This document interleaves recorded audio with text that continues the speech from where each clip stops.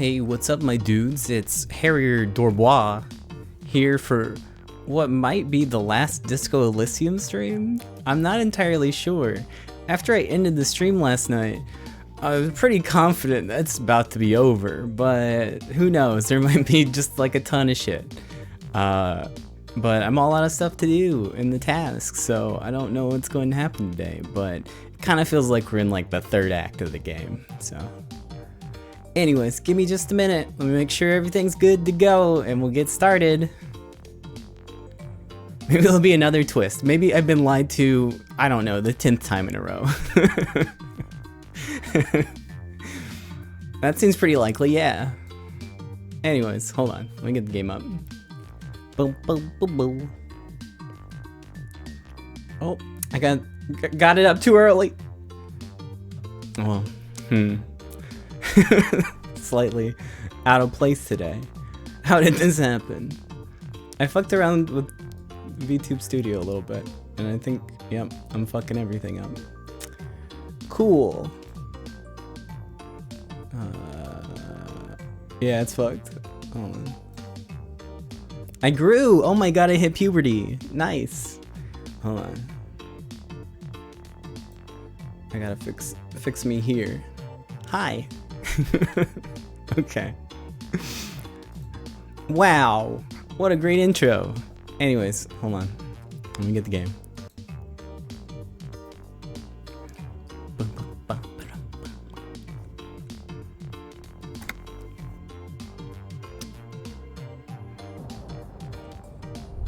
But yesterday I just finished day 4. I'm on day 5, baby. If I can get the freaking game up. There we go. I'm just gonna stay over here. I'll let you know if my health's low. Like, when is it ever? Huh? Rise and shine, comrade. No! It's time to get to despite. I tried. They hate me. I can't be a communist. Rise and shine, comrade. Despite. It'll never go away.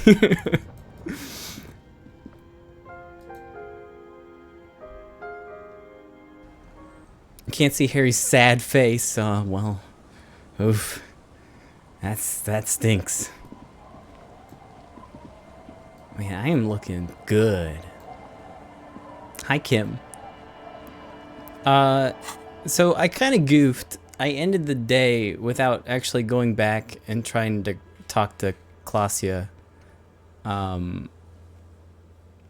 Should have did that, but I didn't. I forgot about it. I don't know if I'm gonna get another chance. Hold on. Let me see how far back like the last autosave is. And I might think about doing it. Oh no! I went back there, didn't I? I went back there and she wasn't there. And then I looked around. Maybe she ran on me. I'm not sure.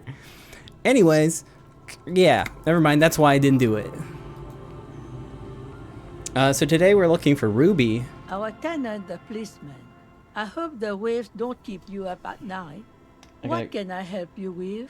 I gotta close the window because I just got attacked by a mosquito and I'm probably horribly ill now. No. Cool. Great. Okay, there we go. Goodbye, I'm off. Threatened to arrest her? Well, I probably should have then, huh? Or she's just gonna run away.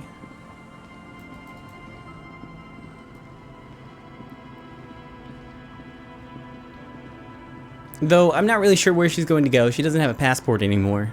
She's probably still there. It's just like a weird series of events that just teleported her away.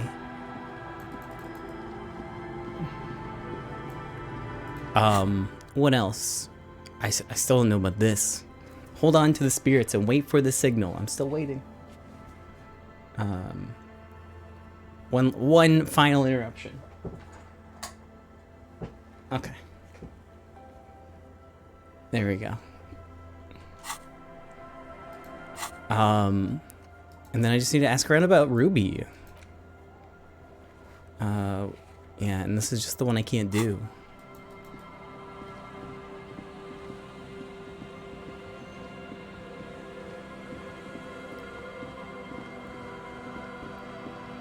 I think I already asked the old lady about Ruby. Hey children, do you know about Ruby? The scruffy-haired little boy kicks a stone while the other watches him do it. Kids, have you seen bad people around here? What bad people? One of the twins looks up, his mouth slightly open. I don't think questioning 4-year-olds without their parents present is gonna crack the case. Then we're definitely doing it. Is Lily your sister? Yes. Yes? Yes. That's it? Nah, Yes. okay. Yes, great.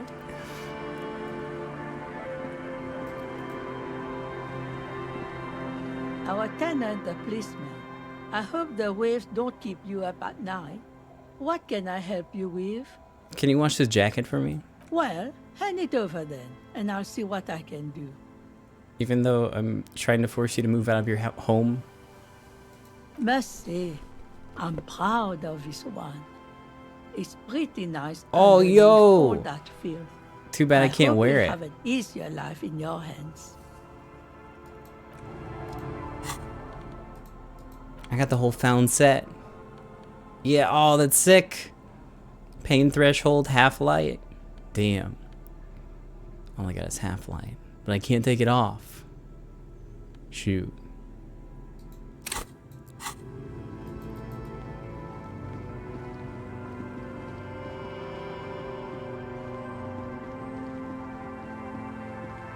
Oh, the homeless guys aren't here.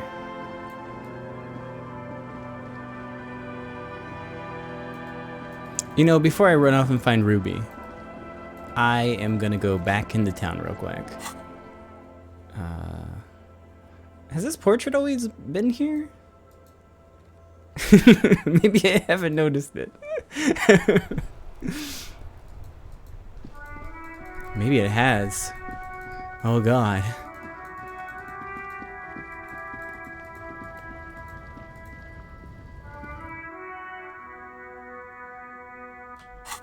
He's gone. I don't know. Oh well. I need some drugs. A small cabinet on the wall. Load me is the filled frick with up. various Okay, here, okay, here. I hope, okay, here. I hope Saint Baptiste makes you. Okay, here. Okay, here. Okay, here. I hope All Saint right. Baptiste makes you feel better or something. I don't have anything else to spend money on right now, so I figured I might as well load up. Before I go find Ruby, who might have a gun. I don't know. It's kind of hard to tell. I think the Ruby lead might be another twist. Because it doesn't quite add up. No one heard the gunshot. And if she shot them from like point blank, I feel like someone would have noticed it.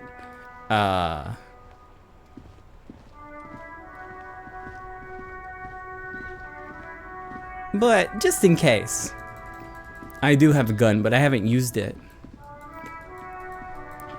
Also, my hand-eye coordination sucks.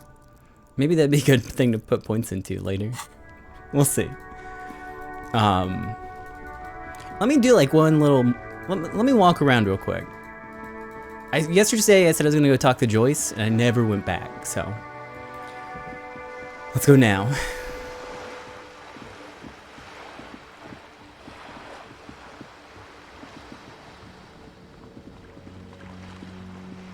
You start with one bullet. Where can I get more? Wait. Oh, Joyce is gone. Went to the village on the coast, officer. See you there. Went to the village on the coast. Whoa, what the frick?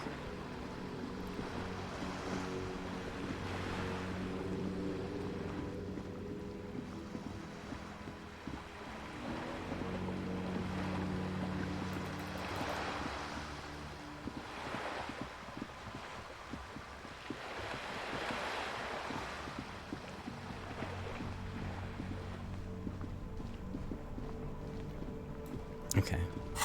Then let me head to the fisherman shack.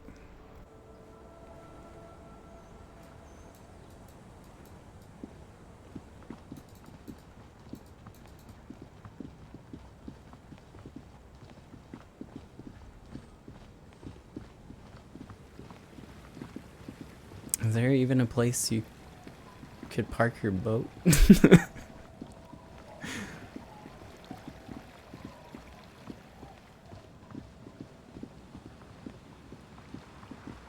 I'm not sure where Joyce would have went. Hey, good morning. I think I'm winning. I don't know why I can't go behind the church here.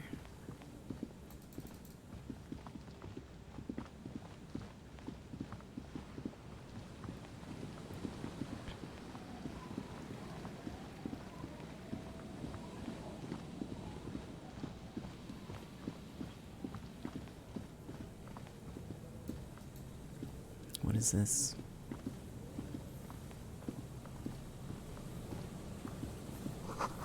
There's a slit in the concrete here. A sewer? Oh yeah, the pier might be a good spot.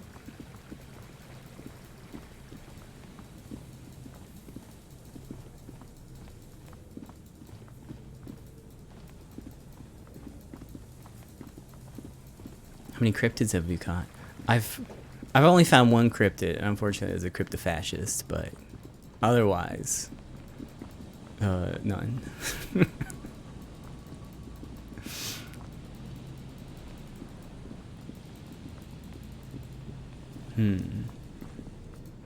Does anyone know where Joyce goes? As I circle this island a couple dozen times.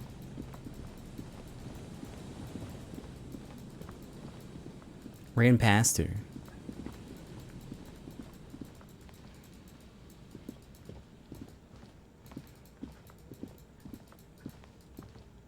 At the entrance. What the hell?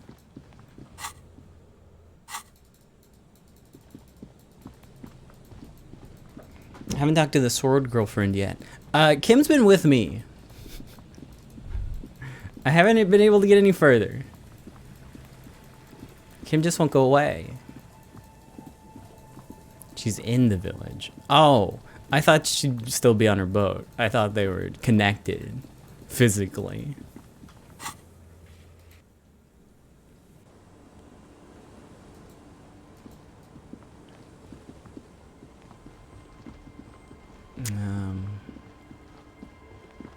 Oh, this would be a good spot, huh?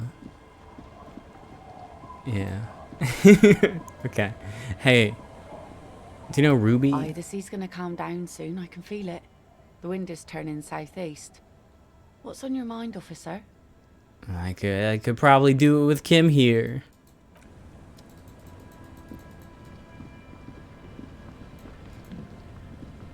I'll just keep the Corda Lacey in the channel, if that's okay. It's too shallow near the pier. She winds the mooring line around a post. Hi, ma'am. And it's a jetty, by the way. Of course. Jetty. I prefer a good jetty to a pier any day. Jetty. Hello, ma'am. Hello, detectives. It's good to see you here. I only just arrived myself. What brings you here, madame? Nothing, really. I've had my eye on this jetty for weeks now, so I decided to investigate it personally. This cluster of buildings isn't on any of the official maps, as far as I can tell. So how do you like it here? How do I like it? She casts her gaze toward the village slush melting on the cinder blocks. Construction work left to half finished 10 years ago. Water drips down eaves of Eternite.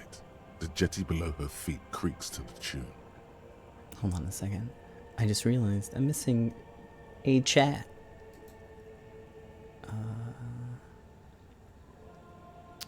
must have closed it. There we go. The smell of salt and dog shit in the background. It's pornographically poor. The street has no name. All the men are dead or missing. And is that the carcass of a motor carriage over there? There we go. Now I got okay. I'm surprised that woman hasn't put me to the sword yet. Maybe she will. You should ask your questions while you can. Dark eyes survey the coast leading up to Martinez. Dull grey metal rests in her scabbard. A sword. The wind is too loud for her to hear. Fortunately for you, madame, the RCM is on the scene. Real men, real politics, real thoughts in your head.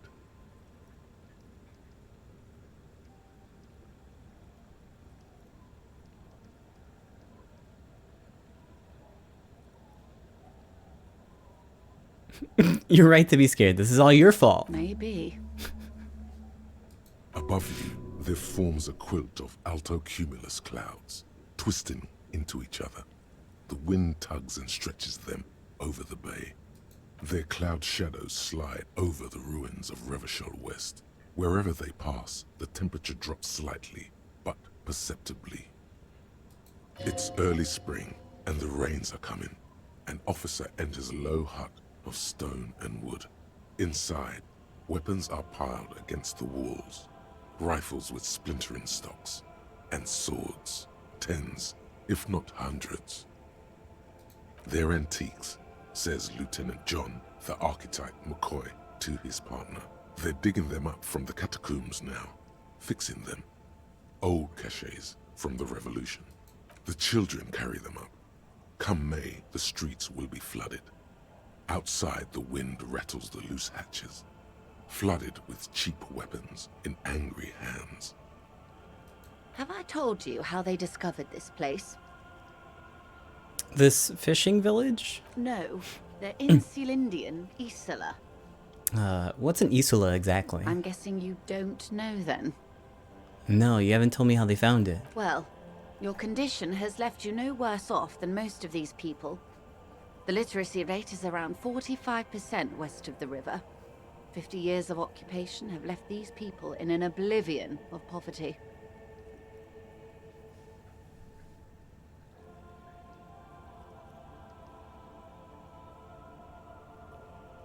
It's a pity. Most of these people will never know what this place means, this island of matter, or why they were ferried over in the first place. Hey, can you just fucking tell me already? Remind me to tell you one day. For now, how can I assist you in this new location? No, tell me now. Do we? Yes, I have a lot of I time. hear you have singled out a suspect and are in pursuit. Bro. This is cause for cautious optimism. I would not. This story she will tell only before she leaves Martinez, at the very end of her stay. Maybe there is something else I can assist you with while you're hot in pursuit. I found my badge. By love, you did. Pleased to meet you, Lieutenant W. Freighter Dubois. I am glad to see a man of high qualification. The situation is precarious. What can I help you with, Lieutenant Freighter? Hold on. About More reality. lessons in basic reality?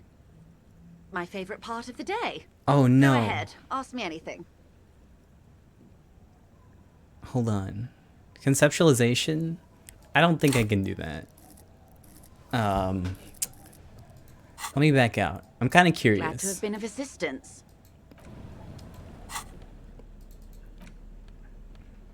Let me make sure no negative conceptualization. That's like the fourth freaking time I've said conceptualization. So that's what it's going to be now. Ah, I can't take it off.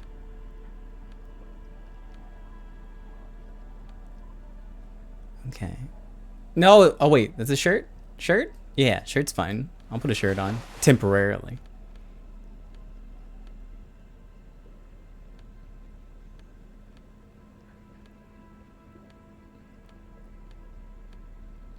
Conceptualization.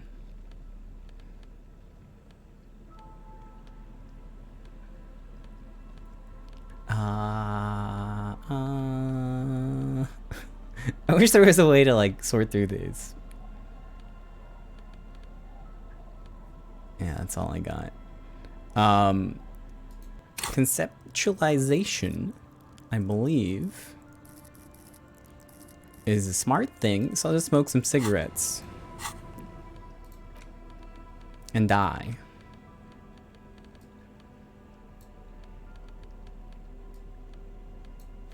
Put my speed up. Okay, my cigarettes don't exist yet. Hold on.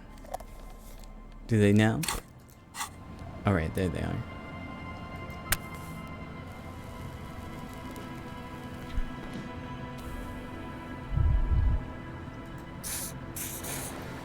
You're back. Good. What can I help you with? More questions about More reality. lessons in basic There we reality? go. Yeah. My favorite part of the day.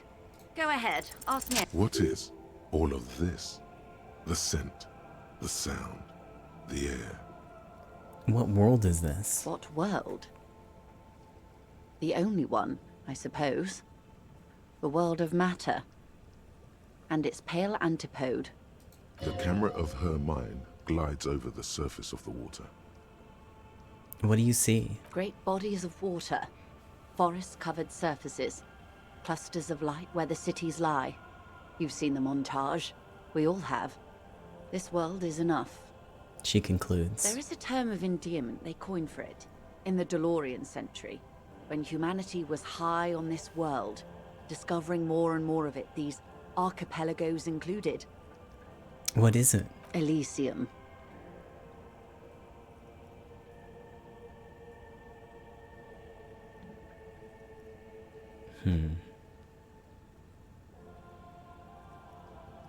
Elysium. The world needs a term of endearment. It does. There are those who would call it hell. What's hell? A term of hatred that originates, like many such things, with the Mesk petro-fascists. I don't feel like I've got the whole picture yet. Oh, you want a picture of the world?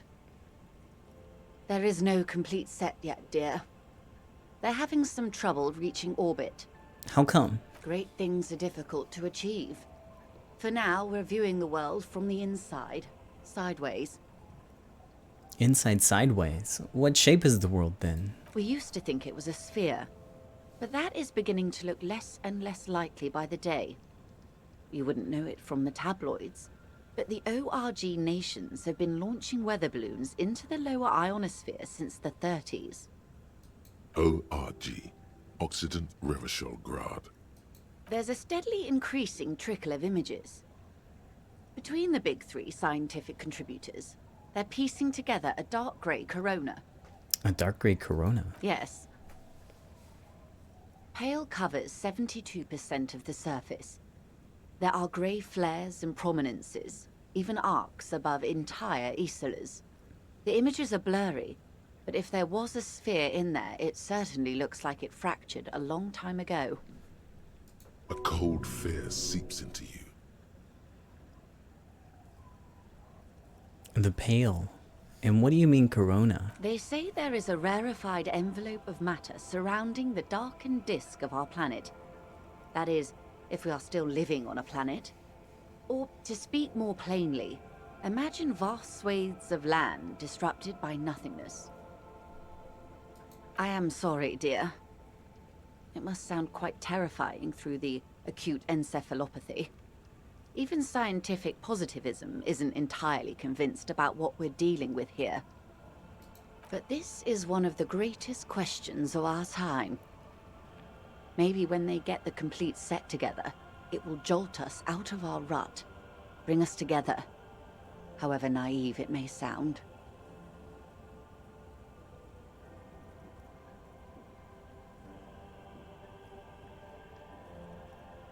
A fractured corona doesn't feel like it's going to bring anyone together. You have misimagined it. I don't have the power to convey to you the effect and geometry of the images that depict our world from below low orbit. It's like the crowning of the world. It's insane. Very disco. You'd love it.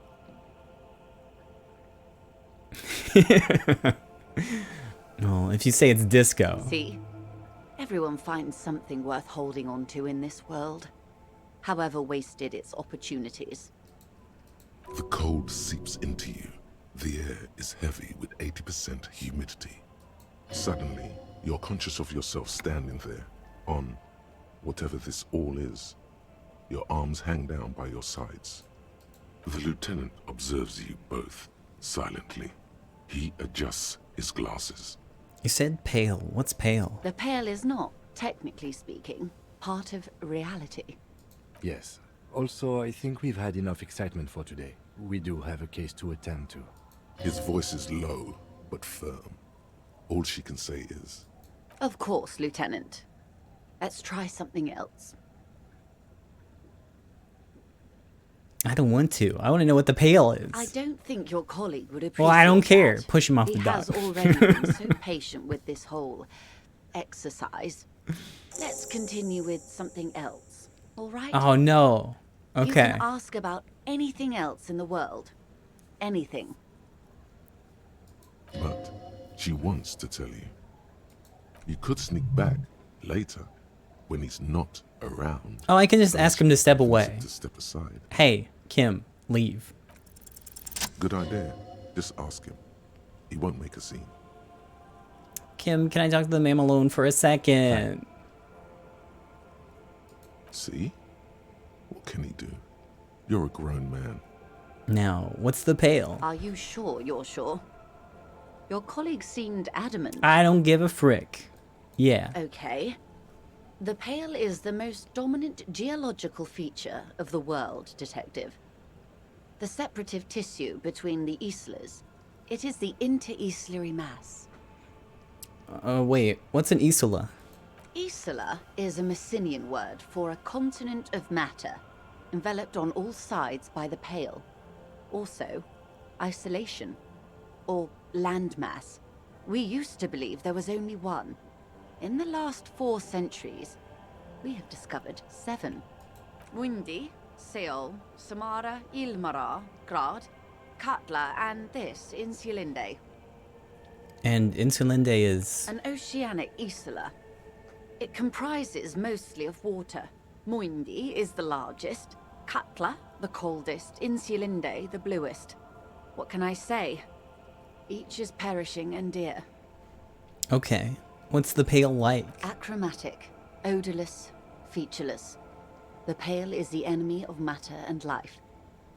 It is not like any other, or anything in the world. It is the transition state of being into nothingness. Is it here? No, Detective. We're safe. It begins there, 6,000 kilometers to the north, and even more to the south, east, and west. You are in the middle of the Isla. As your gaze instinctively turns north, a small black pit opens up in your stomach.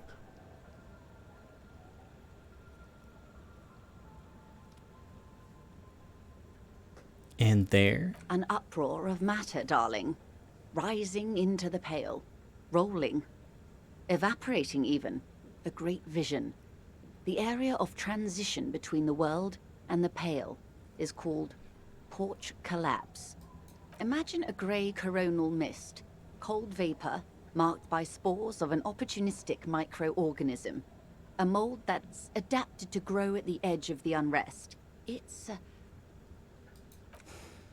the most disco thing you will ever see. You hear your pulse rise. The air feels caustic and cold suddenly.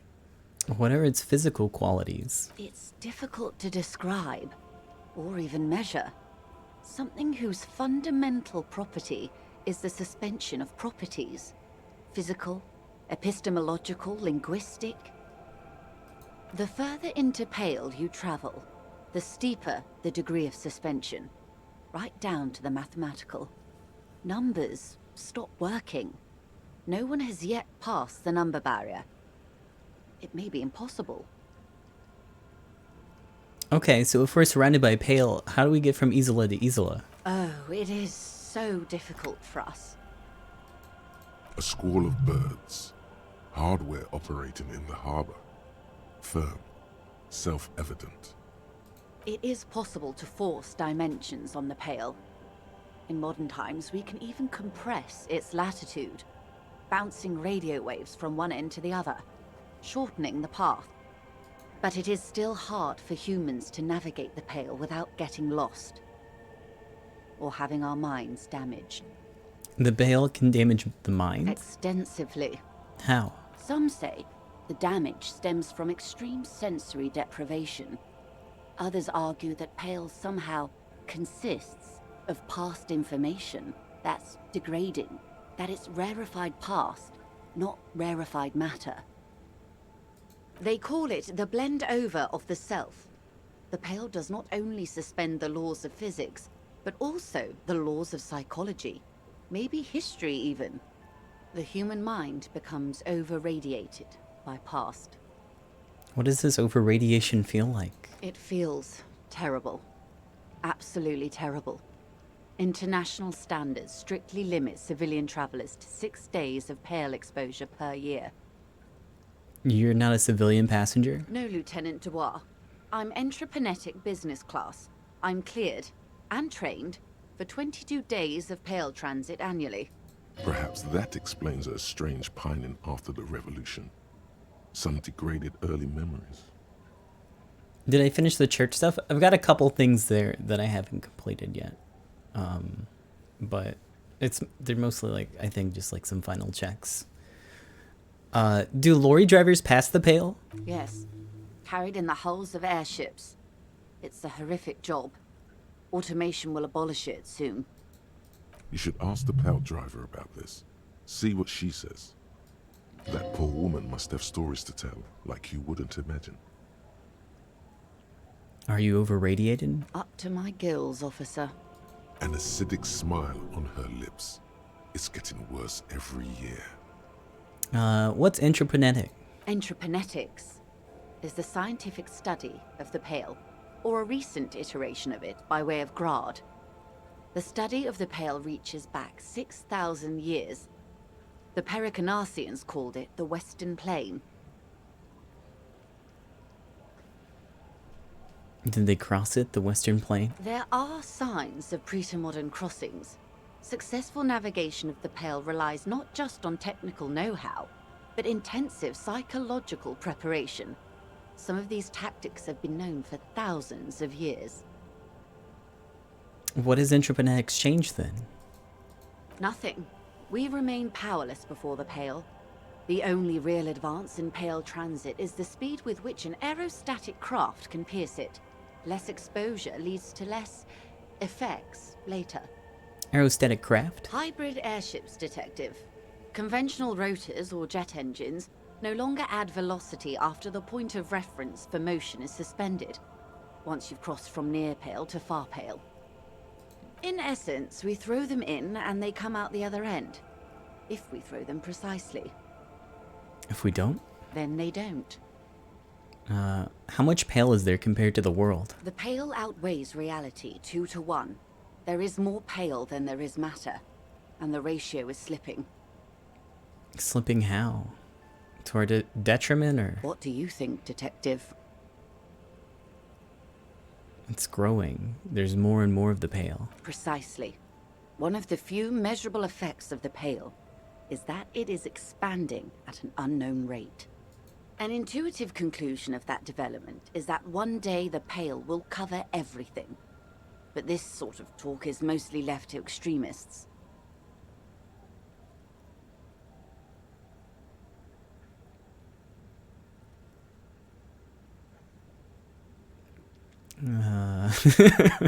It's not extreme at all. I know what's going to happen. I gotta get some more Most Apocalypse people, Cop points. And indeed most private and government sector organizations, entire civilizations and religions even, find handy ways to ignore or downplay that knowledge. I suggest you do the same. Off we go. You see the hanged man's mouth open. Off we go into the wild Pale yonder. One and all. They say Pale is death, but for the universe. Why should we just leave, and the world get left behind? Yes, sweet reality. But before we do, tell me, Detective, is this the first time you're hearing this? Do you really not remember anything? I sometimes sense vague shadows of the past, but it's not good. Then tell me, what do you think of the Pale?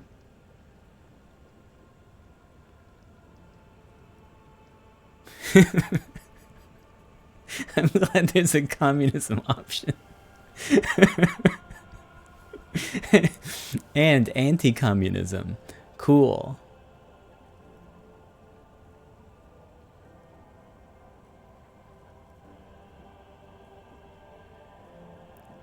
No, it's terrifying. Her eyes tense, crow's feet radiate from them. She observes you, your bloodshot eyes and swollen face. Your ailing constitution, sweaty forehead, the beads there, and your heavy breathing.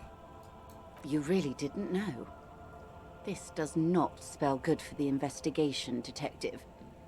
If you don't know even this, then...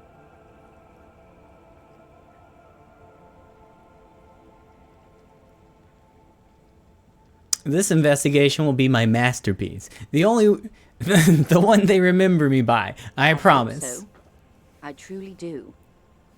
If I may suggest, hold on to your colleague, Kitsuragi. I ran a check on him and he is very competent. In the meanwhile...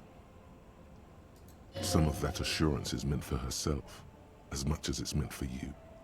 She must have a lot on the line here. You have me. I will assist you in any way I can, even if we have to do it one basic term at a time. Good. You have not passed out from it. Perhaps I worried for nothing. Are we still on the reality lowdown, or should we do actual police work now? That was fucking insane, Kim. Yes, well, the rest of us have dealt with it for thousands of years, so... He looks around, a little uncomfortable now. You will have to deal with it, too, the lieutenant thinks. This is why I didn't want you to know. Alright, let's get to work. Good luck, detectives.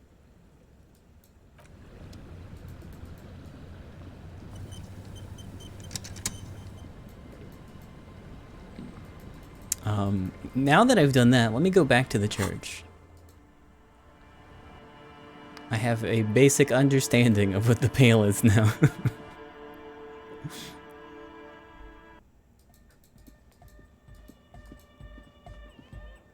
I think it was this one. Yes, what is it? Oh, no. Have you seen anyone suspicious? Say, a woman named Ruby. What? No, no one's suspicious around here. She has not seen her, sire. 'Tis true. Huh. So even that didn't help. Yo, man. What's on your mind?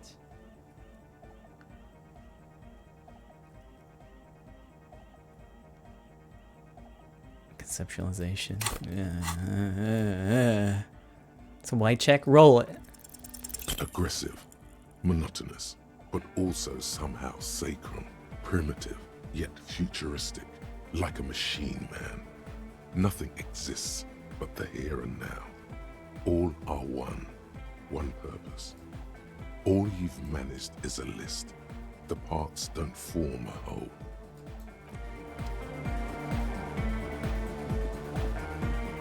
Hardcore.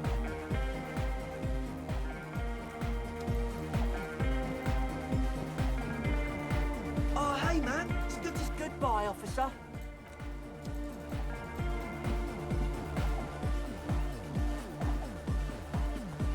Good morning, comrade.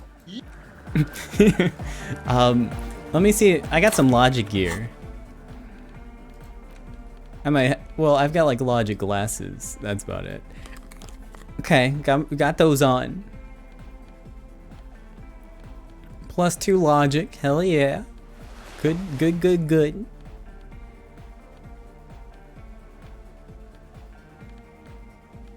Oh, I can't take it off. Logic shirt. Oh man, I'm feeling real smart today. Oh, no, never mind. It's the bad logic hat. Okay, that's all of it. Yes, what is it? 58, this is pretty dang good. Form a theory on the 2mm hole in the world. All you hear is silence. Alright, well, I guess I'll take a logic. Hold on. Okay. Try again.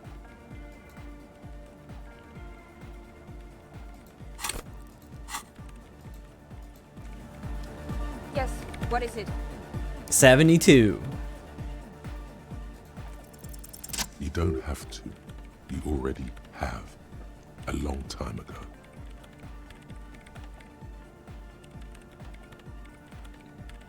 Wait, how? These thoughts formed in you somewhere, in a long forgotten discussion, behind a kitchen table, in the evening light, drinking coffee and smoking, with a friend, and a woman.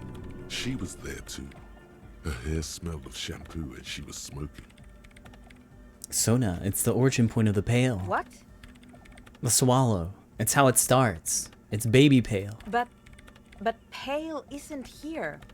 We're thousands of kilometers from the edge. That comforts her. Nah. We're 20 meters from the very edge. She looks up into the darkness under the nave, then back at you. The Pale's only an effect, a transition between the world and that. Then what is that? It's nothing. No, it's less than nothing. It's less than nothing. The final rest state for reality.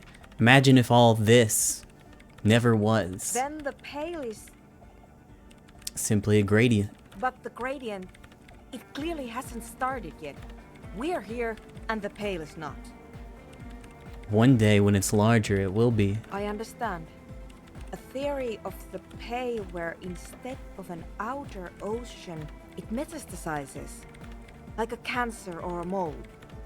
Erupting in points inside the world. This is one of those places. According to this, how long... Until it starts swallowing? It's already started. Started with sound. And information. Causing data losses in the East Insulindian front. Have you considered why it's formed in a church? And also when or how it might start growing, or if it has other effects in addition to sound and data? An intellectual hunger fills her now, casting fear aside. I also have a question, since we are piling them up. How do you know this? I just learned this. I'm simply curious as to how a detective of the RCM knows how to think this.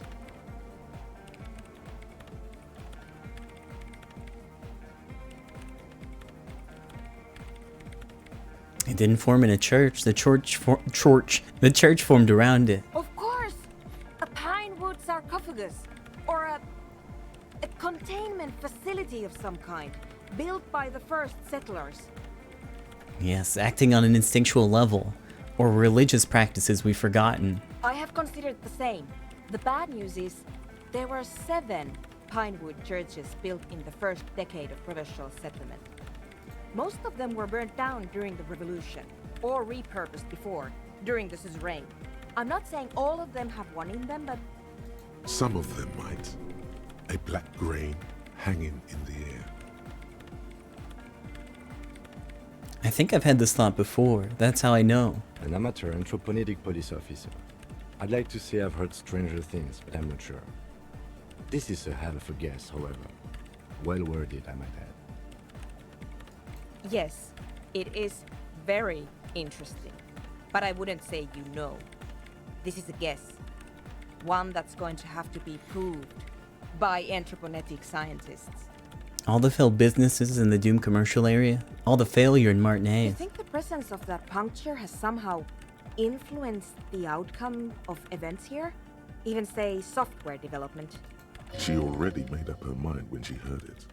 Some kind of great and uncaring force had to play a part. It wasn't only them. Even the revolution was defeated here. I mean, a kind of anthroponetic history. I told the producers we need to go and move to a normal office building with amenities. But no, the artists like the milieu, the writers like the history. I told them.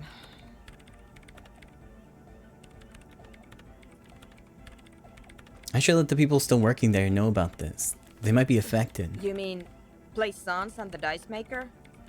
There was almost no one left when we packed up. No, just the dice maker. I don't think Plaisance would survive this knowledge.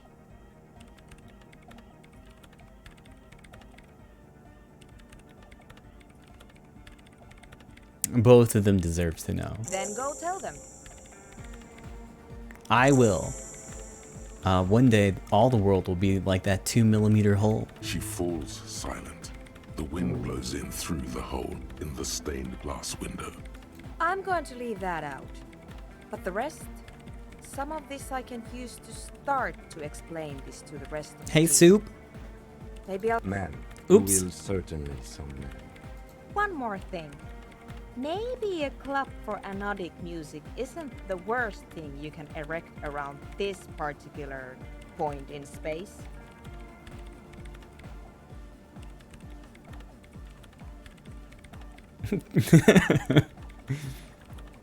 The club's the only thing keeping this place and the rest of reality together. I wouldn't go so far as to... Yeah! Once the light is on in the universe, it will never go out. Thank you, Egghead. Let's leave it at that, shall we? Dang.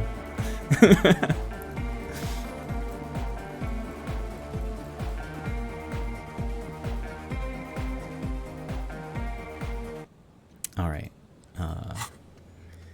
Alright, I need to inform Plaisance about the source of doom.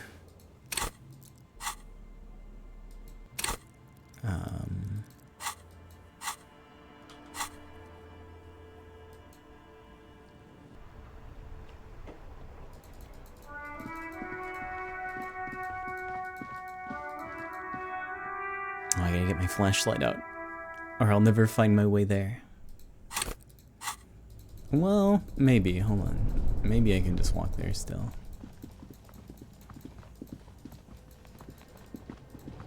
Nah, as soon as I go up here, it's gonna make me... One sec. Tools. Flashlight.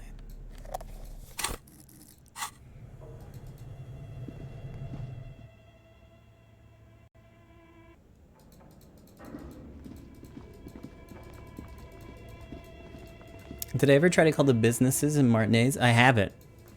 I saw the box before, and then I kind of forgot about it for the rest of the playthrough.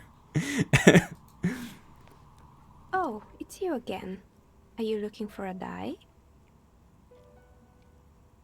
Oh, I guess this is related. Found the 2mm hole. I was wondering why it said that. I was like, wow, that's really strange. I think I found the actual source of the curse. I thought we agreed that the curse isn't real. Yeah, well, about that. I'm listening. I'm just gonna say it. There's a 2mm hole in reality located in a church on the other side of the canal. I think it might be related to Pale. Excuse me? A 2mm hole in reality? This can't be true. I'm afraid it is, man. Sona Lukanen killed the former lead programmer of Fortress Accident, made the discovery. Sona is involved in this? So it's even worse than I thought. It's not just the commercial area that's cursed, it's the entire world. Yeah. She looks outside the window where daylight has filled the yard.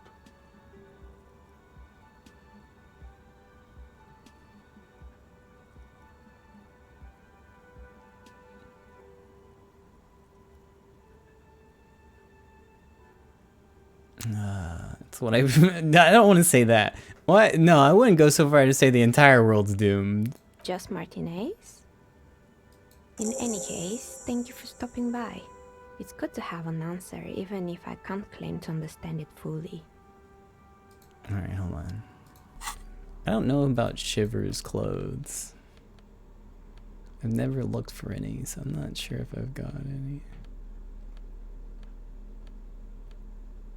So let me slowly go through. Oh, +1 scarf. Wait, is this?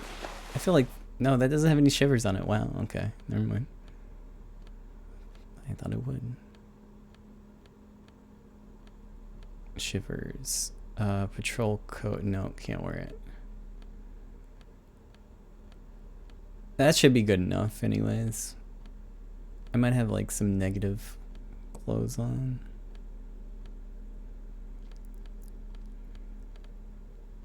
Nah, that's it. Oh, it's you again. Are you looking for a die? A gust of cold air sweeps through the chimney. The stones and minerals on the shelves rattle as though agitated. For a moment, it almost feels as though you're outside the building, exposed to the atmosphere. This is still just a theory, but hear me out. I think I know why your business hasn't failed. Didn't we already talk about this? It's because you're not in the same building as the others. This isn't technically the doomed commercial area. What are you talking about? My address is exactly the same. Rue de Saint-Guilain 10. No, the old coal plant that used to be here was subsumed into the new venture. Its ruins swallowed up. Yet it has a different address in the heart of the city. No, this used to be a coal plant. Touch the safety curtains. You're in a chimney of another building. This doesn't make any sense. She looks around the makeshift nest that she's carved out for herself, bewildered. Are you saying my business was spared because of a technicality? Where is this coming from? Let's say I have my own methods. Unusual methods. And what? Does it mean that I'm safe from failure? Don't let her become complacent.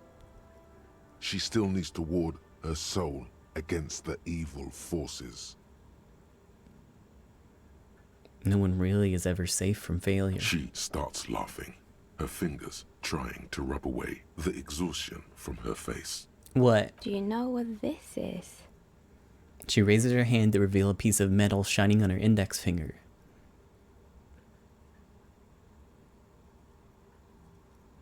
Your lucky charm? Some kind of ward? It's a mourning ring. I made this when my first company failed. It was a small jewelry shop right here in the East Delta Commerce Center, built with the little I inherited from my parents. I drove it into the ground within a year. I didn't have what you would call a viable business plan. Why are you telling me this? It wasn't just a jewelry shop either. I always thought that it was just the world you were supposed to try again and again until you finally succeed. And now you're telling me what?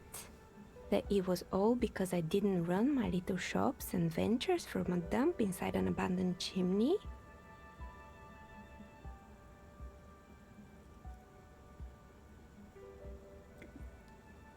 I can't apologize.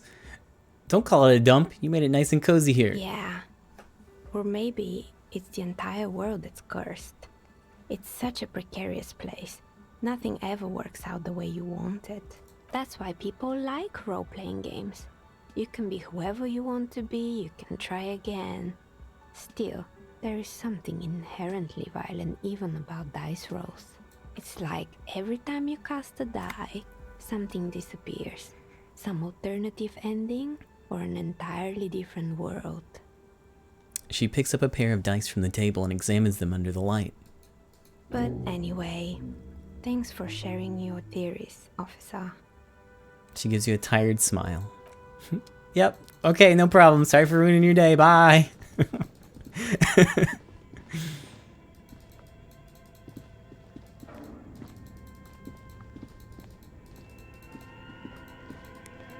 Help. What the fuck? What was that?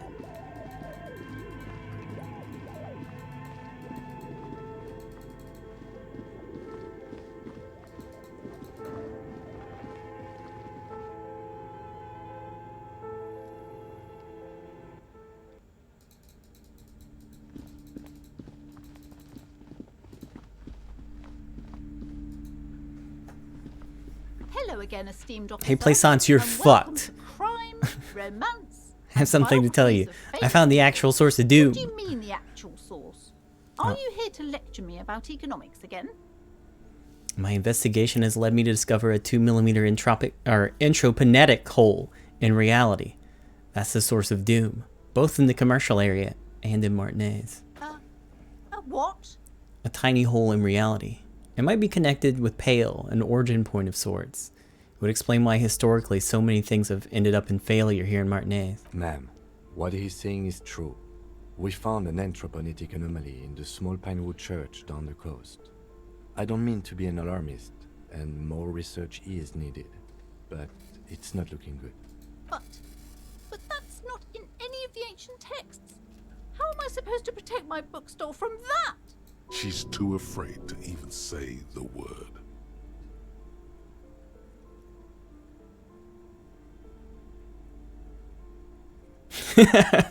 You have to find your own answer. I spent too long on this quest as it is.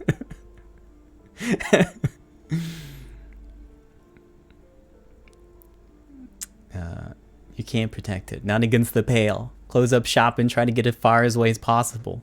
Close the shop? But it's all I have. No, there must be a way. Especially now that Annette is settling in at school again. Nope, sorry. She's finally making friends in this place. No, we can't leave Martinez. We can't. Thank you for your help in any case. You're welcome back here anytime. Alright, no problem.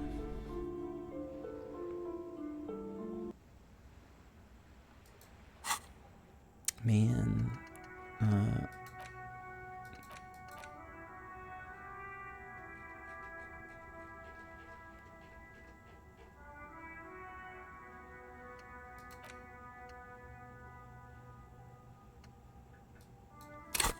I wish I had more thought cabinet space and it wasn't so expensive to get rid of other thoughts, but I'm gonna hold on to my points because I don't really know what I'm gonna end up with. What else? Nothing.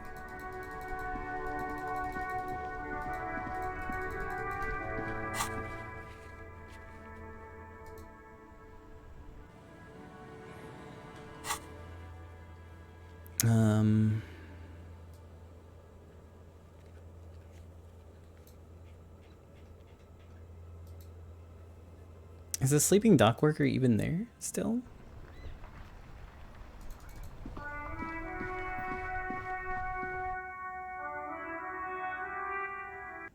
No. It's not. Okay. Abandoned lorry.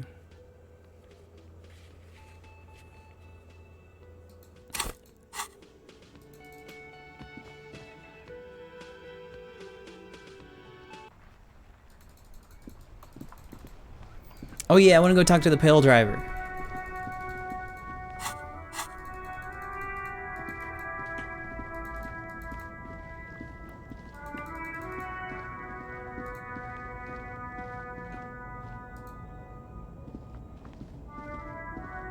A lorry abandoned. The smell of cigarette. There's something odd about the passenger seat. The seating fabric has been pulled tight over the lower side of the seat where the toolbox should be. Oh, I didn't have this last time because I had no perception at all. Peel off the cover of the passenger seat. Voila. A stack of neatly folded papers has been stashed behind the seating fabric. You see 3 maps depicting a large metropolitan area. It's Revachon. Some of its routes and highways have been outlined with a pen. Bonne prise. The lieutenant commends you with, commends you as you shift through the treasure, well worn and folded into neat squares.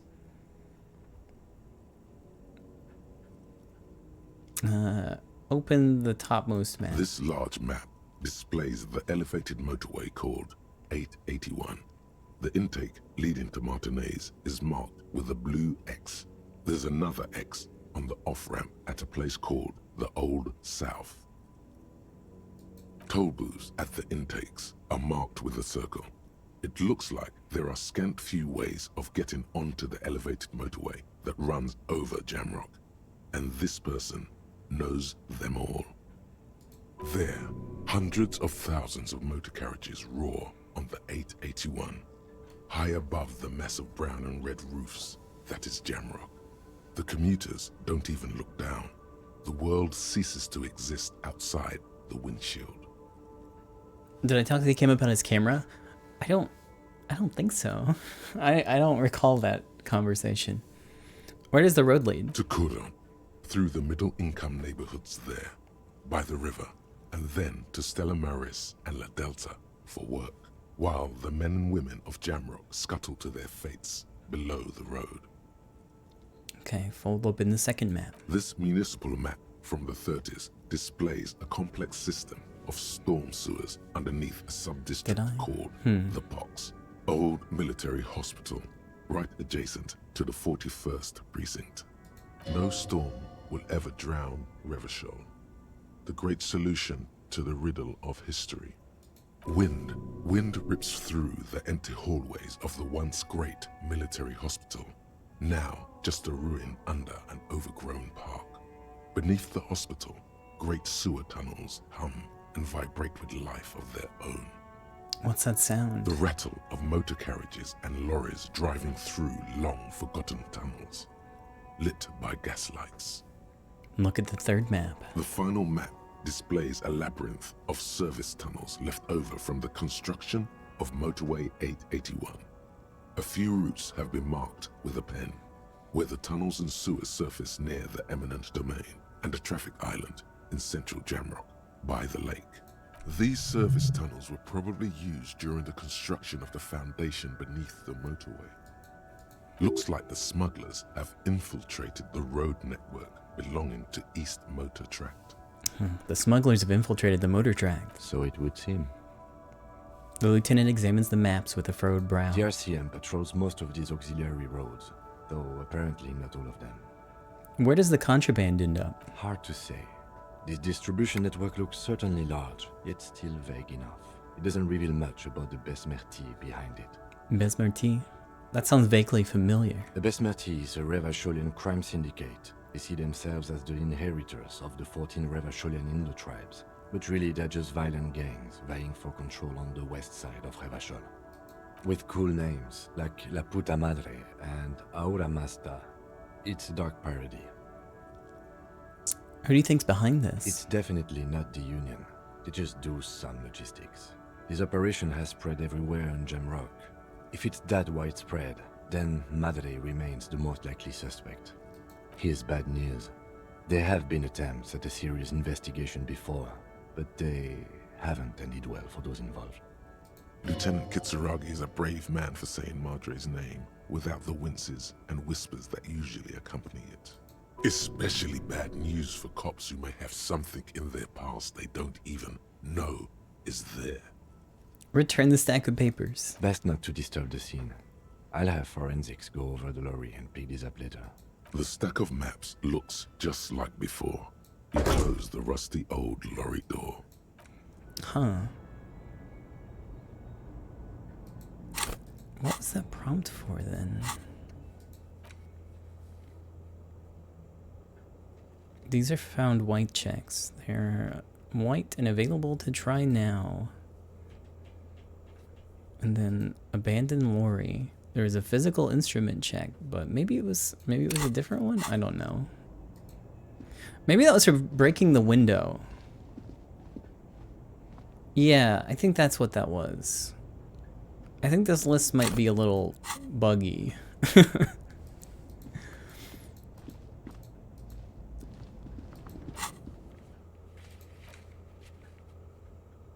I don't know why some of them are highlighted white though. I'm not sure.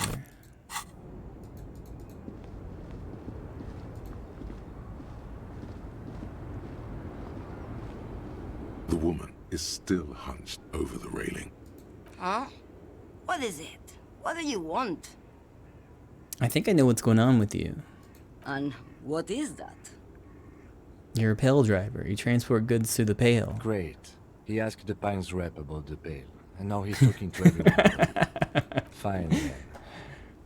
Just try not to black out again, and don't contemplate. We don't have time for that.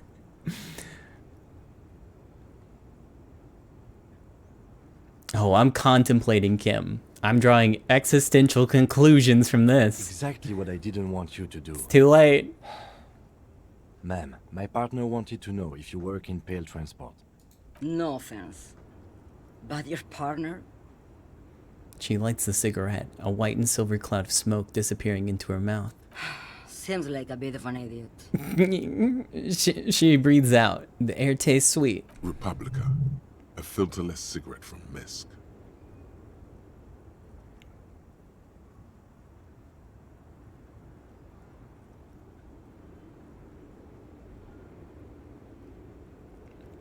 I blacked out after a night of heavy drinking and lost all memory of the world. Like Gabriel Buenguerro in Pergunte a Poeira. You're the opposite of me, then. I remember everything. Even things I never knew. Things you never knew. The smell of liquor on Gabriel's lips after the shoot.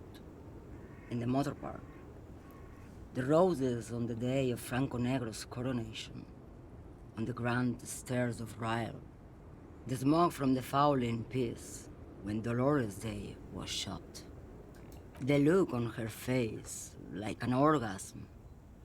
The wound in her chest. My hand in my father's hand. Except I never had a father. And I never shot her innocent Dolores Day. Over radiation. Heroic doses, Harifia. Heroic. Isn't that dangerous? Thought insertion? Dithering? The Grad Catalan Magistral? It's more than dangerous. It's sad. But at first I had to make a living. Now, when you've seen it all go away like that, rolling off like the sea, and then come back to this... She gestures at the square, the broken horse monument, the clanging of machines in the distance. What are we doing here? For thousands of years, Gabriel. It doesn't have to be like this. We can just give up. We can just become a vapor. What does it look like, the Pale? Like looking into the ocean at night, in the dark. And... You cannot see it, but you know it's there. And it's big, bigger than anything. Bigger than all the other things combined. what does it feel like? Nothing. Until it starts. When you are deep enough. Then, for me, it's like autumn. Dark, gray, and orange. The orange of street lights and the color of streets in the electric light. It smells like autumn too. It smells terrible. Nostalgia. Cooped up in the cabin, shaking. Terrible nostalgia. For yourself. For humans. It's too much to bear. She loves it. How do you pass through it? In the belly of an airship, behind the cell windows. So you don't look straight into it. It's not advised to look into it. Not on this lorry then? No, the same one, a roller. They all are nowadays. Special wheels for connecting to the floor of the hold. She points to the machines, clumped up like toys. The wheels all small and round. Multi-axle trailers. One last thing. You said we can just become vapor? Yes.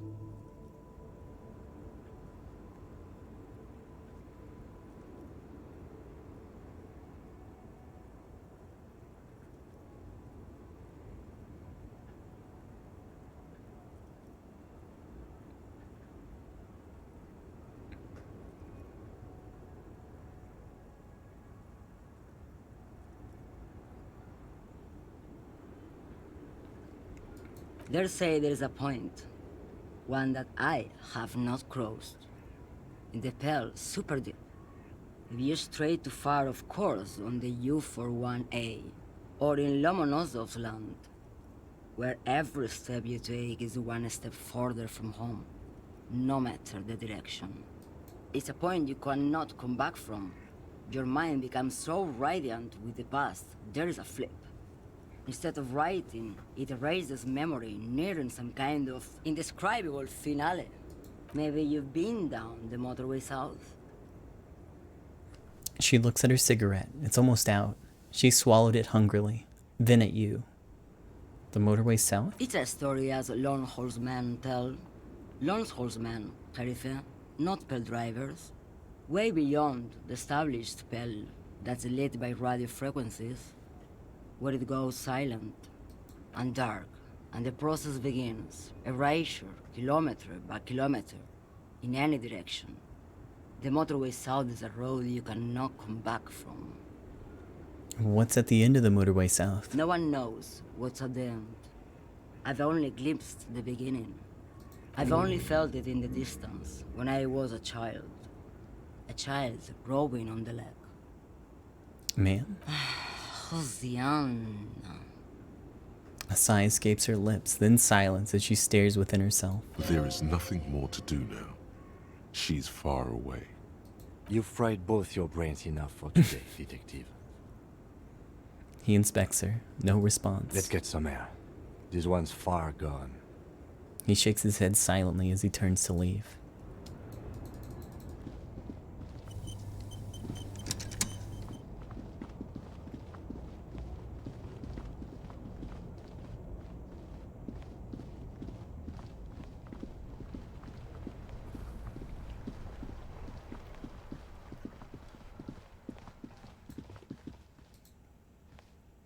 An old call box with a matrix of push buttons lists all the companies in the East Delta Commerce Center. East Delta Commerce Center? This must be the name of the doomed commercial area.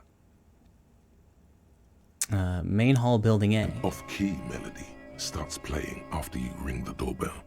Then a woman picks up the receiver. Kuno, please stop calling here. Grown-ups don't have time for your stupid games.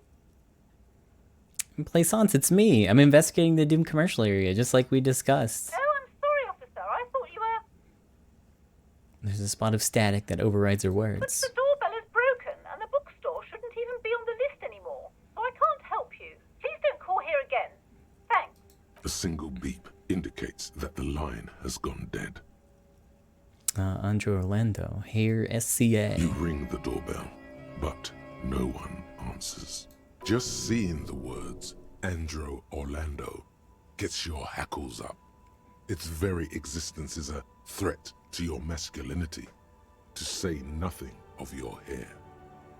Artemitep's boxing for young athletes in gym. All you hear is static, but no one answers the call.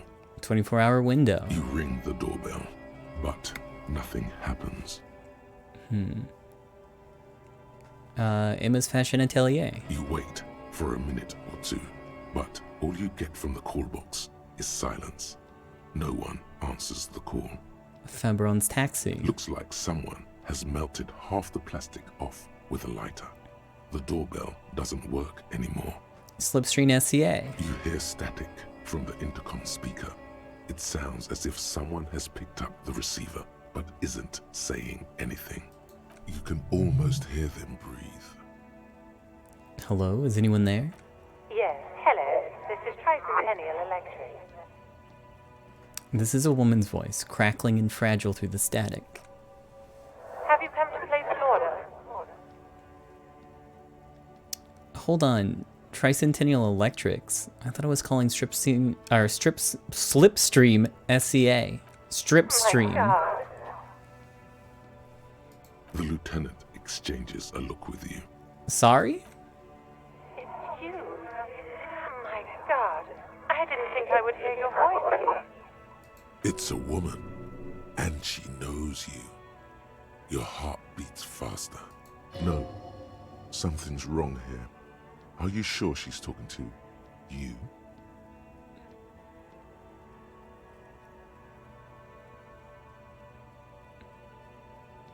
Do we know each other? Michelle, just please. She stops and you can hear her breathe heavily. Her breath distorted by ancient static. Sounds like a ghost. Wind blows through your clothes and you feel detached from your surroundings. Inside the building, a cold memory hangs. Why did you even call? I don't understand. You've been gone for months. I thought you didn't care.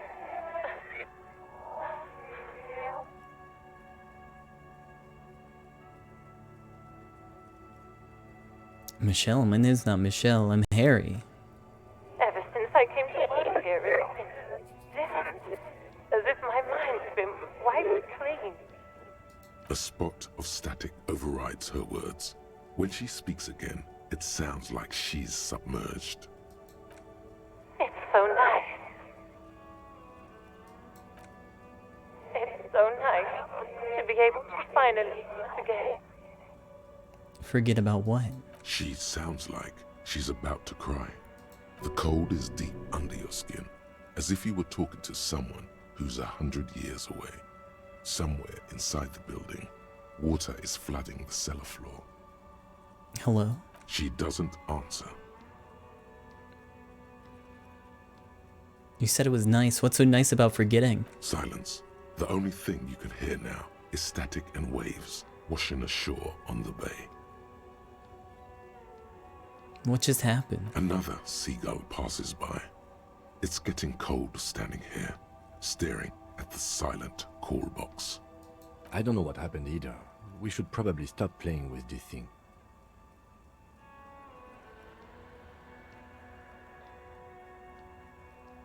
Alright, it's a goodbye then. You press the number sign on the keypad that terminates the call.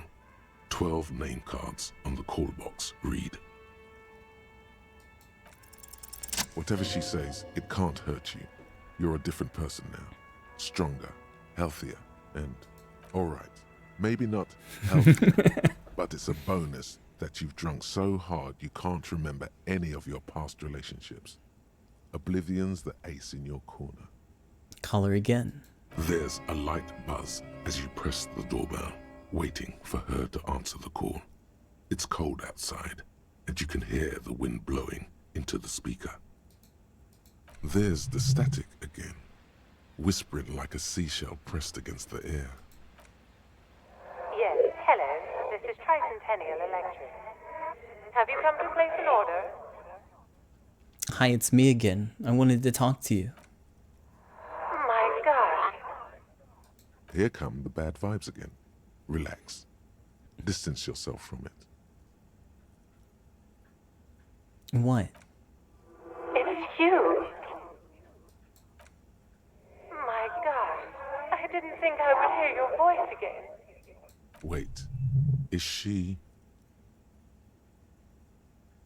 Wait, are you repeating your words? Michelle, just please. Even her breathing, the way her voice drops when she finishes the sentence, sounds exactly the same. Why did you even call? I don't understand. You've been gone for months. I thought you didn't care. It doesn't matter what I say, you're just going to continue, right? The voice from the intercom doesn't answer, but you can hear her breathing. Wind blows into your microphone again, crackling and echoing in the box. Is it over? Can we talk now? Ever since I came to work here, it's been different. As if my mind's been wiped clean. It's so nice. It's so nice to be able to finally forget about you.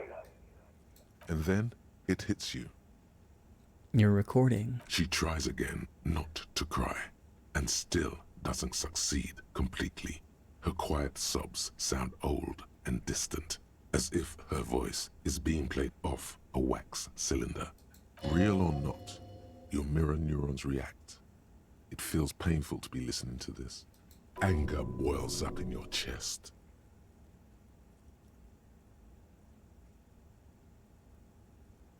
Why does it still feel like it's my fault? Her sound melts into the static from a long-distance phone call. From time to time, you can hear people talking in the distance, but can't make out any words. This is where you hung up the call the last time, but the recording is still going. A phone rings in the office with an old-fashioned chime, and someone walks by in a pair of heels. The static is like a warm blanket wrapped around the sounds. Is anyone there? No one replies, but the static grows stronger like rainfall. Then a female voice speaks out, completely different from the one before. Glorious and total somehow, crawling inside your head. For 300 years I have been here, volatile and luminous, made of sodium and rain. If you want me, you can find me on the beach. Donnersterneball. So... The strange alien thought pattern ends. The lieutenant cuts in, inspecting the intercom. It was a recording trapped in the circuitry from some ancient tenant. This sometimes happens. Shall we conclude here? We have other mysteries to solve. Wait, a recording trapped in the circuitry? Mm-hmm. I don't have time to explain it to you right now. Maybe sometime later. He looks at the sea, almost wistful. Something weird just happened to me. Don't take this the wrong way, but during our short stint working together, something weird is almost always happening to you. That is true. Forest accident, SCA. Silence. Sorry, fortress No one's accident, home at SCA. Fortress accident. They have failed. Revachol Ice City. Silence.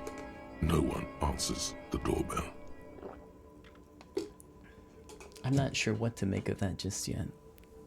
Main hall, building B, whirling in rags. Nothing happens after you ring the doorbell. What the fuck? They don't want to talk to you. Okay.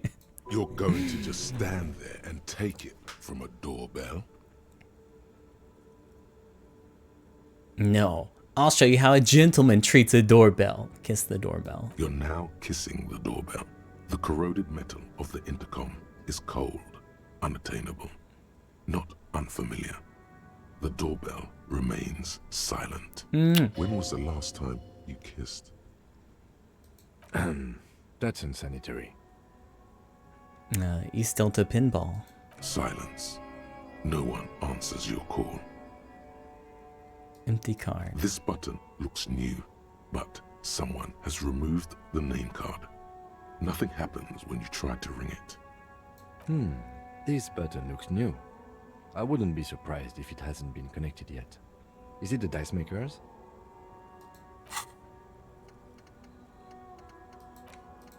Motorway South is my new one.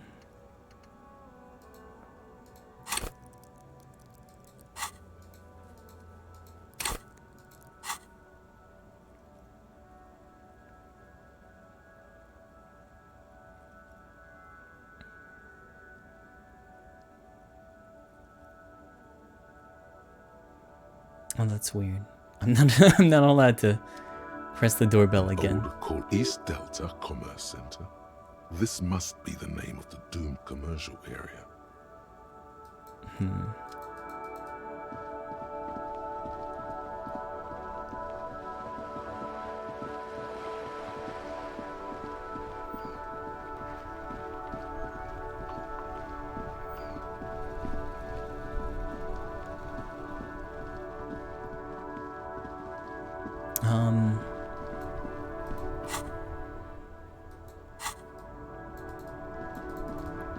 Hold on a second. Let me go back. I want to see if Clausia's there. I guess I could see if she's there from here. She's there! I just need Kim to leave.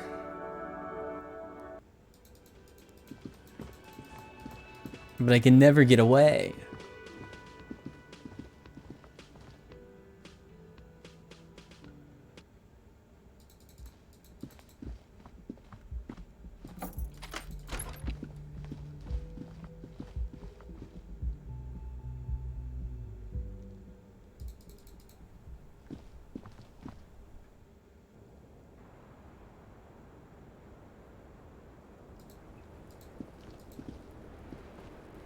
I was just thinking, what a nice day for questions pertaining to a murder investigation.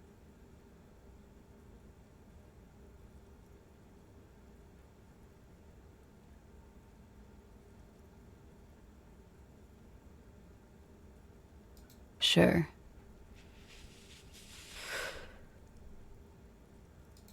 The record, so official.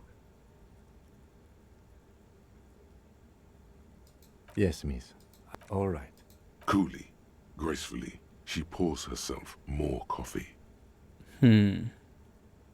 I don't know if I even have the option anymore. Yeah? The door there. Did you know that it leads to a downstairs elevator? Oh. Do you think Ruby could have gotten in that way? To the roof? She could have come up through there. It's possible. She keeps looking at the door with a worried expression. The wind ruffles her hair. There were tracks on the floor. They were recent. Huh. This isn't good. She feels like quarry, encircled. Her eyes dart to the door. It's an old pinball workshop. The room back there. This place used to be a pinball arcade. Okay. I'm glad someone's had fun. That's it. Mm-hmm. She's lost in thought. Eyes narrowed. Forehead furrowed. All right. Yeah, it doesn't look like I have the option anymore to ask her. I might just have to be here alone for it to even show up.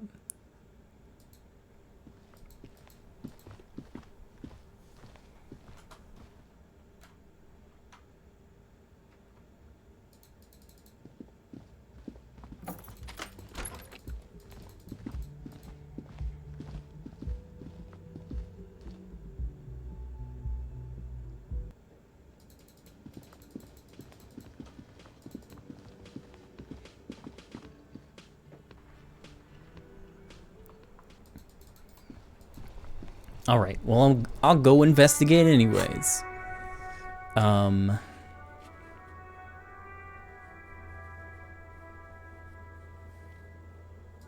What is this one from the damaged ledger? I didn't know there was still more.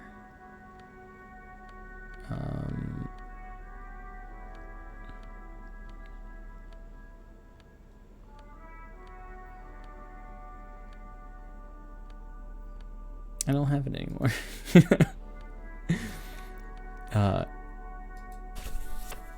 Can I? Oh, I can interact with it from here. Ledger you found in the trash. A cabbage of papers hanging from the board, with the permeables drawer inside. It's barely. Oh, and an incredibly cool piece of kitchen tissue is stuck to the back. Oh, cool. Can I read the case files now? Yes, at last. You find a way to piece them together using the alphanumeric code on the margin. HDB 41, date of initialization and time of arrival on the scene, followed by the title. For example, HDB 41120111700, the next world mural. Wait, HDB 41, weren't those officer precincts? Why, yes. Your precinct number is 41. And HDB. Every last alphanumeric in the files begins with it. And these are your case files. It's safe to say HDB are your initials. Harriet Dubois, HDB. Fine then, I give up. That's comforting to hear. Now, detective, it takes half an hour to piece one of these together, if you still want to. Here are your options. The next world mural? This one is relatively easy to reconstruct. Overnight on 1202, a graffito, nay, a mural, appears on an 8-story tenement overlooking central Jamrock. The building is a sparsely inhabited ghost tower, part of a failed real estate development called Grand Couronne. The mural is enormous. 2 silhouettes, a man and a woman, are kissing. The text cut into their form reads, "True love is possible only in the next world. For new people, it is too late for us. Wreak havoc on the middle class. People call it that thing and that fucking thing. It's visible for miles. In 2 days, the station's complaints desk gets clogged with requests to remove the bummer. You and your partner are assigned to the case. The graffito crew is easy to track down. Only the bell lectures have the literage of industrial paint to cover the surface. One of the graffito artists is rumored to be rich. They take responsibility for the execution, but not the design. The ideologue of the next world mural, as the crew calls it, remains an unknown. Wait, do I ever find who came up with it? The case files do not show you finding the author of the design. The crew agrees to clean up after themselves.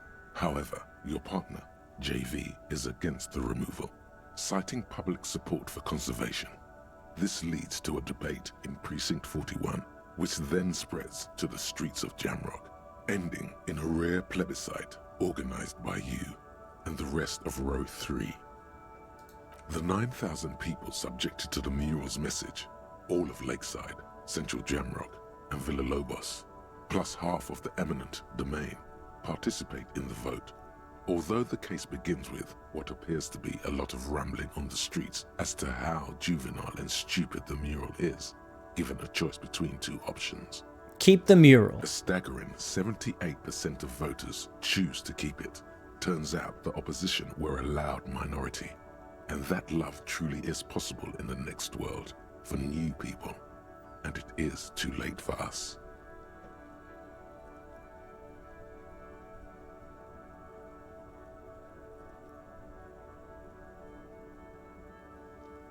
All that remains is to wreak havoc on the middle class. In any case, it appears to have been a rare case of civil activity in the quarter, and agreement as well.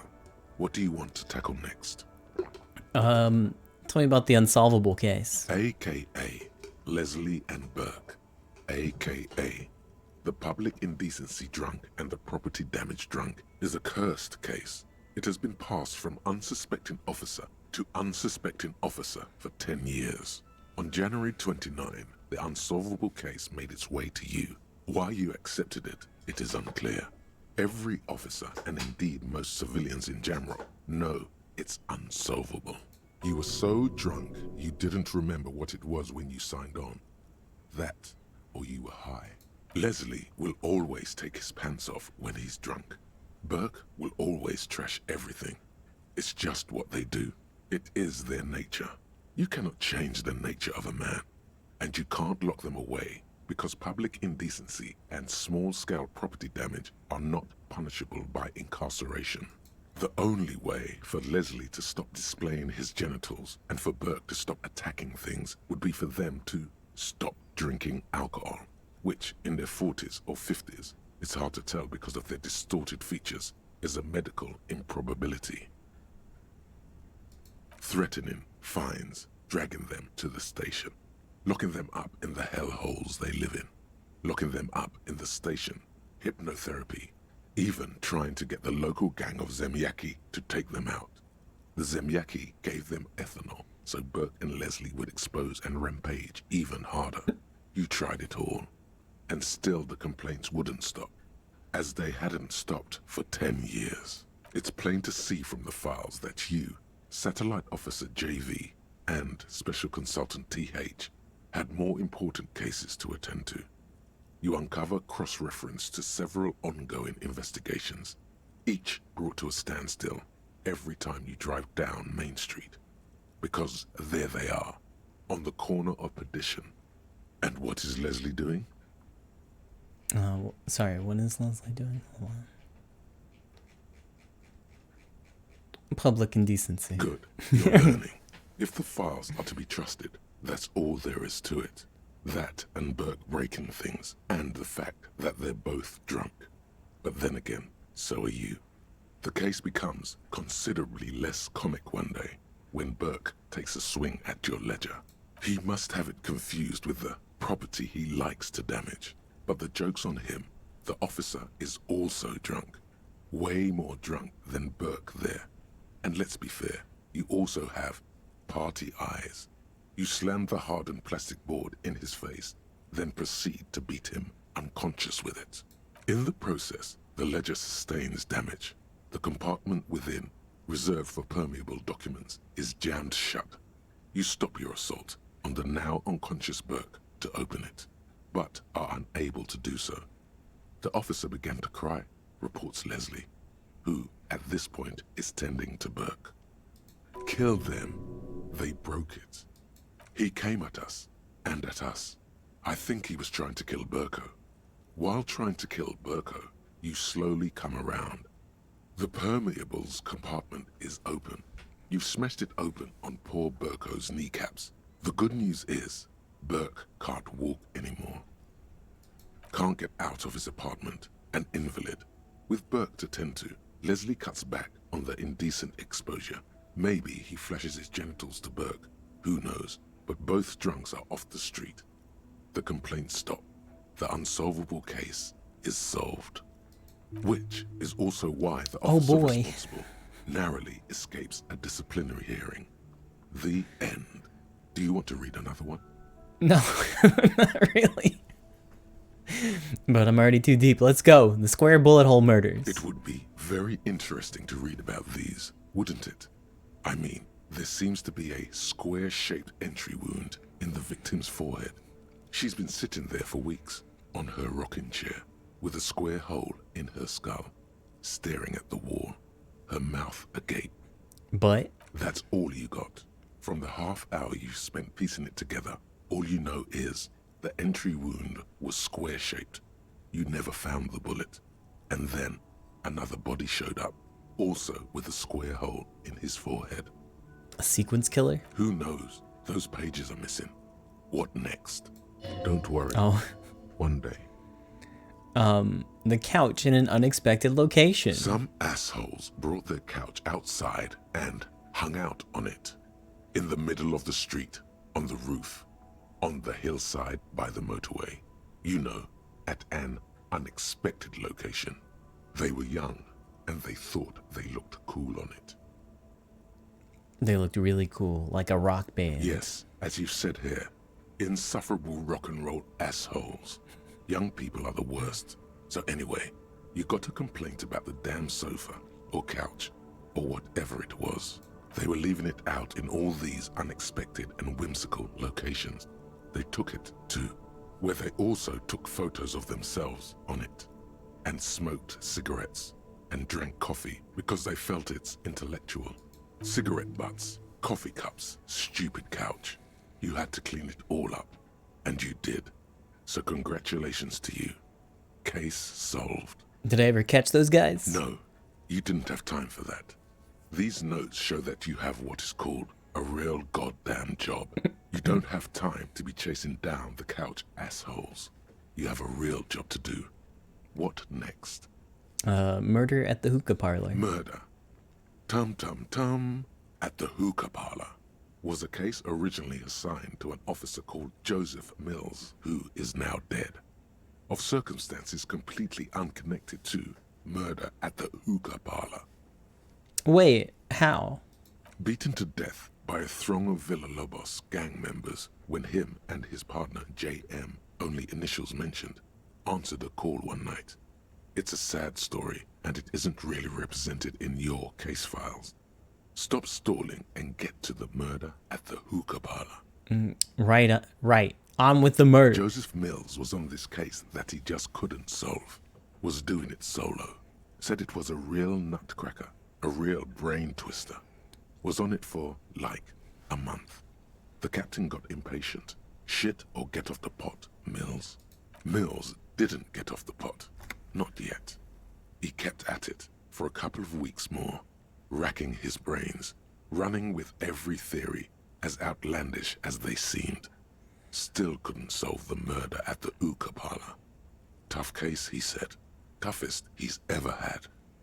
Wait, was Joseph Mills a good cop? No, he was awful. Awful sense of humor, too. The worst jokes you've ever heard. Really rapey. Still, he'd been on it for months now. Said it was the final case. Said it was uncrackable. That murderer vanished into thin air. That goddamn hookah parlor was all he talked about. Okay, so the case is handed to you because Mills isn't getting anywhere, and you look into it. Here's the setup. A young man is found dead in a hookah parlor. You know, those places where you go and smoke bubblegum-flavored vapor all day. Can you get high off it? No, it's soot and water vapor. It doesn't do anything. Stupid. Yeah. So anyway, young man in his 20s found with his skull busted open, right on the floor of the hookah parlor, in the middle of the day. No one else is in there. Only client that day. In perfect health, too. Some kind of movie producer. No one enters. No one exits. He's just sucking on his watermelon hookah all morning, all noon, like he usually does. He's a regular. No calls, nothing. Just sucking on the hookah until 15:45. Then bam, he's dead on the floor with his skull busted open, blood everywhere. What happened? How can it be? Mills has no idea. Invisible assassin, movie deal gone sour. Girl at the counter did it. Nothing fits. Eerie. Man just dropped dead. So you go to the parlor. You see cushions around the table. Tables low, heavy, really sharp edge. He sucked hookah, stood up, passed out, hit his head on the table, and died? See? You can't even read the thing without solving it. Yeah, it was that. Turns out hookah does do something. It turns off your brain's oxygen supply, and you don't notice it until you get up to go to the bathroom.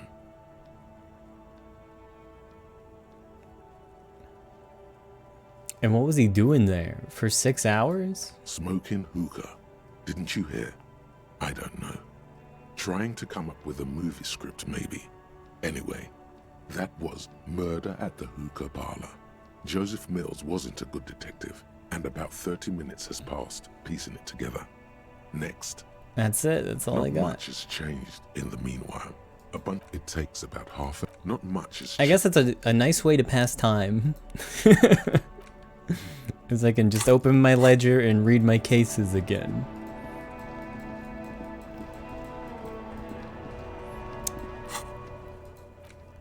Which I'm thinking about doing, because I still want to talk to Claudia tonight.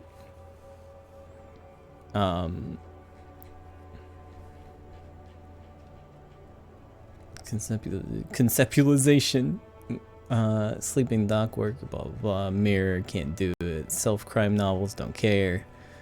You know what? Let me go check out the window real quick. I don't think my visual calculus check would have improved.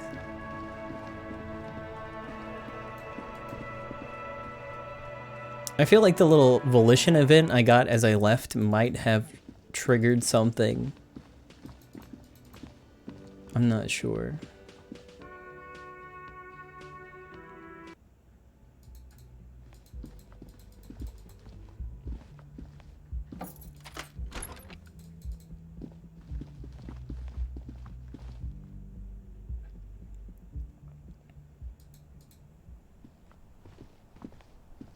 This window is pristine on the inside, unlike the one next to it. Light from the...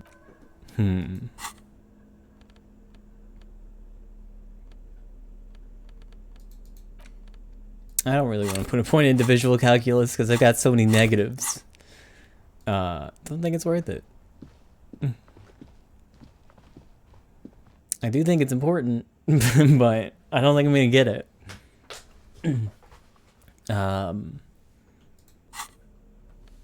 Well, hold on.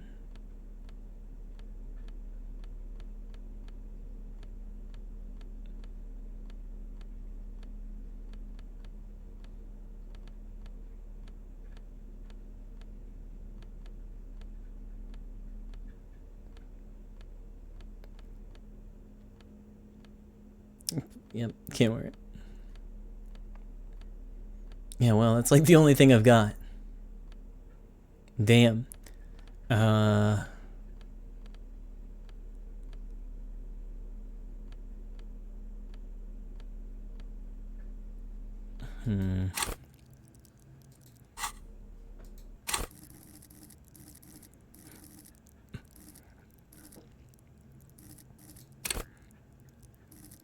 a really high cap for it, though. Let's see if that helps.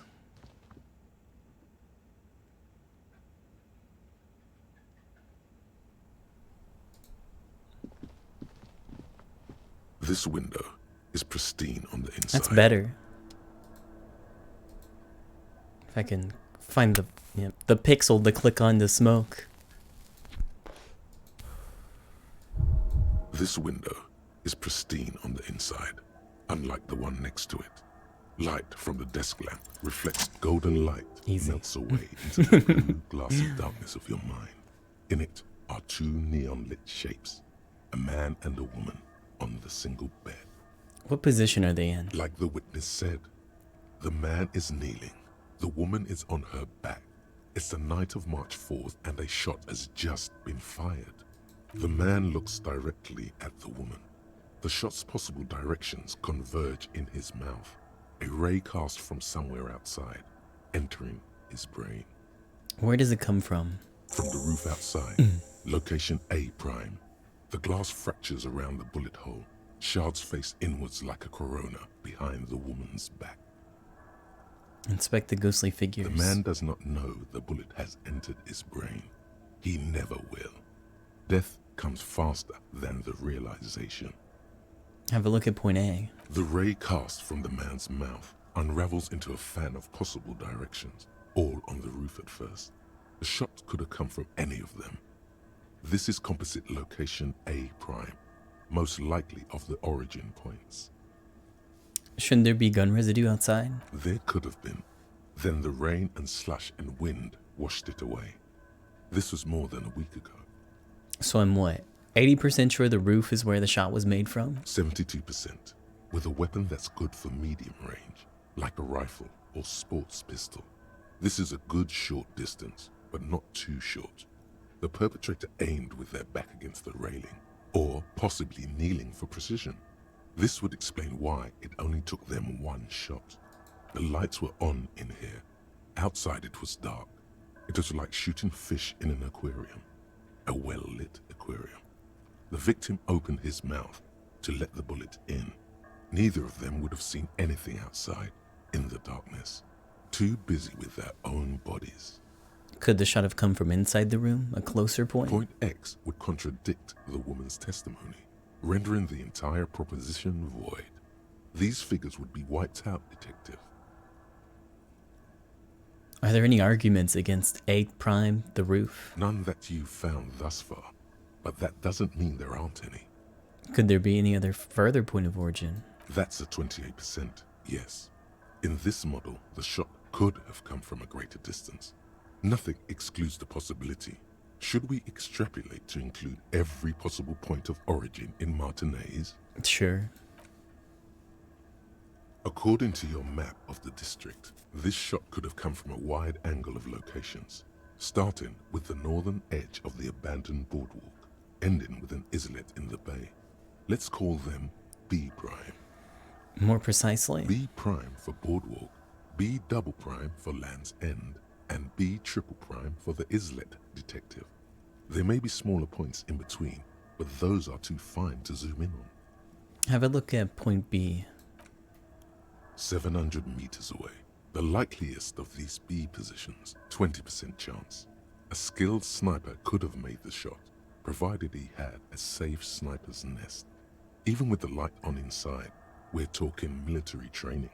At that distance, the perpetrator would have had to take wind direction into account. Land's End. 1.2 kilometers away. The least likely of these positions. Let's say 3%. A truly skilled sniper could have done it. Possibly from a tent. No, too far-fetched. The islet? 1 kilometer away. A point beyond the docks, on an islet in the bay. The fort is ruined, but the perpetrator may have found a stable spot on the beaches surrounding it, where the concrete crumbles into the sea, as you saw in the coin-operated viewer. The shot would have been a small miracle, 5% likelihood.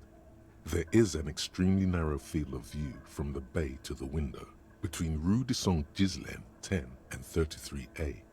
The angle would have been extreme, and access to the islets is questionable. Kim, do you think the shot could have come from further than the roof in Martinez? From where, precisely? Let's say B prime, B double prime, B triple prime. I see you have given this a lot of thought. Are those the locations you've singled out in addition to the roof? And what is the likelihood, in your opinion, that it came from a further distance? Much less than the roof, but okay, still. Well, we should see if there is gunshot residue or sniper nests if we go down the coast. Rule these spots out one by one. It would be the diligent thing to do. Until then, personally, I'm going with the roof version. It fits the hidden path through the whirling. A simple hypothesis. 2 neon-lit shape. Okay, well, glad I came back. Guess it was worth a point. Oh, hold on. What thought was that? She's made around 4 months of payments for this room.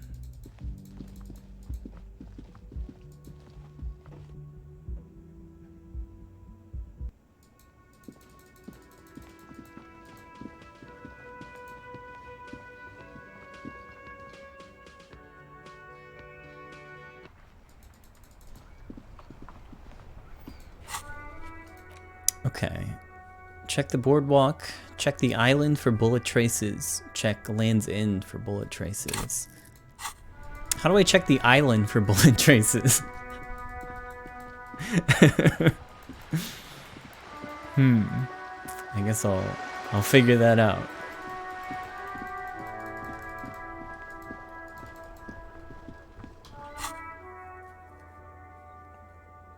Walk to the island.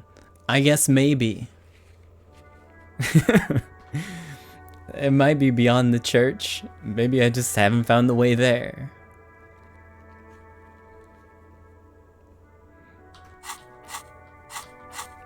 Let's go to the boardwalk first. Not here.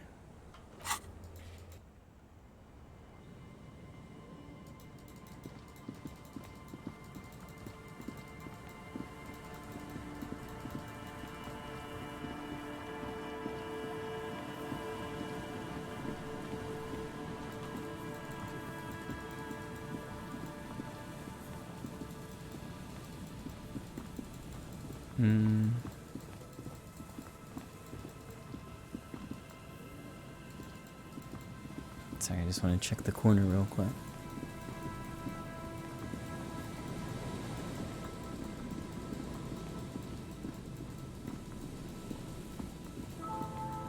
Damn, you're still out here?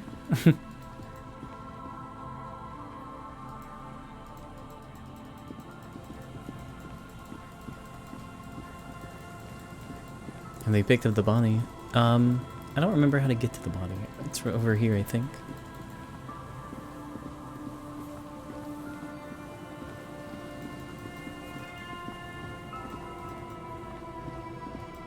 Yeah, looks pretty good.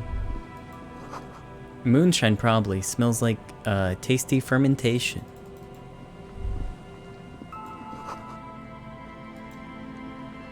There's some tear. Two empty bottles. No, there's more in there. A tragedy. He shakes it.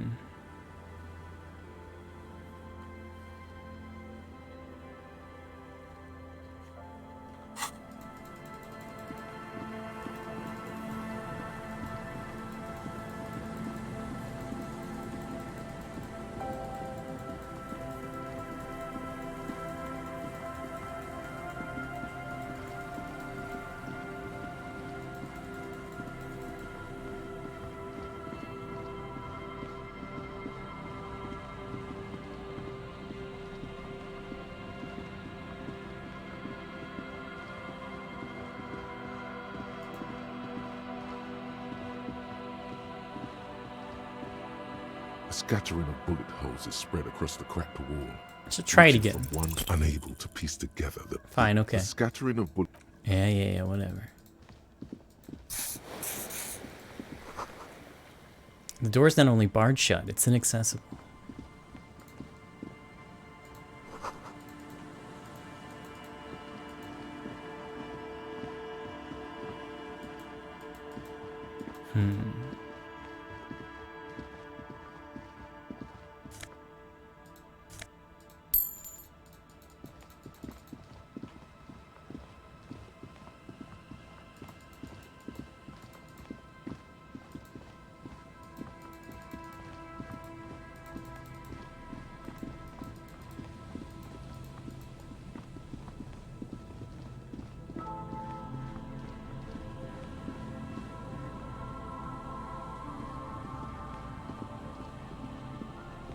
It looks like there's a pathway in the Feld building.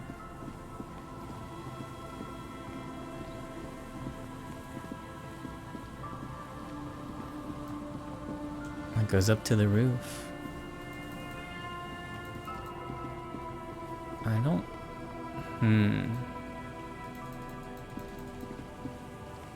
Where is the entrance to the Feld building?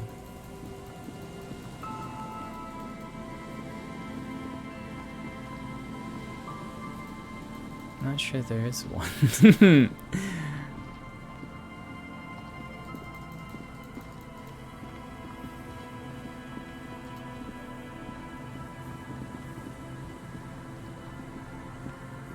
You see, a slogan used to intertwine with the loops a long time ago. Now, only a shadow of peeled letters remains. Tomorrow's just a whisper away. Tomorrow is just a whisper away. Looks like tomorrow never came.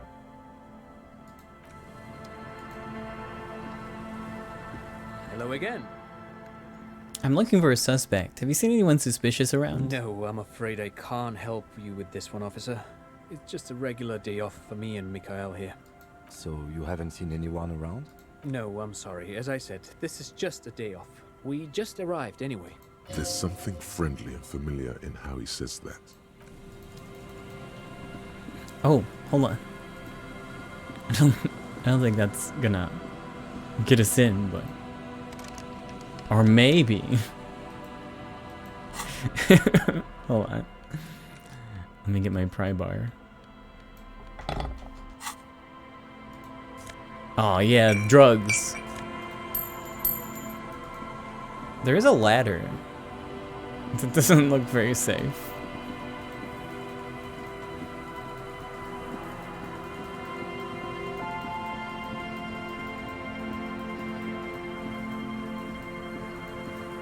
But yeah, there's definitely a path back there.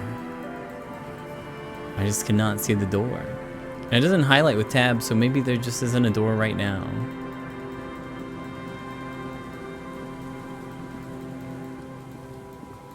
But yeah, tab highlights the stairs. So there's a way down from there, if you ever mysteriously end up there.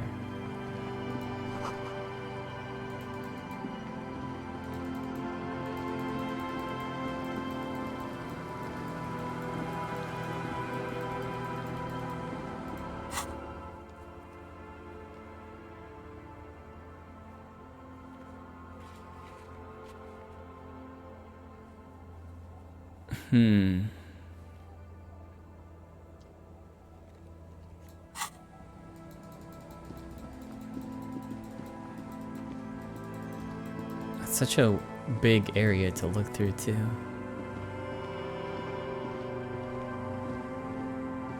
Tequila Sunset.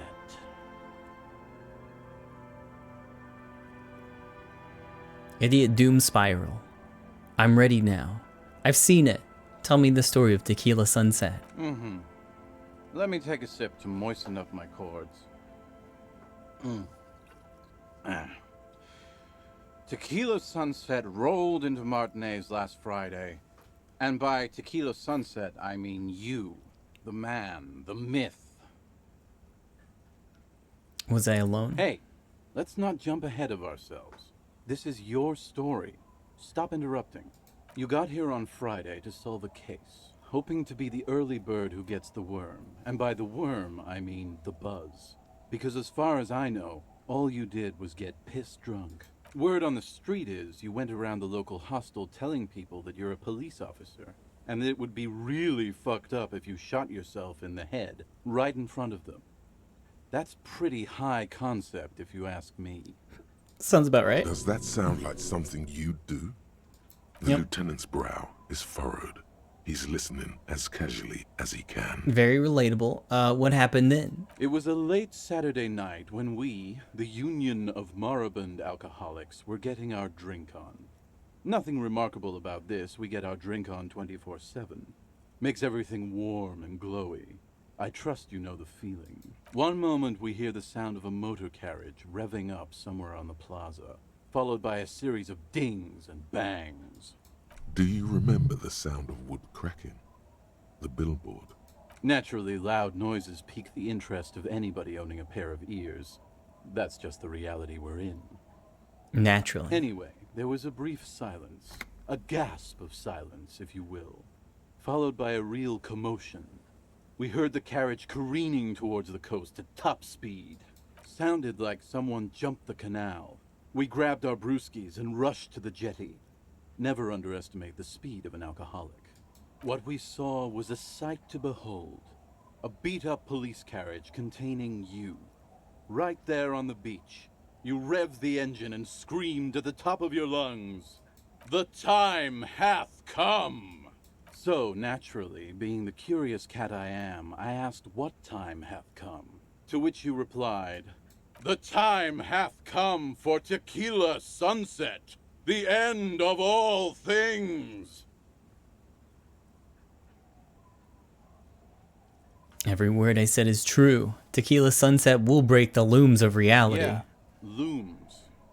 Why not? Then you jammed the pedal and plowed right off the jetty and through the ice. We ran towards the ice whilst you crawled your way out, miraculously unhurt, covered in seaweed and shit, like some kind of sea monster. When we finally got there, you were sitting on the beach crying. You said that your badge and uniform were in the car. It was too late to get in there, though. The carriage had sunk too deep. Recognizing a brother in need, we offered our condolences and invited you to party with us, which you naturally agreed to. What else was there to do? Thank you, brothers, for your helping hand. We asked about the whole Tequila Sunset thing, and you told us it was your name now, and insisted that we all call you that from then on. Sounds pretty good. Yeah, I agree. How long did we party for? Hours. It was an all-night drink-a-thon. Then, at some point, I think it was Sunday morning, you got belligerent and wanted to talk about Revacholian women. How they're beautiful and also whores and so on. How one of them fucked you real bad. After a short while, you crossed the event horizon, looked sullen, got up, and left without saying anything. Wow, that's quite a story. Yeah, I bet Tequila's a fucking legend around the precinct. You must be proud to work with him. If you only knew. Did I tell you anything specific about the person that fucked me? You were pretty vague about it, but you kept saying you got fucked real hard, and that we've all been fucked too. Please, don't open that door. No one's fucked me. I do the fucking around here. Abigail. It seemed pretty painful, to be honest with you. If I had to guess, I'd say you're still working through some shit. Did I mention losing anything else? Beside your gun and your badge? You said something about your hope or heart or something. To be honest, the details are a little hazy. In retrospect, I guess you lost your motor carriage too? That's a big one. Did I say anything about my colleagues? You told us that they were a bunch of fucking losers whose main interest was cramping your style. It's more like you were cramping theirs. No specifics, though. It was more about you that night. You were the star of the show. Did I say anything about the case? Yeah, you said it was no biggie and that you'd solve it in no time. And that you didn't need anyone to do it. You're doing it solo now. A lot of cops go solo and hermit once they reach that level of alcoholism. It's not meant as a joke. He's sorry for the hermit cop. Did we talk about, politics? Yeah, you kept talking about how the coal mine owners were fucking us all over, just like that woman fucked you. I didn't agree with you, by the way. The spectral hand of the market makes sure everyone gets exactly what they deserve. Did I get a read on what kind of cop I was? You kept apologizing for being such a bad cop. No! And for the damage you inflicted on everyone around you. You also kept pausing to knock the heel of your hand against your temples, saying, "Stupid, stupid, stupid." I don't need to hear anymore. It's a hard thing for a man to confront his past. That's why I avoid mine at all costs. Have you seen a red-haired woman named Ruby around here lately? Can't really remember seeing any women after losing my keys. It's a touchy topic. He hasn't got laid in ages. He really has no idea who this Ruby is, sire. You seem like you're characterized by your storytelling ability. Want to tell me another one sometime? Whoop-de-doo. So now I'm a fucking storyteller. Right. Why not? Better than a beach bum. Yeah, want to tell me how you became Idiot Doom Spiral? It depends, really. Are you willing to help me out? How? The gleam in his eyes and the slouch in his posture is so incredibly familiar. What do you need? Booze. Did you already forget our party? The thing I relayed to you earlier. So, have you got anything for good old Idiot Doom Spiral? A bottle for a story. Seems fair to me. I got a potent Pilsner. Not much, but it will do. Hey, Spiral Boy, you gonna share that?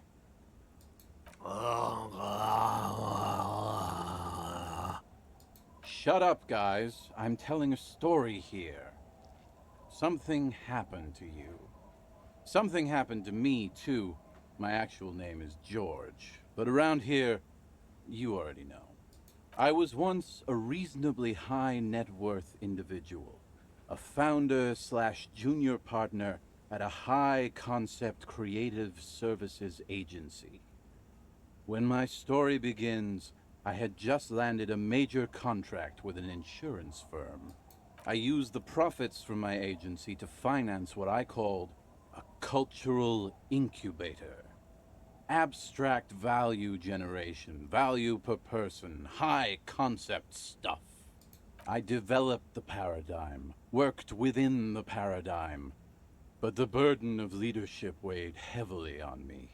So I went jogging every so often to keep myself sane. Did the jogging help? It did. With my trusty Sansarique tracksuit, I felt like I could conquer the world. But now dreams are worn thin, much like my tracksuit. One day I left on my evening run. As you may know, it's impossible to clear your head when you're distracted by the sound of keys jangling in your pockets. He's right. It's incredibly annoying. His eyes are clouded. His dilated blood vessels encircling his irises like stinging brambles. So I removed the key ring and put the keys for the front gate and the apartment into different pockets to stop the jangling, you see? At least, that was the plan. I was halfway done with my usual lap when it started to rain. The reality situation became very wet, very quickly. How wet we talking? Wet, okay? It was raining really hard. I made my way back home and discovered that I didn't have the key to the front gate. I'd mixed it up with the key to the letterbox, which was useless. Naturally, the situation required me to climb over the gate, which I did. There was no climbing down because I slipped and landed on my ass. Reality was looking rather grim just then. Me lying on my ass in a mud pit in the middle of a heavy shower. But when life knocked me down, I always got up. So I made my way across the yard. Standing in front of my apartment door, fumbling with my pockets, I realized that I'd also forgotten my apartment key. Oh man, you gotta be shitting me. I wish I were, Tequila. I wish I were. Instead of my apartment key, I'd taken the key to the office. Okay, so what happened next? I rang my neighbors' buzzers. It was late, and most of them didn't even answer. Those who did assumed I was trying to sell them something and hung up before I could even explain the situation. People are naturally wary of ad men, you see. One moment someone chats you up, 5 minutes later you've bought a box of edible lingerie and a strap-on. I don't begrudge them, especially since I was known to be one of the best. Heavy is the head that wears the crown. Just then, I experienced a moment of clarity. I still had the key to my office. I could wait out the storm there. But when I reached my office, I remembered that I'd asked one of my producers to change the locks that day. And since I hired only the best, he'd already done it, and I couldn't get in. Anyway, long story short, life spiraled out of control. I haven't gotten into my apartment for years, and my girlfriend left me because she didn't want to date a homeless man. The company, well, you see where I'm going with this. He pinches his thigh as if to check whether this reality is the reality. So, now you've heard my tragic tale. What do you think? Like nothing you've ever heard, huh? Wait, is that it? I feel like there's some steps missing. Tequila, I've thought about this series of events for a long time. If there was anything else to it, I would have thought of it by now. Why didn't you go to the authorities? Well, at one point they came to me, but, you know, I didn't have any ID on me. So they tossed me in jail for 2 days. I can't say it increased my faith in the RCM. No offense, gentlemen.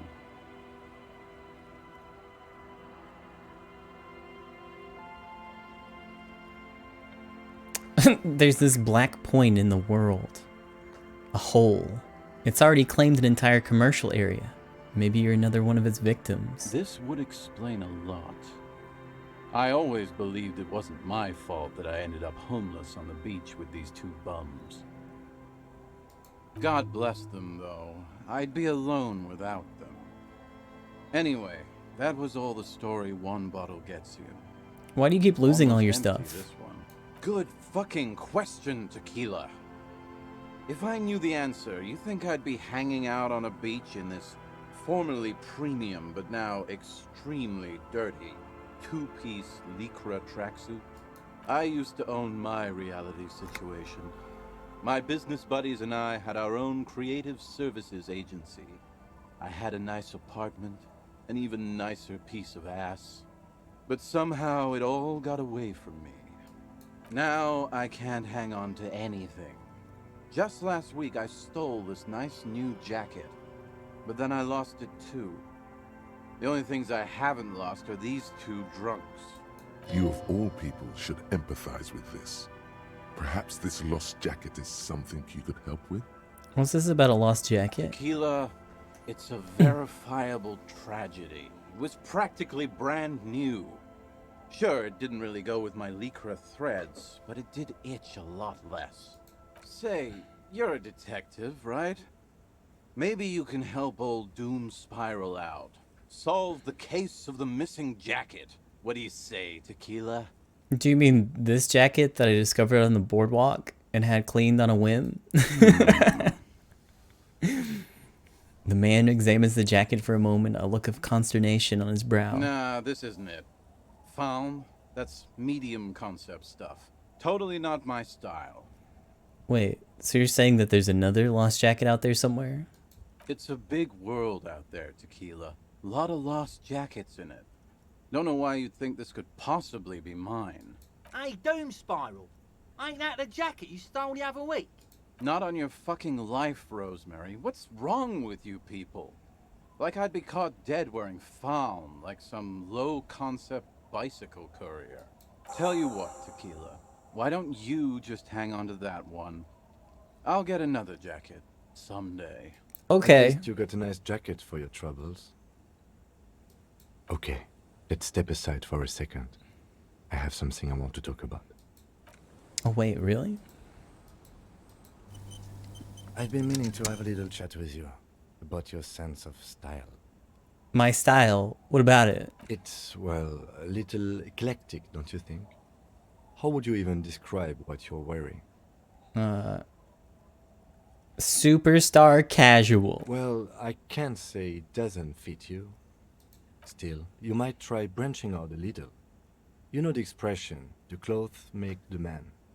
The right outfit in the right situation can make all the difference in the world. Okay. You're a sharp-dressed man. We could be style buddies. Let's not get ahead of ourselves, detective. A warm smile. Anyway, we should probably get back to the case. Let's go. So you just stop me to shit on my clothes?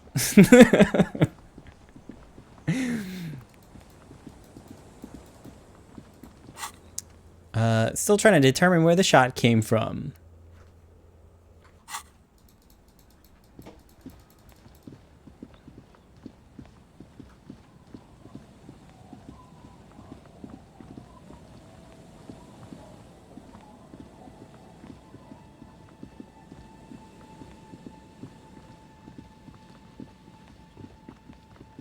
Yeah, I'm not really sure where to even look for the boardwalk stuff. Is it cool to point you towards Easter egg type stuff? Yeah, sure, that's fine.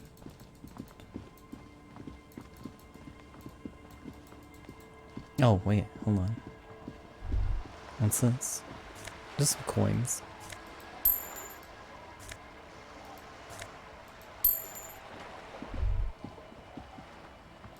This is it. The scene of the party. The fire pit. Cigarettes and empty bottles all evidence it. Yeah, sure does look like a lot of folks partied here. Looks like they were here a while, judging from all the bottles. The sunken motor carriage provided them a focal point, like a goose ice sculpture or a chocolate fountain. Hey Kim, looks like we had a couple party goers here. Looks like it.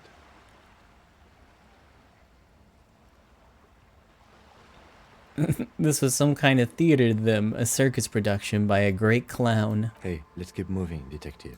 Somehow, he doesn't want to dwell on it. Okay.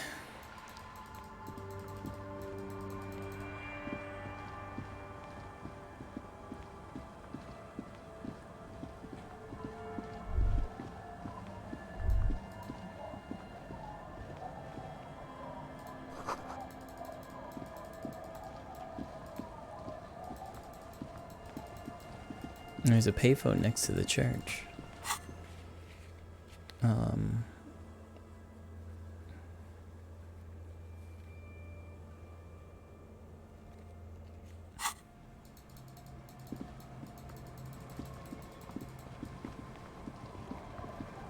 The layout of this area really fucks with my head for some reason.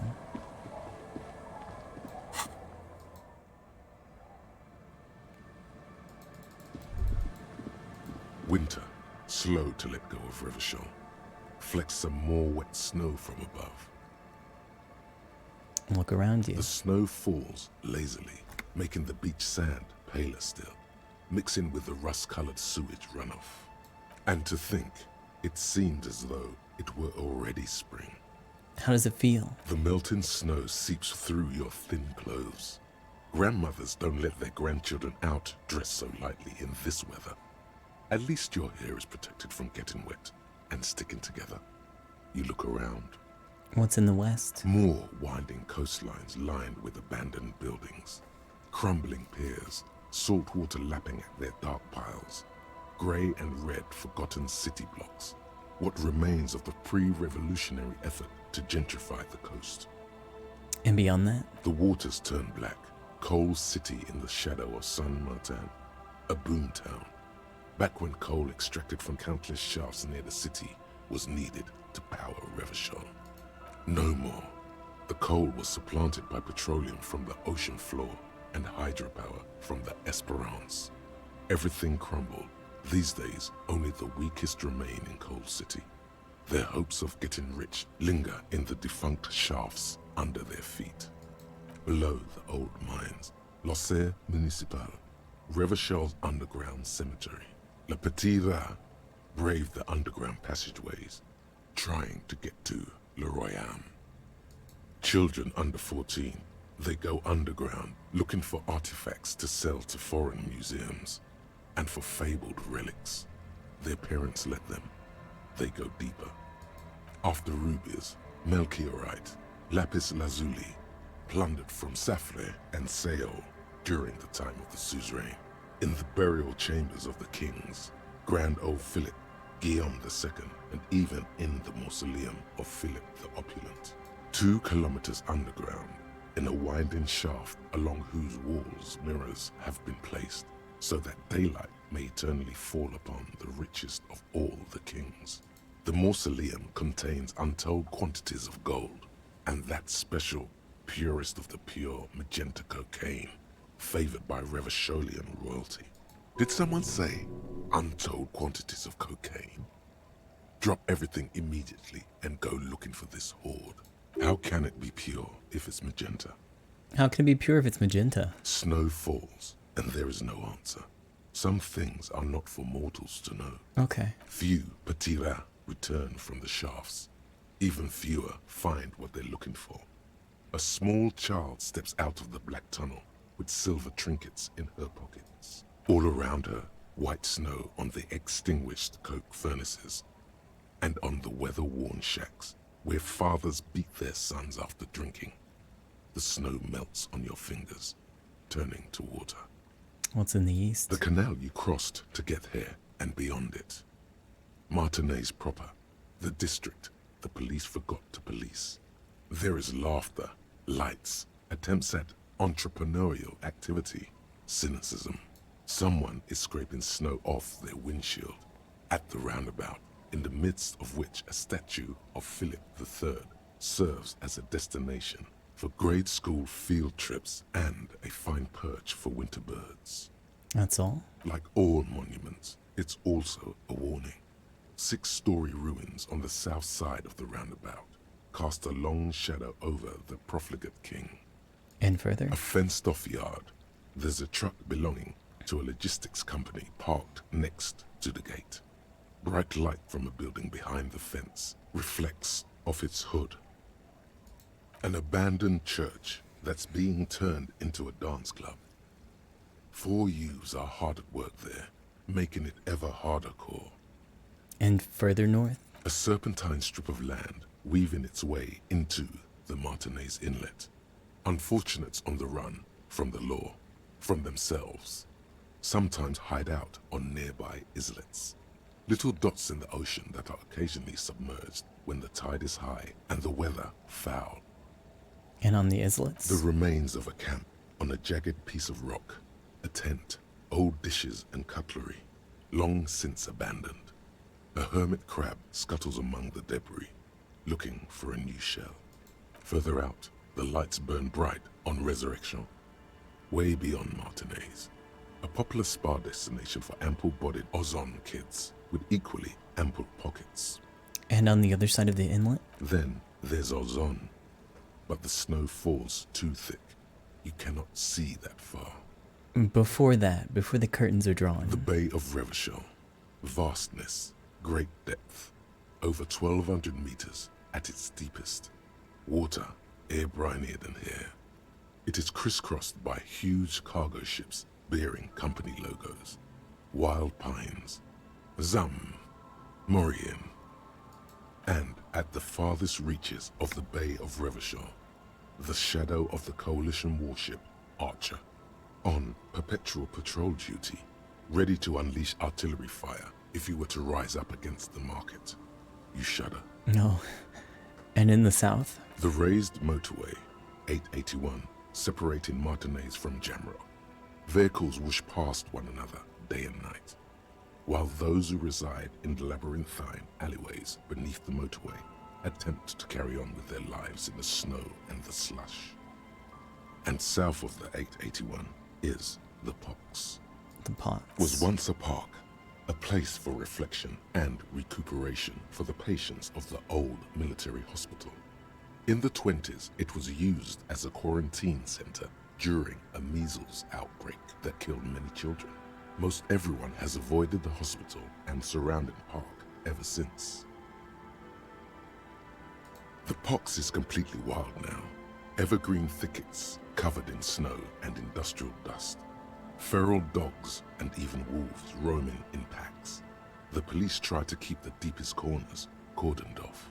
But still, heavy drug users do slip through and hole up in the old military hospital, hoping to find something to get high on among the hastily abandoned supplies, or just to overdose in peace. Further south? A line of motor garages with armored carapaces hunched in the cold. A mechanic is hard at work, patching up bullet holes in the side of a Capri 40. These are the garages of Precinct 41. Snow settles on the roof of the repurposed silk mill. It serves as your station. Shivering RCM personnel hurry in and out of the main entrance. Around you, the snow continues to fall. To the west, the ocean swells. No, it was home. I want more. The stairs descend to central Jamrock. A man named Cooklove has a snow-covered stall there in the market across the bridge. He sells kebab infested with fly larvae to your colleagues who believe eating it will make them immune to food poisoning.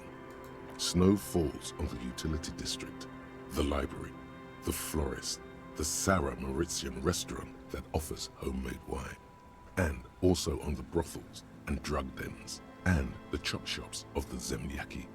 All of this built around a lake that formed in a meteorite strike. At the center of this lake, there is a little ship. There are lights at the bottom of its hull. They are lights directed toward the seafloor, looking for something, like whiskers. For what? A chill comes over you, crawling down your back. The sand under your feet is wet. Somewhere in the south, tarpaulin flap in the wind. Where's Ruby? Near. Snow falls into dark water. She prays, though she doesn't believe. There is a hum in the air. That's all.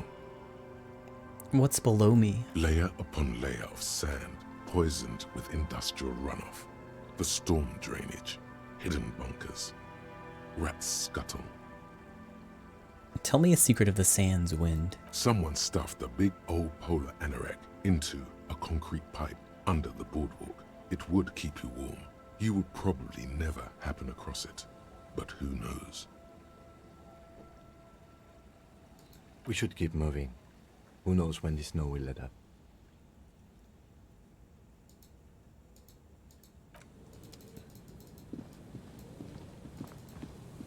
Oh yeah, here's the phone.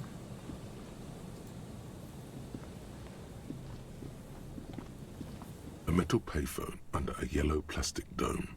You could use it to call someone, unless you're out of change. You hear the tone. The machine is inoperable.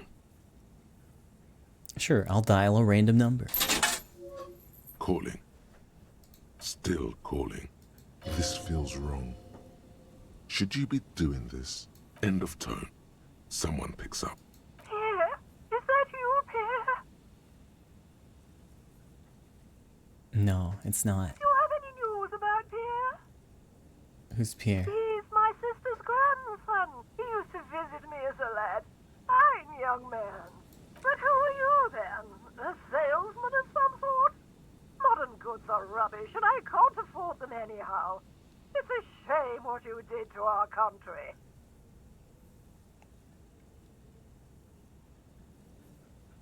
I don't know who I am, but who are you? I was a baroness. Pause. There is silence on the other end. You won't get me, and you won't get my money. Phone hanging up. Disconnect tone. Calling. Still calling. Again? Seriously? Someone with a masculine voice picks up. Hello, Gerard speaking.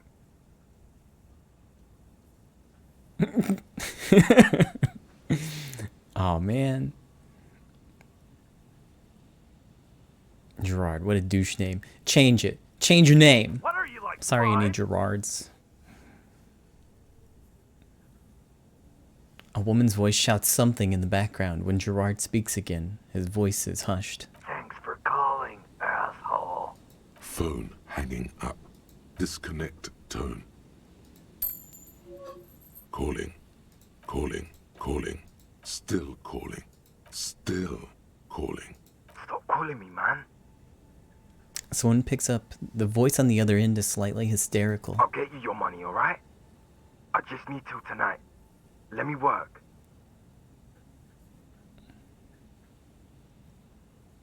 Yeah, that's probably not a good idea to say. You seem to be in some sort of trouble. Maybe I can help you. I'm a police officer. The phone gets hanged up fast as lightning. All you hear is a little shuffle of nylon as the hand moves on the other end. Disconnect tone.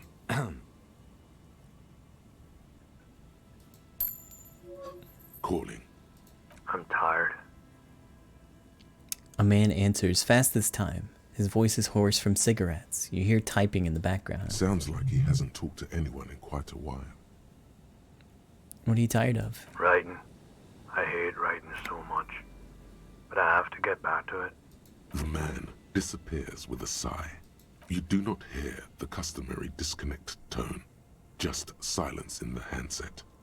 The machine is still waiting for you to dial a number. Seems like it did not have time to swallow the coin. This sometimes happens. Lucky you. The call went too fast for the payphone to register. You can still make a new one without paying. Okay. You close your eyes and put your index finger on the rotary dial, then pull down on the number, then move one up, and repeat the motion twice. Strange. This is not how you started before. Wait, what did I just do? You dialed 001. This is not the area code of Revachol. It is another destination on another Isola. Some far-off nation-state. Keep dialing. 414447. The rotary dial feels cold from the sea air. 1117361. Your fingers keep moving like a spider. Every time the ring rotates back with a little ring of metal, like a bell tolling. There's more. Yes. 451 67451. You are going deeper now, into some unknown place, far away from this island of matter and its telecommunication networks. 451. You have dialed God knows how many numbers. The headset has been waiting silently to relay a signal. Surely nothing can come of this, you think. But it does. A connection. An ultra-long distance call. Your air fills with a crackle, the wash of a strange ocean full of white noise. A little bird starts ringing in there, not like the local calling tone before. No, a small ring in a cage of distortion, far away. A distant network of phones. Calling. Calling in the night. The saddest sound in the world. Both pitiful and terrifying. You feel your pulse rising with each ring. Calling still. The handset starts slipping from your sweaty palm. Your breathing is heavy. Kim? The lieutenant is too far away to hear your yelp. The sea wind blows. Hold on, I hear something calling. One moment.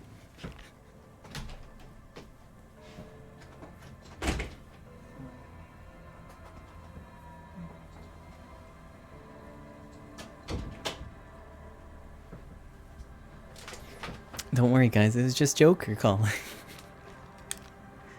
Okay.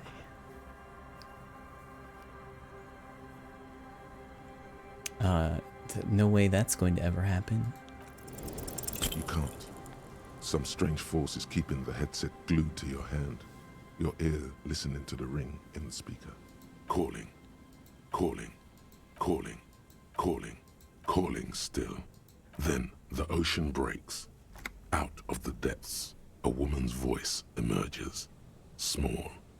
The dearest thing you've ever heard. Hello? She sounds sleepy.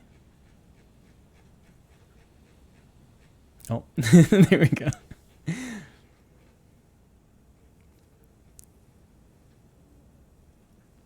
Hello. She hums, her voice warm from sleep. Who is this? Who is this? Dora. Who is this? The connection is bad. Dora. The name feels like a gift. A gift that was meant for you, to make it possible to live. In the distorted distance, you hear someone turning next to her. Bed springs rattle. Don't react. Whatever you do, don't react to that last thing. It'd probably be better not to. It doesn't matter if you react or not. You still think you hear a man's voice in the background. It's covered in pain and white noise.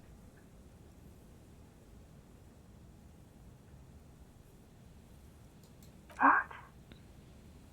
It takes a second for her to realize what you said. Your voice makes me want to turn to dust. Oh no. Is that you? Her voice sounds like she's waking up now.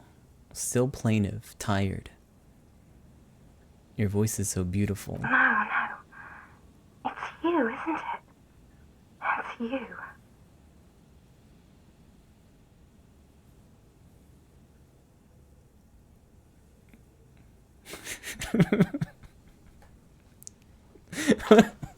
Why is this progress things? I'm a revolutionary servant of humanity. I will free mankind and abolish the classes. I will raise the dead. You're not a revolutionary, Harry. You're drunk. You only have 2, maybe 3 things left to say before the change runs out.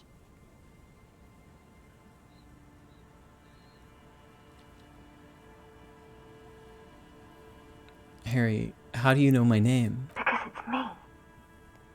Look, I don't understand what you're saying or why you're calling me. You seem drunk. I'm not drunk. Oh, God.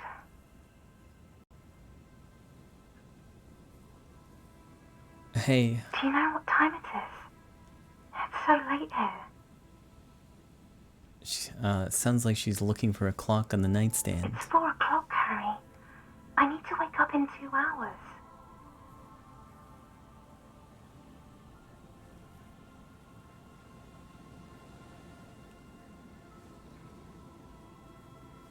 I want to talk about me. Who am I? You sound like you know me. What do you want to talk about that we haven't talked about already? This is bad. You feel your right hand on the handset cramping up with pain. Where are you? You sound like you're in another world. I'm in Morova, sleeping. Where are you going in 2 hours? To work. Where? The academy, where I work.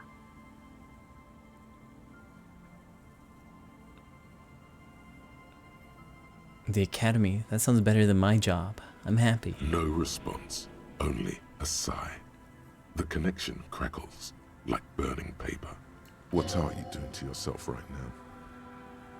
I'm making a funny prank call. Catastrophic damage.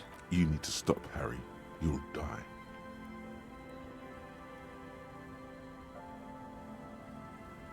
Is someone there with you? Yes. Do you want to party? No. I want to go to sleep.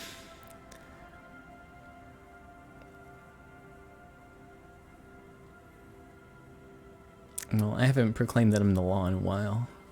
I am the law. I'm a detective. I'm doing a case. There's a hanged man. She does not answer anymore.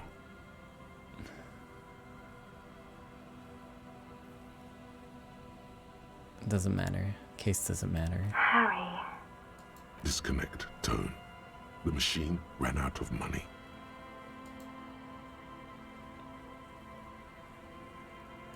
Run. To the church. Home. Anywhere but here. Anything but calling her again.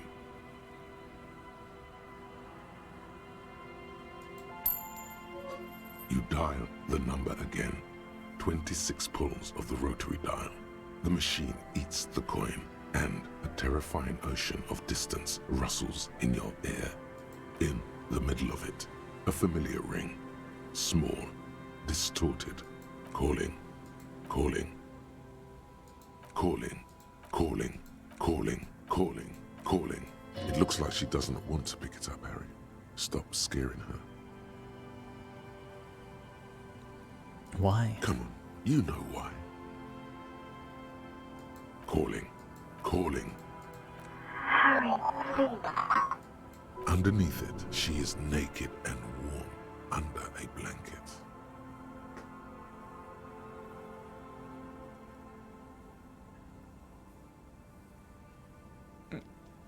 I need to know who you are. Who are you? Please.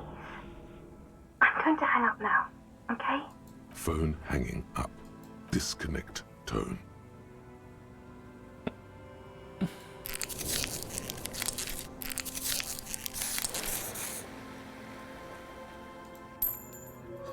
You dial the number again, as you've done many times. You remember it well now. 001 41 44 47 11 17 361 451 67 451 451. Calling, calling, calling, calling, calling, calling, and calling for who knows how long, but no one answers. You need to insert more money to call again. You want my money?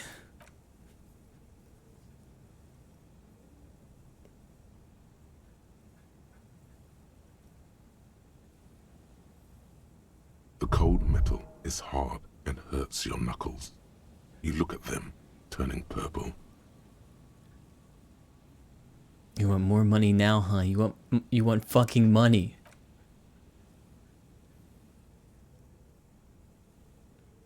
I'm gonna take this fucking phone out. It's dead. It didn't give you any fun for that money. Your hand is turning blue now. Blood drips to the ground. Alright, I fixed it. Yeah, woo! Cool. Bent metal. Broken glass.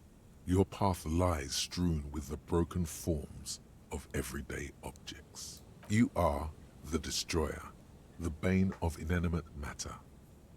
Yeah, I rip shit apart. Kudos.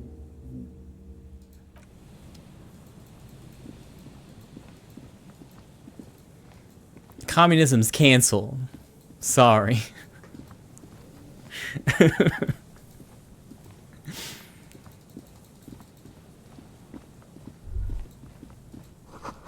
Blood drips from your knuckles to the sand. Anyways, about those bullets.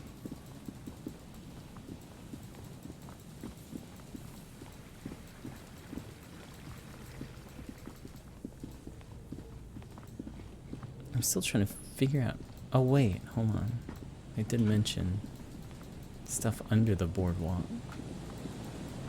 I don't think I can go any further than that though.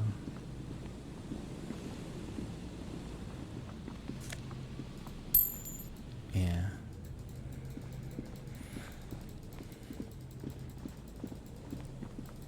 It did say the islets were to the north.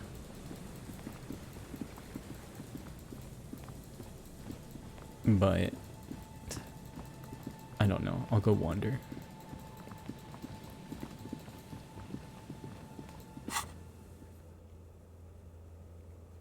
Oh, I'm so close. So close.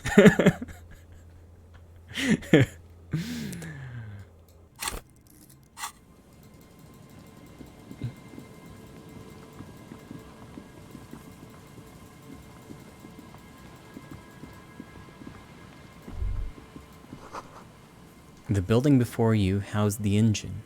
Must have been a big one. An old door, worn by elements, guards the depot. The wind has blown a sand dune in front of it. The door hasn't been opened in a long while. You see a handle. Could the structure have been used to take the shot? From here to the whirling? I can't see how. The church is in the way.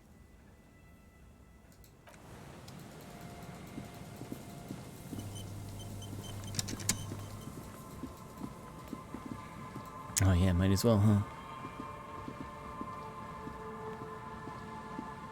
Just dead and dying locusts, and the slow swaying of surrounding reeds. Poor things.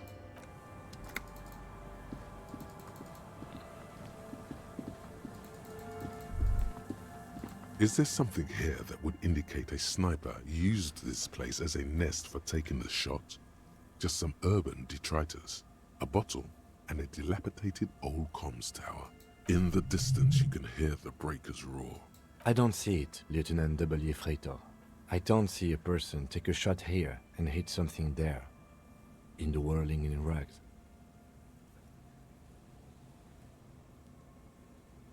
Maybe the assailant climbed the comms tower and took the shot there. It's not possible to climb that ladder. And even if it were, why? There's no platform up there to aim from. It does look extremely rickety, and wouldn't help much either. Look over the water to the whirling There, rags. 1.2 kilometers over the cold water of the bay, through a thick snowstorm melting flake by flake in the waves. You see the smallest rectangle, barely visible. A glowing light on the third floor of the whirling in rags. With binoculars, you would see a young woman's shape move behind the glass, her limbs long and slender, smoking, drinking, being happy and elated, without you. Because you're here, freezing in the wind, aren't you? Doing your detective work. Maybe the campfire was used by the perpetrator. To warm his hands before pulling the trigger? Perhaps. But anyone could have made this. The coast is specked with fire this time of year. Truthfully, this seems like a very poor choice to take a 1.2 kilometer rifle shot from. Visibility is awful. There's water vapor everywhere. I think we can rule out Biddable Prime, was it? Okay.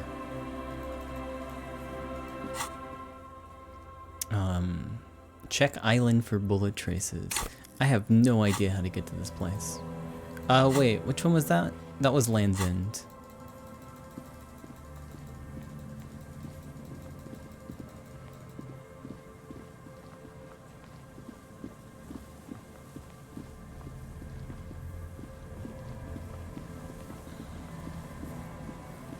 Hold on.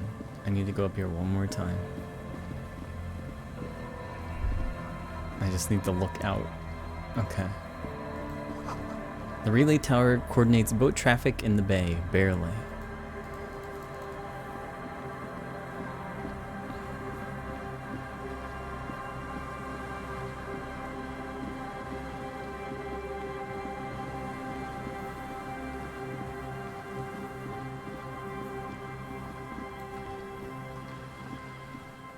Oops. Okay.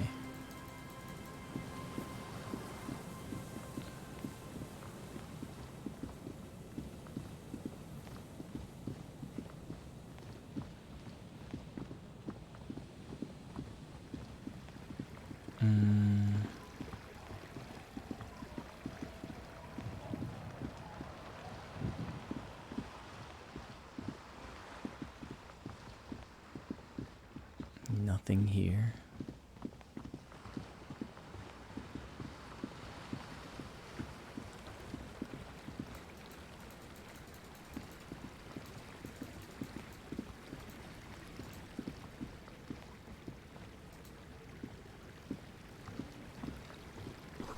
A school of fish huddle around the fence posts, then scatter into the dark. I'm gonna go talk to Joyce real quick.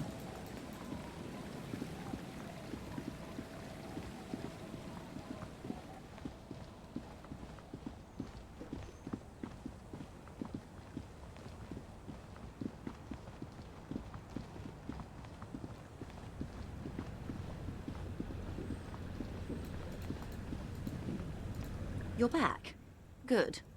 What can I help you with? Nope, never mind. That's it.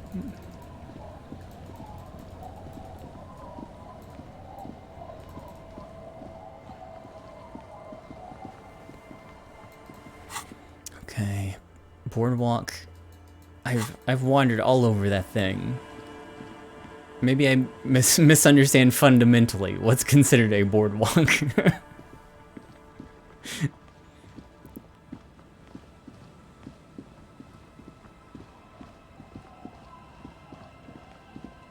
Hold on, let me look up here.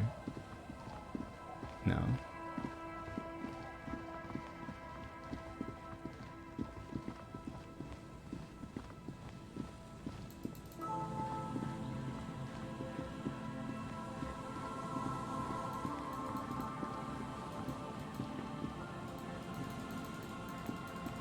They're selling Dippin' Dots. Didn't see any Dippin' Dots.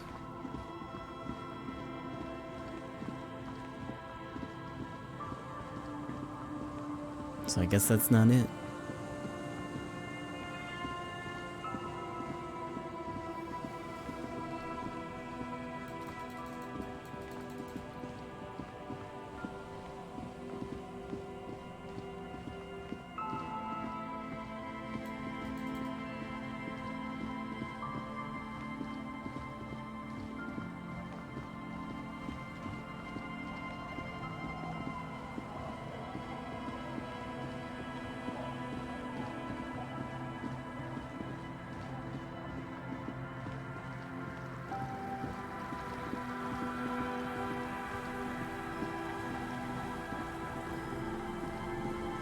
I've gone down to this one. I can't get around here.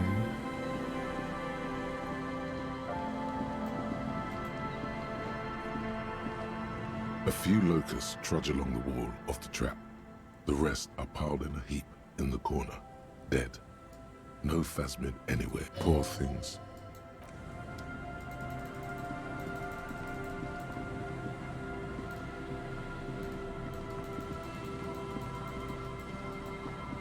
The dome-shaped plastic boy bobs up.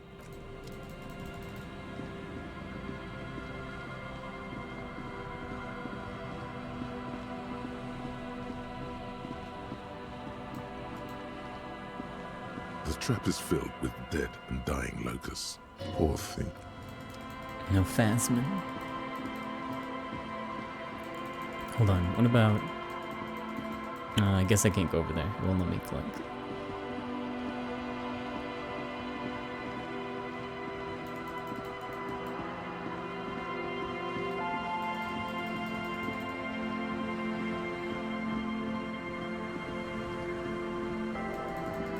Still Joyce's boat. I thought that might be the solution.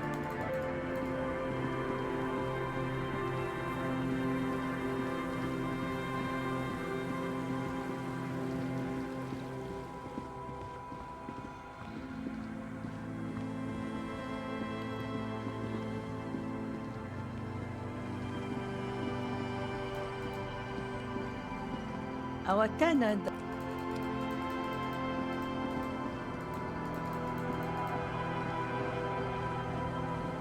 The sea's gonna calm down soon, I can feel it.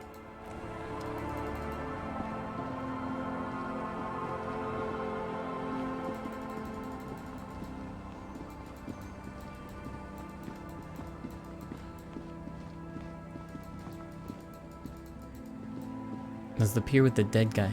I did go up there and I didn't get any thoughts.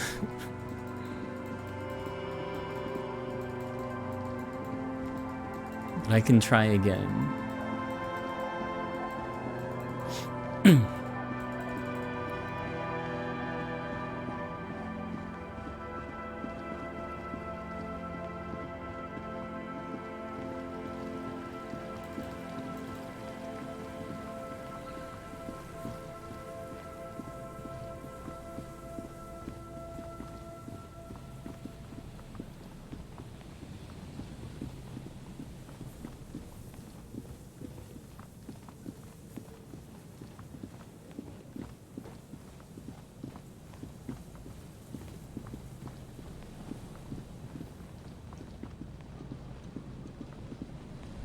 Oh!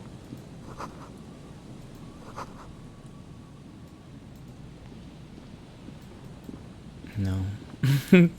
Damn. I would think that this was the boardwalk. I've also been down the other side of it too. Hey Adam. I mean, I'm pretty sure one of the locations is here at the Feld building. But I can't do anything here.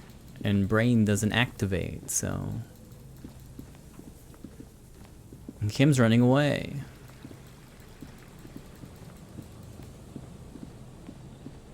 There is a mural down here, but I think it requires maybe visual calculus. I don't remember what I needed for this. There's a bunch of bullet holes. A scattering of bullet holes is spread across the cracked wall, reaching from one corner to the other. Visual calculus. Fine. And I should have all my visual calculus gear on still anyways. 28. Let's fucking smoke. My last cigarette. A scattering of bullet holes is spread across the crack, unable to piece together. Fine, I'm scattering done. of bullet holes. Alright, well, I gotta spend another point. Anyways, so I can try again. A scattering of bullet holes is spread across the cracked wall. A row of ghostly shades stand facing the wall. There are many of them. A dozen at least. their heads lowered and eyes blindfolded. It's quiet. No sound. No movement. 10 meters away, other shades are lined up in an orderly manner. Automatic rifles primed. A gust of wind blows by. The coats of the firing squad flap slowly in the breeze. A single person stands on the side. Snowflakes fall on the wooden planks and the surrounding sand dunes, covering the land with the white of innocence. A long time has passed since the moment of this fusillading. Rain and brine have since washed all the blood away. Not a trace remains. What is this? The abundance of bullet holes leads to two options. Either an inordinate amount of executions were performed here, or they did not use a conscience round, where only one soldier has the loaded rifle. Looks like this was a mass execution with everyone fully armed. A host of men, probably in everyday clothes, ragged from the conflict and covered in dust. They were not sitting, a common practice for executions in some nations, as demonstrated by the height level of the bullet holes. They stand, facing the wall. It's impossible to discern any details about their personality or background. Ordinary people, familiar, each and every one of them. Who were they? Comrades, the forsaken, the wretched, who tried to rise against the horrors of the world. I don't know. I don't know who died here, lined up beside that horrible wall. It could have been any of the parties involved in the revolution. Perhaps the ones executed here were the loyalist conservatives, killed by the communists at the start of the Civil War. Or it could have been the communists, put to death during the last stretch of the conflict by the coalition forces. Remember what Trent Heidelstein said about Veld? What if it was the film personnel when their assets were being seized by the revolutionaries? Another likely scenario. Or maybe... You mentioned coalition forces. Could it have been them against the wall? Yeah. It's very unlikely the coalition forces were the ones who died here. They were always the last ones against the wall. To be honest, if a coalition member was anyone in this situation, it was a commandant, the superior giving the orders. The commandant, the one who gives the order. Machine gun fire crackling through the air. The lights of the muzzle flashes dancing on his face. 7 men in combat uniforms and dark coats, holding automatic rifles aimed at the people. Soldiers from some side, but from which one? A cold sea wind blows away the figures. Behind this building, the other one, once filled with engineers and designers of Feld Electric, now collapsed and dead, but for some rats. You feel drawn, for some reason, to the faded mural again. Okay. Yeah, I'm trying to find the evidence. Oh! There's no way the perp is in here, officer. Look how scarred the boards are. All attempts to pry them off have failed. Can I try to get in though? Not this time. The opposition is insurmountable, but I like the spirit. Have some points. It's lonely and cold without points. And dangerous. Dangerous too. Kim, you think she's in there? The suspect? God, I hope not. I can't see a way in, though many have tried. Nothing more to do here then.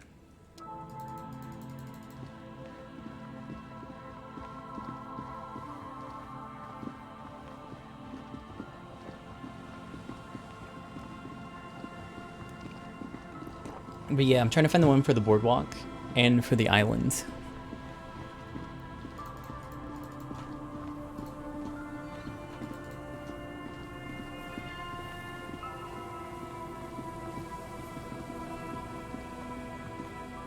You see a once bright mural towering above you.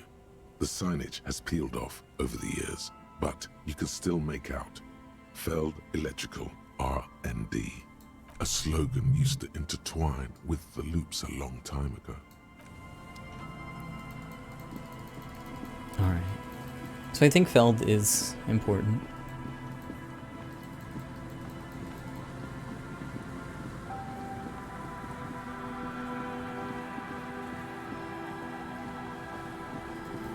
Can do neither at this point. Oh, okay. Well, then I guess I'm just back to looking for Ruby.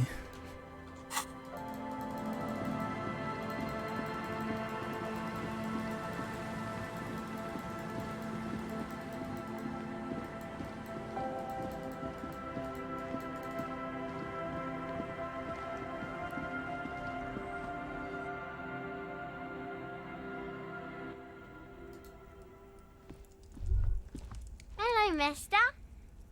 Do you know anyone named Ruby? Ruby. Ruby. Suddenly the girl gets all serious and leans in, as if she's about to tell you a secret. My mom tells me I'm a big girl, but she doesn't know that I can't say Earl. Or like, sometimes I can, but then Uller. Kids. Bye. Okay, bye. Is that the phasmid?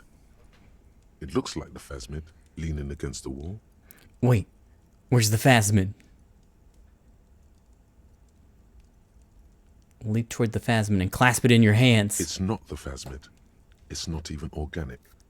It's a fire iron. Oh. How disappointing.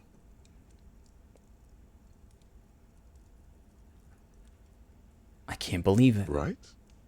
You'll have better luck next time, though. The phasmid, finding it is your destiny. Oh no, give the dream of discovering the Insulindian phasmid a rest for now.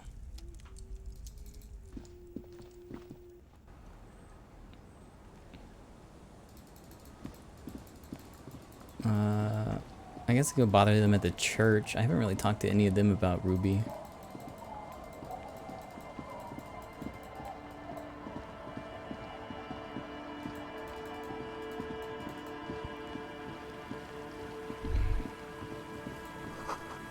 Rotter. The water runs from the west. The source is upstream. A broken pipe.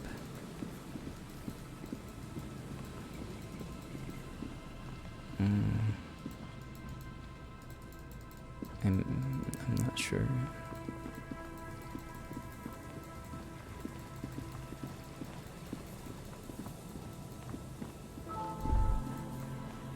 The light vanishes inside the concrete slit. The structure goes deep under the earth. What is there? Maybe it's just a storm drain for the sewer. Kim, any idea what's down there? No idea. Could be connected to one of the buildings around here. Think we might find Ruby down there? We might find her down somewhere. There's an old storm drain system beneath Martinez that's mostly collapsed. Revachol sewage system has been built and rebuilt 4 or 5 times now. In conclusion, she could be under any building. But not in there? I hope not. You'll hoe into the slit. There's no echo. Sorry, where did I see the slit? Oh yeah, right here.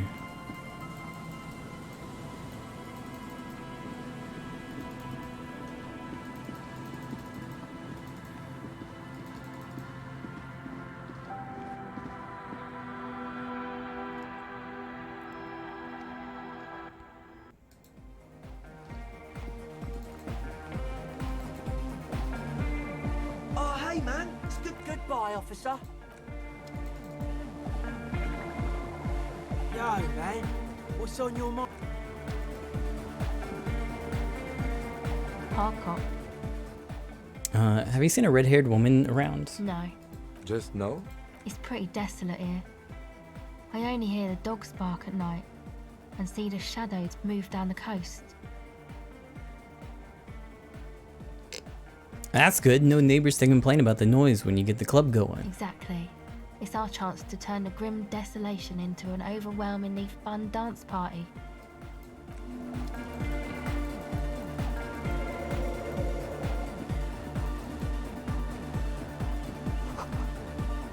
This looks like a tiny chemistry lab. Those Nosefed bottles. Tanks of distilled water. I was trying to see if the crab man was here.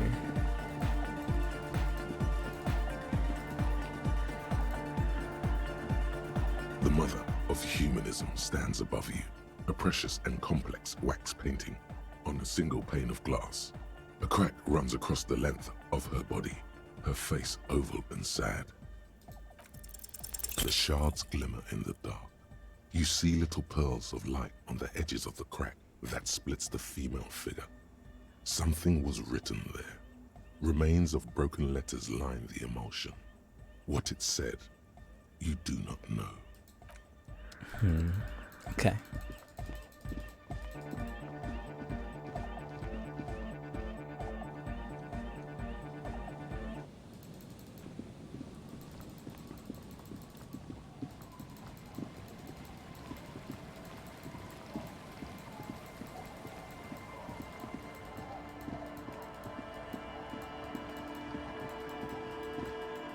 Did I ever get them to plug the sound system? Yeah.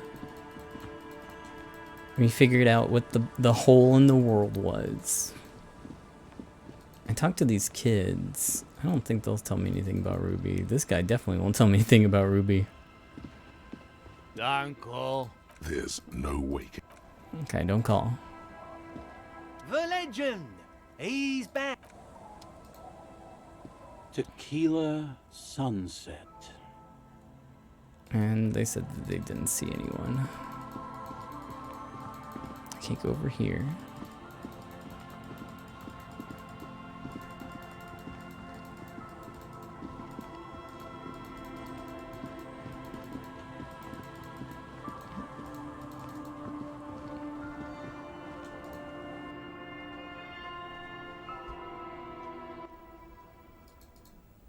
Was it the Cul de Mama D'Aqua? No, unfortunately not. Just reality undoing itself.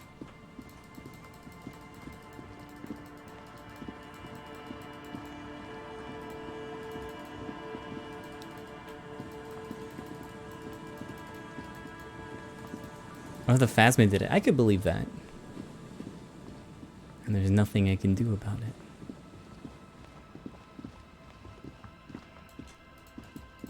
Hold on, I gotta check this. I said I would.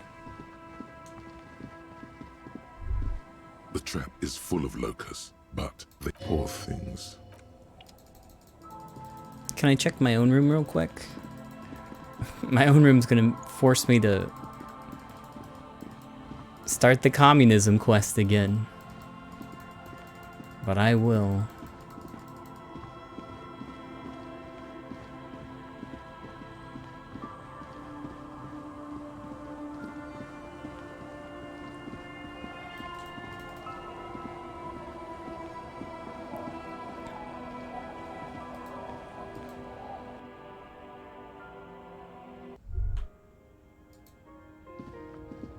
Oh, hold on. As you look at the floorboards in this corner of the shack, it's clear one of them isn't quite level with the others. The edge of a floorboard next to it looks scratched. Hooray, visual calculus. Move the board. Hollow space underneath the floorboards is dark and damp. You can barely make out the mixture of sand and sawdust below. Search through it. You stick your hand in and start combing through the sand. Dry, not like outside. Fine dust.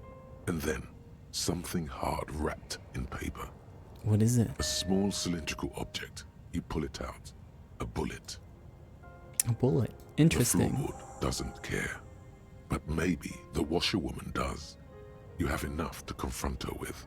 Holding the bullet, you get the feeling this isn't ammunition against you. It's for herself.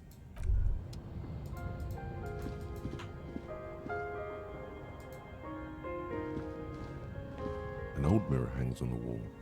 You see the...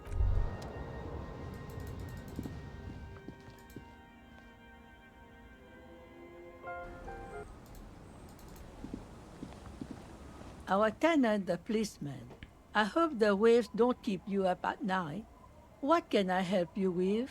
Why was there a bullet under your floorboards of your shack? Damn that girl. A bullet? The lieutenant turns to you and gives you a little nod, and then turns to the washerwoman. You didn't put it there, did you? She did. Gone and hid things in there? She's usually a good tenant, and not a stupid one either. You rented the room to her? Yes. I let my room to that Ruby girl.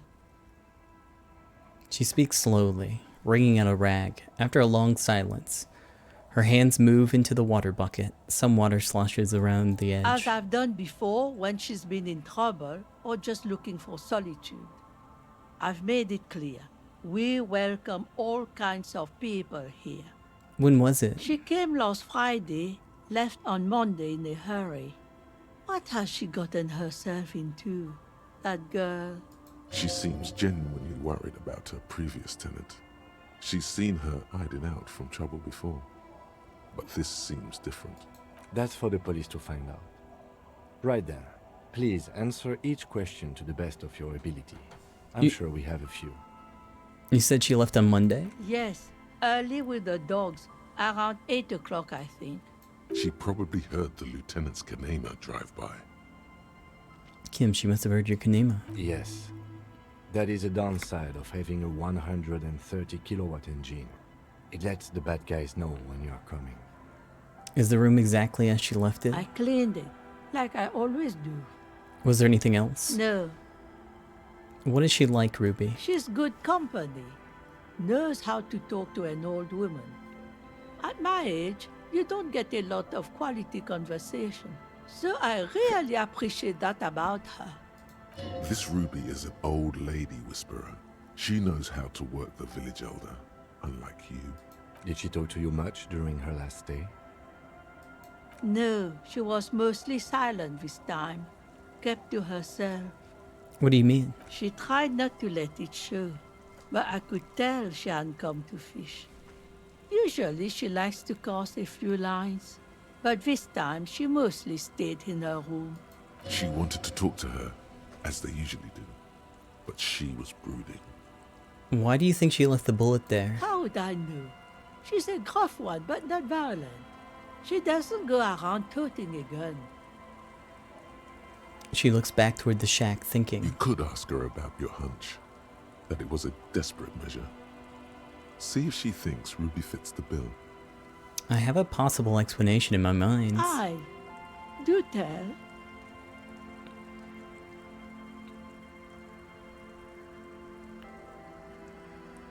It's an exit plan. Exit from what? Her life. The lieutenant stops writing for a moment. He looks at you, then at the old woman. No, she's a fighter. I heard she was a heavy drinker with anger issues. You ever witnessed that kind of behavior? Nothing of the sort. Sure, she was no stranger to the bottle. She fit in that way. But I only knew her to have a beer on the beach while watching the sunset. The sun sets for everyone. She isn't what you call a drunk. Even offered me some from time to time. Said it was part of the communal life. But I never saw her lose control of herself the way some people do. Did she have any technical equipment with her? Like radio stuff? Not that I know of, though she was into nice music. She once showed me a few mixtape millions she'd made. She brushes her forehead with the back of her hand. Water drips to the ground. Although I guess she was pretty handy with the mechanical and technical stuff. Even fixed the heater in the shack. You should be thankful for that. She may simply have kept the equipment elsewhere. Hey, where'd she go? I don't know. Further up the coast. She tried to leave quietly, but the hinges on that door screeched like a cat in heat. Woke me up. I heard her rushing in those heavy boots, heading up north. It's a peninsula. She might be trapped. You'll never find her, you know. She knows the coast like the back of her hand.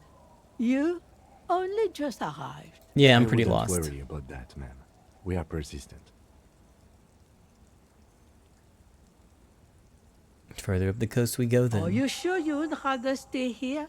Get a nice cozy fire going in the heater? Seems like a better idea to me. The Feld electric mural. You feel like you should go look at it again. Step closer this time. One thing, officer. If you do find her, please go easy on her. She looks around. The air's getting colder. She really means it. It's an honest plea. She's a good girl. Whatever she's gotten herself mixed up in. Okay.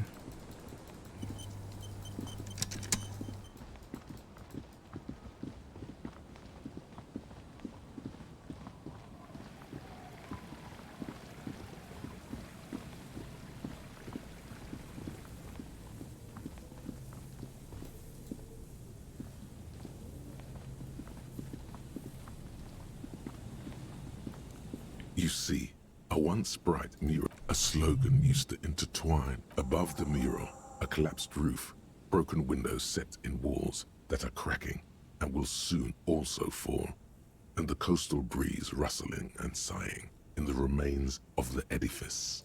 There's something in the wind. Sometimes the only way to go forward is to fail first. Why do I feel like I know this place? Indeed. Somehow you knew it was here. An urban ruin gutted by looters that once used to consume money and dispense warmth and light. You felt it before when it rained in Martinez, and you felt the cold of the rain.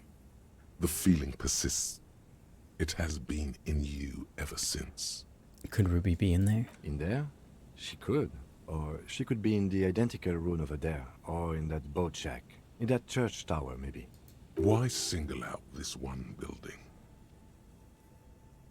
I found the empty trap, heard Lena's true story, reconstructed the execution, made the awful call, confronted the pigs, established the nightclub, discovered the anomaly, death notification, found the jacket.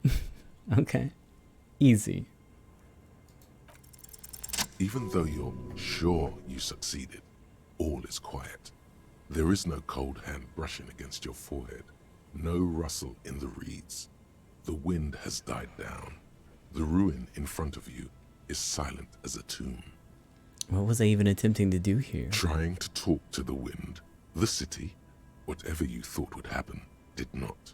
And now you're just standing there with your hands fallen to your side. Is trying to talk to the city something you've done before? Is it in your secret repertoire? A trick for when you're out of ideas? A prayer of sorts. To Revachol. She could be anywhere. How do we find her? How do we? I was really hoping she'd be in the village. Okay. She's probably north of the village, and this place is a peninsula. We already scanned most of the outdoor areas on our wild cryptid hunt, so we have an understanding of the geography, at least. And then there's the church. We've already searched that and can rule it out. I know it doesn't feel like progress, but exclusion is a step too. Anyway, we do it the old-fashioned way, sector by sector. Go over the whole peninsula, ask the locals, enter the places where we can enter first, like we did in the village. And what if that fails? If we don't find her? Then, if we're desperate, we can look where we can't enter. Bunkers, storm drainage, this place. I'm sure it won't come to that. Walk the coast, the old boardwalk, the reeds. You can always come back here and talk to the wind again. An adventure awaits. An adventure on the windswept urban coast. Or I could listen to the wind again. Suddenly, there's a sigh, carried on the molecules around you, moving, flowing from high pressure to low pressure, like that of a woman emptying her lungs.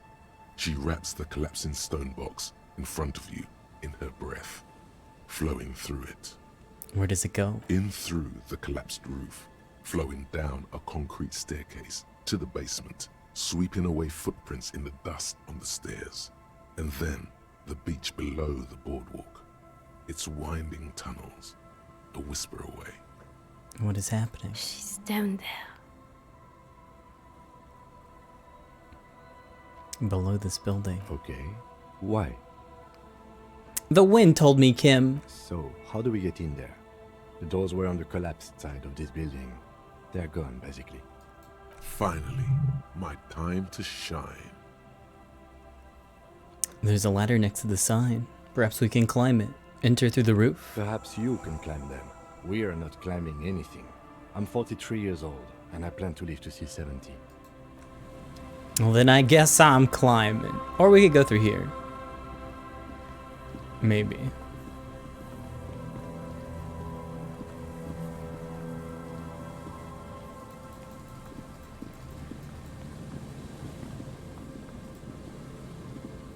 An old pipe peeks out from beneath the rotten boards of the boardwalk. Could this be an alternative path into the fell building? A building like this must have multiple doors serving various functions. Perhaps a basement access. Come closer and look in. Your eyes slowly begin to adjust to the darkness inside the drainage pipe. The lieutenant looks over your shoulder. What's in there? A thin layer of snow gleams inside the pipe. Okay, what else? As your eyes adjust, you see some trash. Crumpled up newspapers, cigarette butts. Someone has half-heartedly spray-painted skulls on the right side. And nothing. Broken glass from bottles thrown against the walls of the pipe. A syringe. Could we get into the felled building through this pipe? Given that this isn't a martial arts thriller, it's highly unlikely, and not without risk to our health either. However, the pipe suggests there may be an entrance to the basement around. The lieutenant pushes aside the reeds and looks around. The lieutenant's face lights up.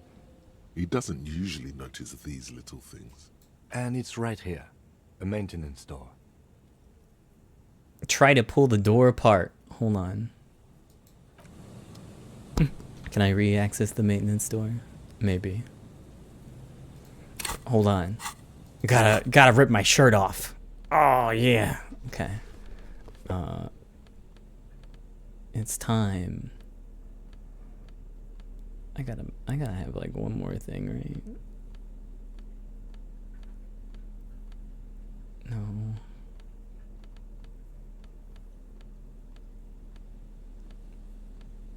Oh, it's interfacing.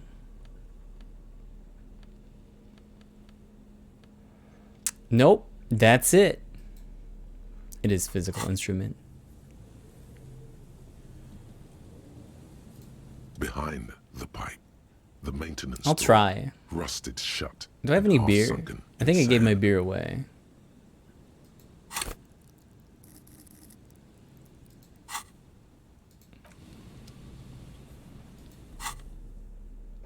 The tank top won't do me any good because I have +2 physical instrument when I don't have my shirt on.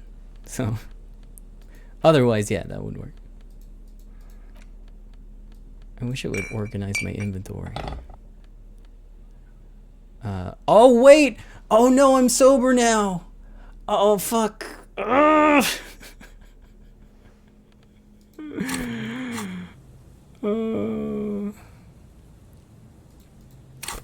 Do I have a minus to it?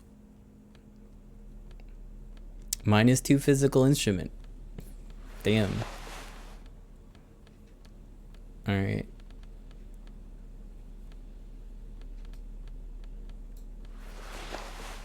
I took off my ankle weights. I'm ready to go now.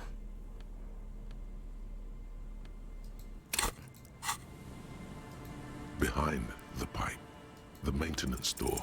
You and the lieutenant hold your weight into pushing them forward. Almost a crit failure. But you're not quite synchronizing your efforts. They slam shut again before you can enter. Let's take a breather and try this again later. It's very tough. You know what? I'll put the point in.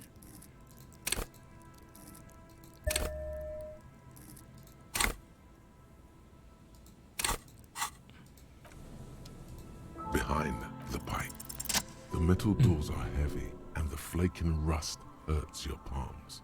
But together with the lieutenant, you manage to slide them open just enough to squeeze in. Good work.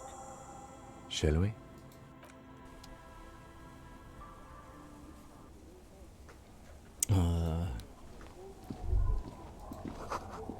You should take out your flashlight. That's a good idea. We'll do flashlight. And you know what? Just in case, I'll hold my gun. When was the last time I saved? Right now. Right at this moment in time.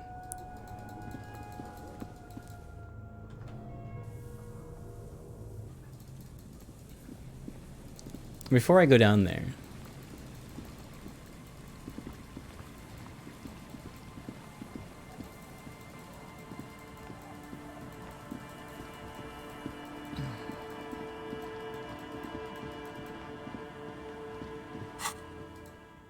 let me go back and buy some more drugs. I can't imagine I have much left to use my money on.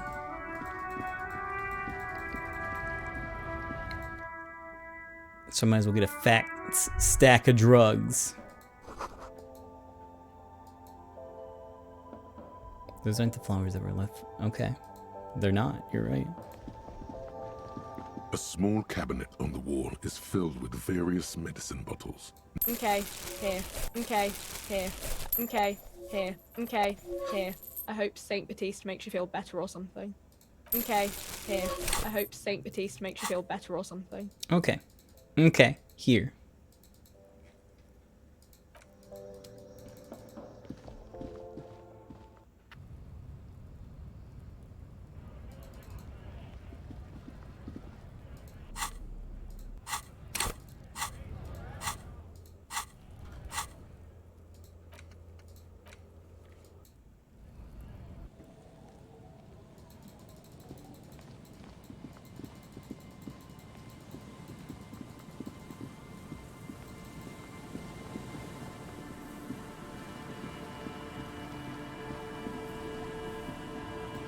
Alright, before I go in, give me just a minute. I'm gonna take a quick break. I'll be back.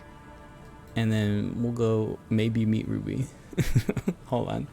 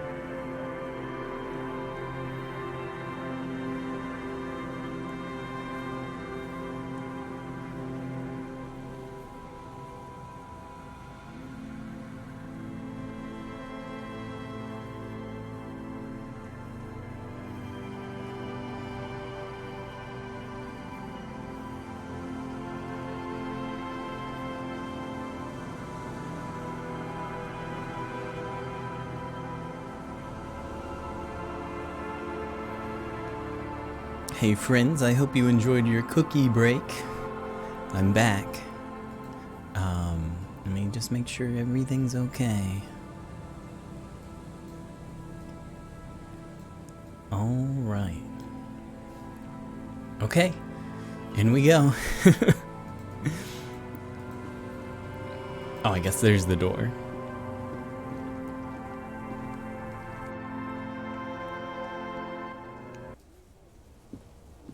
Whoa, rats! This overturned table is covered in orange mildew, crawling with something.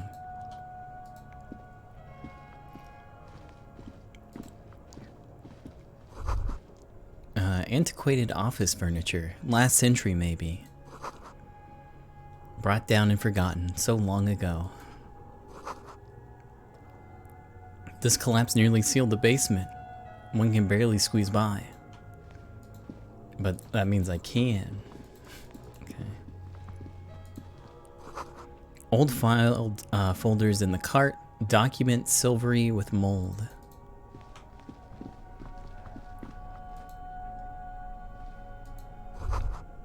A series of thick, dusty panes of glass. This isn't just glass. These are old computation components. These are computer components? Yes, filament memories. From the time when wires were cast in glass, slides with an inlaid nervous system. How'd they do that and why? The how was a closely guarded secret.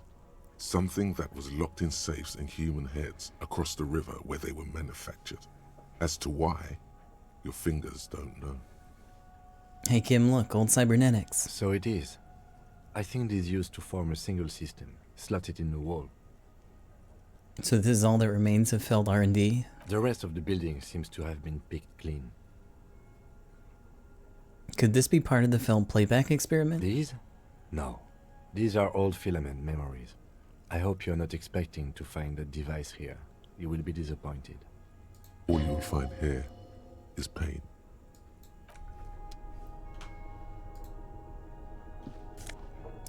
And also, this nice suit jacket.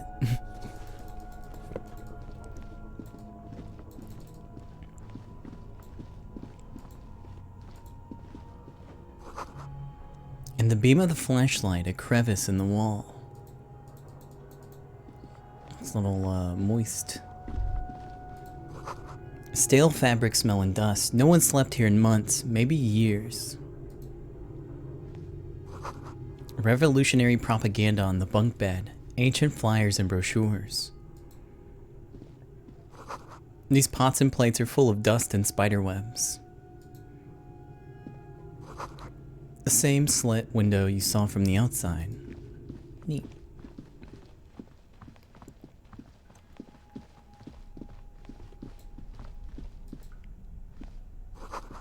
Boot prints in the sand.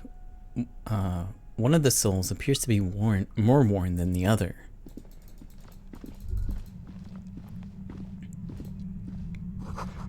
The tunnel collapsed. I'll have to find another way around. And there's something in the air. An unnatural buzzing.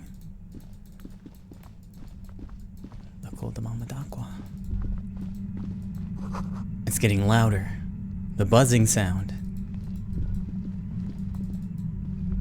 There it is again, like a swarm of hornets buzzing under your scalp. A strange tingling you can almost smell. Lieutenant, do you feel something? No. What do you mean? A ghost. A pain, a strange tingling. I don't feel it, but we should still be careful. There were footprints back there, and I'm pretty sure they were fresh. Hold on, you really don't feel anything? No, but you are the sensitive one. I saw them too, in the sand back there. Do you think it's our suspect? Possibly. If she's in here, we need to plan our next step carefully. What do you mean? Once we detain a credible suspect, who knows what the Union and the Wild Pines will do? We'll set in motion events we have no control over. You will upset the balance of power in Martinez. The deadlock between the company and the Union will destabilize. Keep calm. Go over the whole situation in detail.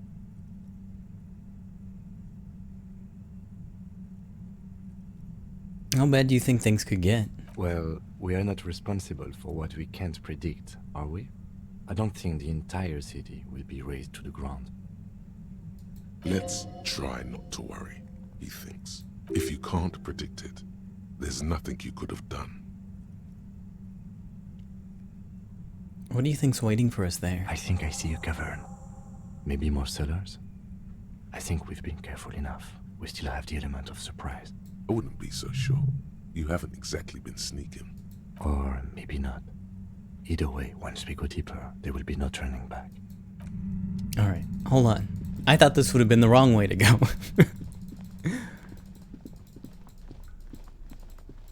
I'm more curious about what's on the roof.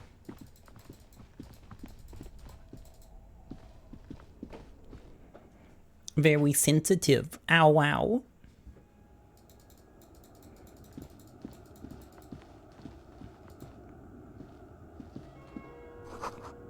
The glass is covered with grime and dust. You can barely see out. Oh yeah, another postcard.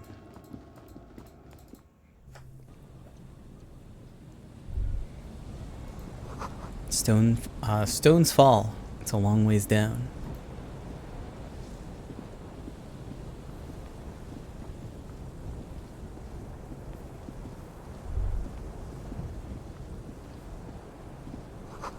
The central support beam has been destroyed by artillery fire.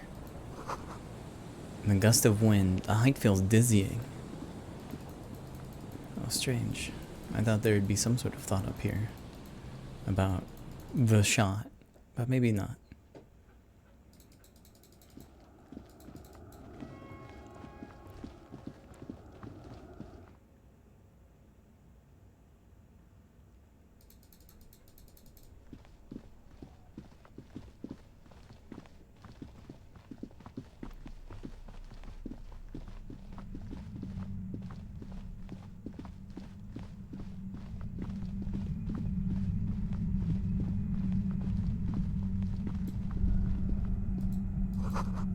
A concrete pipe buried in sand and dust.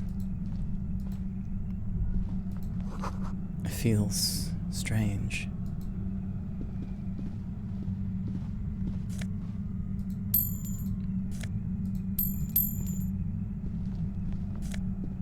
Oh. Polar anorak. +1 composure and +1 shivers. That's a nice jacket. That I'll never be allowed to put on. Suddenly, your entire body is paralyzed. Aggressive white noise fills your skull. A strange pain, like you've never felt before. Through the static, you hear a woman's voice. It's like 1,000 radio stations are being blasted into your head all at once. But her words are the only ones you can make out. I know you're feeling pretty uncomfortable right now. Don't move too much or fight it. That'll just make it worse. Can't say it's a pleasure, officer. I was really hoping not to make your acquaintance. But here we are. The voice coming through the whirlwind of pain is not malicious. She doesn't want to hurt you, but she has to. Doesn't wish to hurt you. Not according to your ear canals. Wait, no, not even your ear canals. This is going directly into your neural pathways.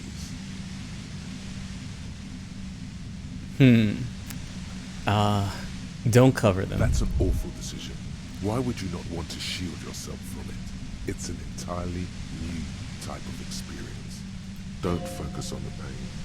Focus on doing your job. Tell her she's under arrest. What's happening to me? I'm using a pale latitude compressor. You and your partner have been caught in its field. The explosion of static you're hearing.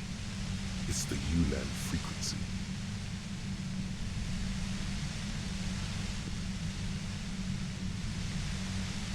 I saw your equations. It's the ULAN frequency. Saw my equations? You've been sniffing through my lorry, right? I expected as much. I am a bit surprised you knew what you were looking at.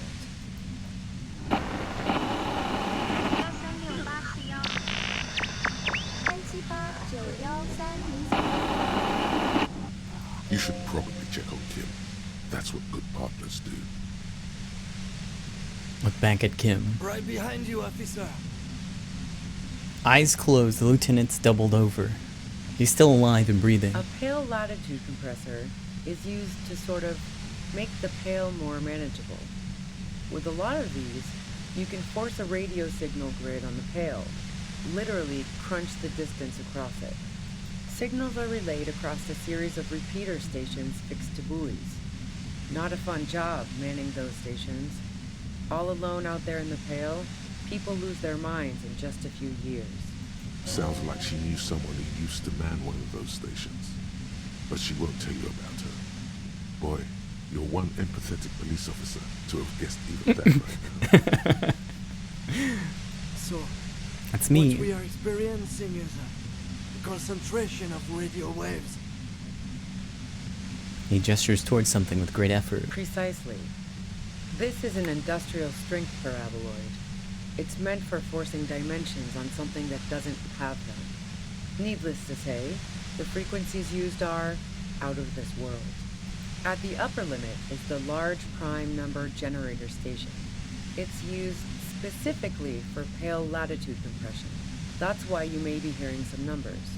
But you might also hear, or think you're hearing, local radio chatter. She's been holed up in here for a while with no one to talk to. Keep her talking, and you just might get an opportunity to break you loose. How'd you get your hands on this thing? I built it myself. She nods towards her torture device. That's illegal. I'm guessing it's patented. But we are beyond that, aren't we? Oh yeah. Way beyond. Have you experienced the compressor yourself? Yeah, I stuck my head in there before using it on you. It seemed like the ethical thing to do. Can't say that I enjoyed it. The field was weaker, but I can imagine what you're going through. Will I stay like this forever? No. Once I shut down the compressor, the pain will end. It may take a few minutes for you to steady yourself, though. It's a bit like waking out of a very confusing dream.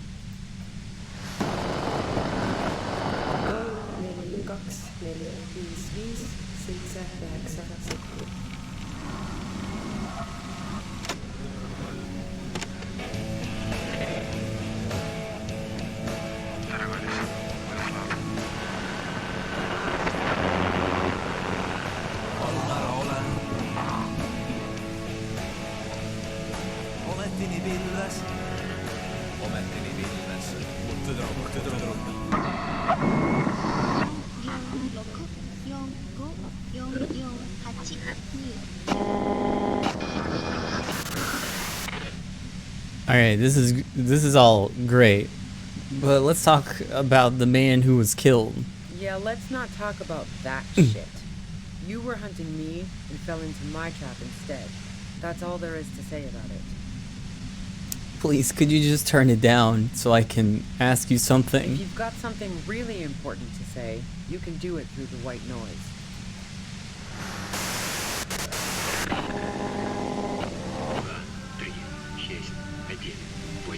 You're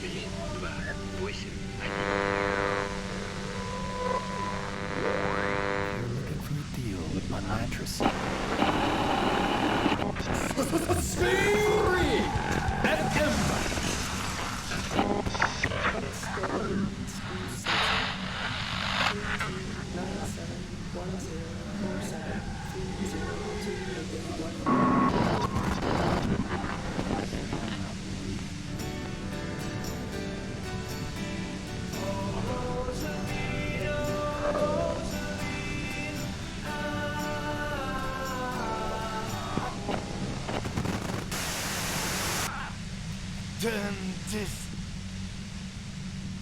The lieutenant clenches his head, grimacing.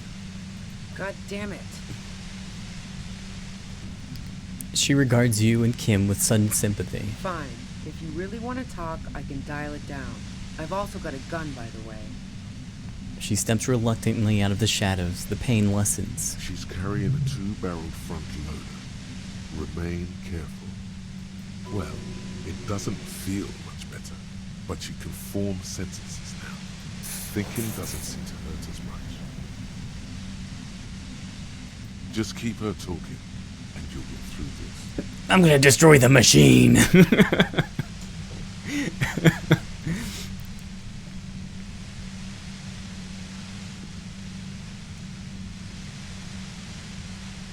It's a red check too. I bet that's gonna hurt if I fuck it up.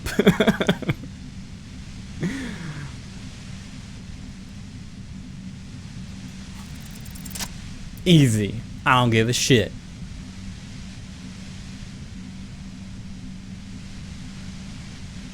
Yeah. I love the pain. You did it. The compressor lies broken on its side. It's quiet in your head again. It still hurts like hell, but... You okay, Kim? All good, officer. Be careful. She looks at the machine, assessing the damage. Her hand trembles. Oh, fuck it. Wait, hold on. Oh, I didn't even... Whoa, whoa, whoa, whoa, whoa, whoa, whoa, whoa, whoa, whoa. Oh, you're fucking dead, huh? Oh, oof. Uh-oh. I should have asked first.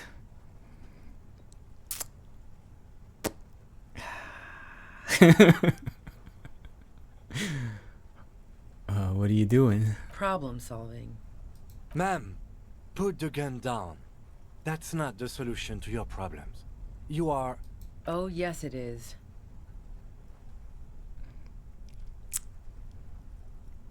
I could try. I could try. Hey. Hey. Come on. You should know the words to say. You've been here yourself. So why is it not coming to you? Why am I standing here like an idiot? Because you've been going around pointing a gun at yourself, trying to answer the same question in vain. Her finger squeezes the trigger now. But she doesn't deserve to die like this. No, wait. Finally, it comes to you. A way to connect with her.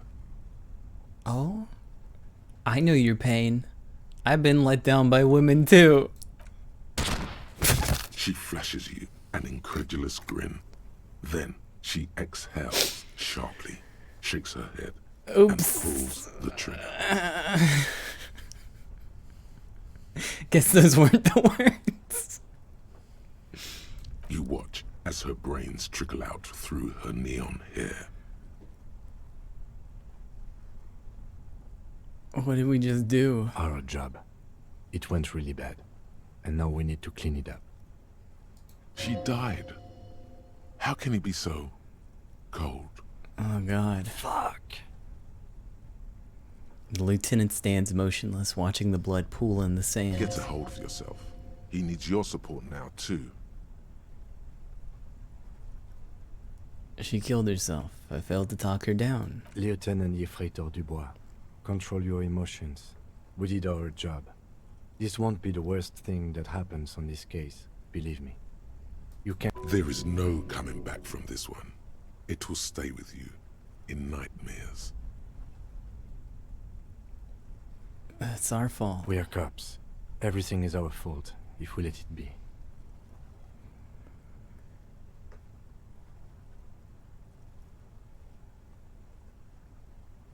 Okay. What do we do now? We clean up. It may take days for processing to pick up her body. We need to move it somewhere. That tent there. He's, okay. Hey, whoa, wait, you saying you don't need this gun? Yoink. Hell yeah, brother. Hell yeah. One in each hand, baby. Maybe it's alright.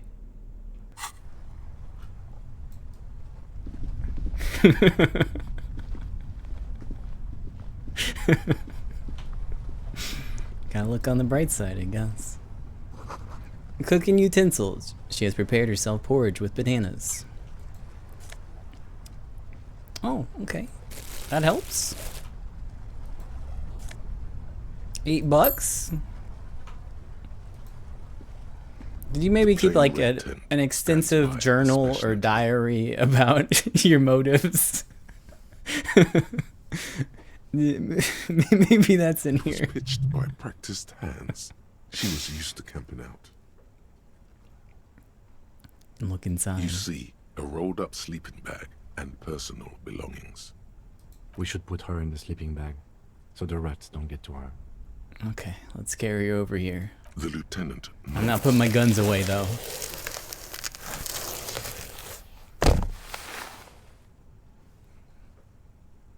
There she lies, cocooned in the sleeping bag, surrounded by empty cigarette packs, books, and half-read magazines.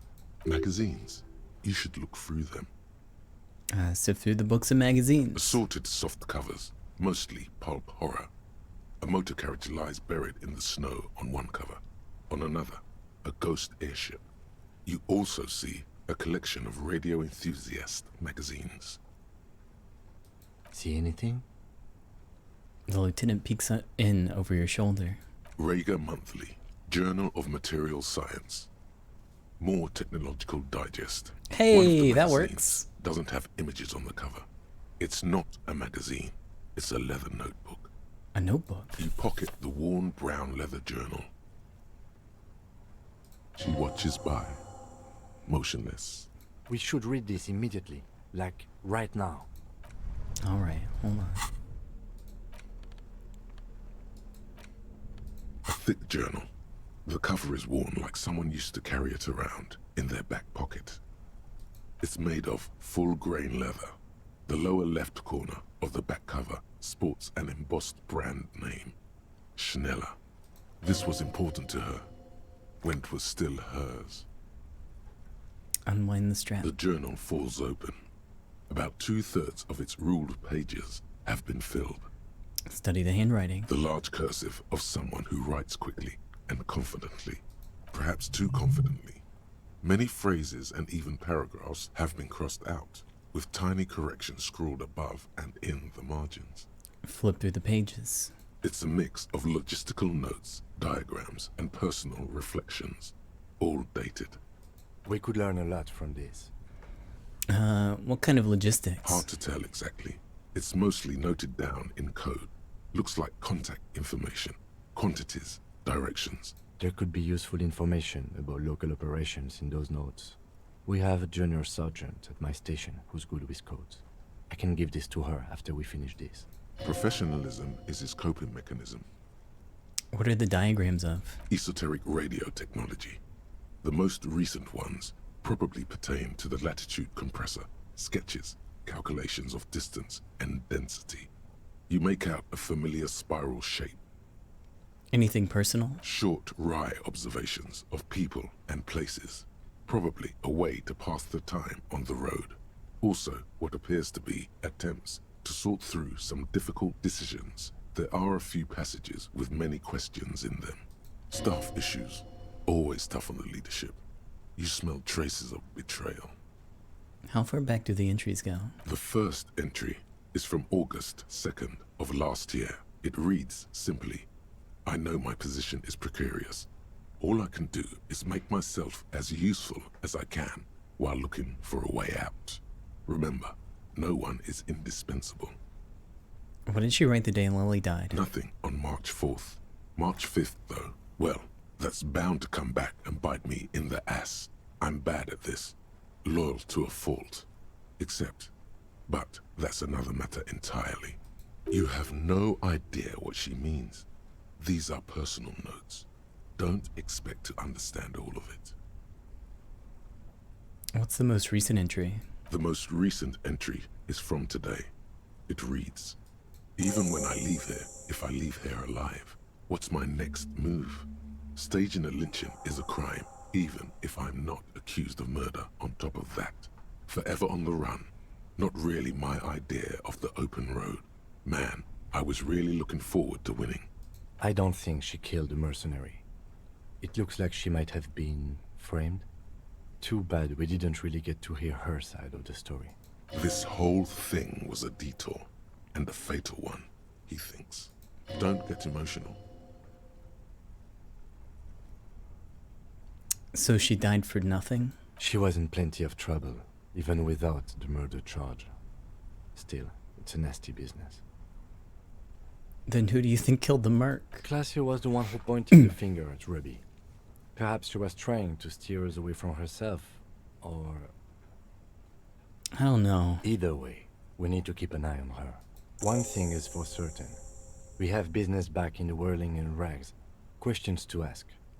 We should get to it. Something tells you you should be extra careful from now on. Well, I got 2 guns now, so that's extra careful, I think. We should be good. Yeehaw! Hopefully I can get through here without a flashlight. I refuse to put my guns away.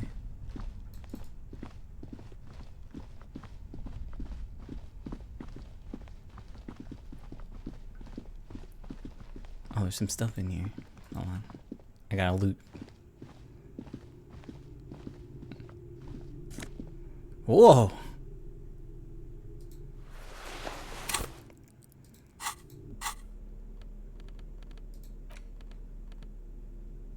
Mazovian socioeconomics.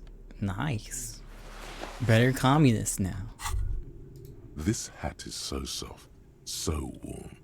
It wraps around your head, and your mind tingles with all manner of socio-economic theory. This is a Nushanka, right? Kraz Mazov would have worn this Yushenka. Mazov knew where to cook those thoughts. That's why it bears a Mazovian logo. Glory to the revolution, comrade. Whether you like it or not, wearing this hat has made you more communist. Cool. Like how much more? A lot more.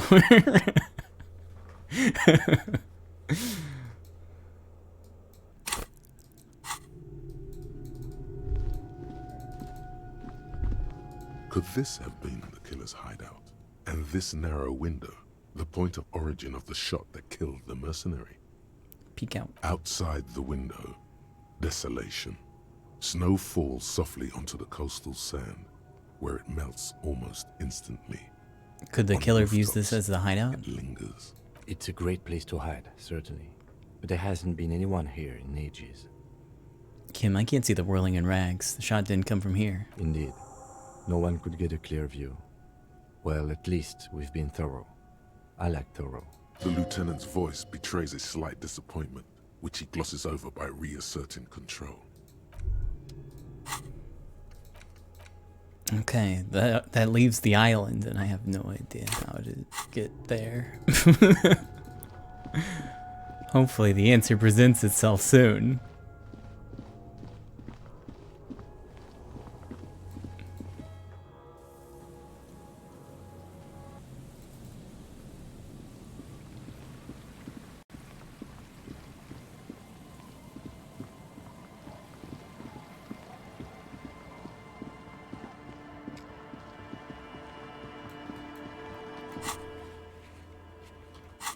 Oh.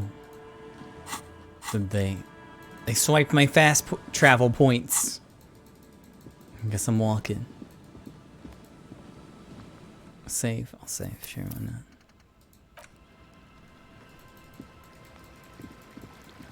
You think I'm a save scummer? I think I'm gonna scum the save?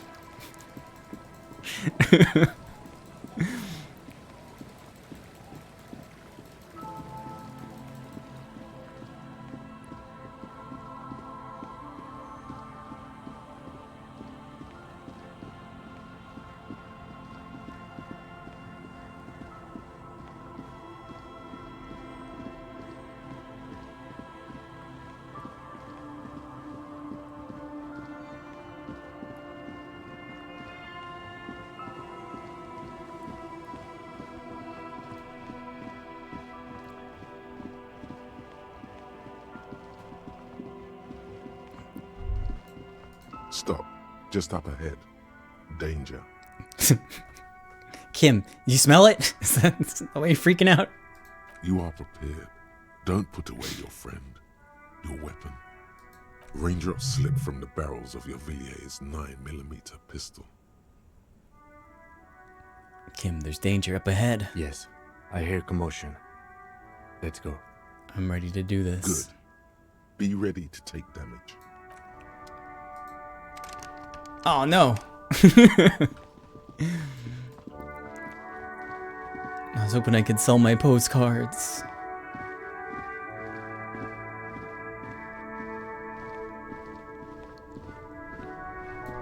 Oh wait, this is a good idea. Hold on.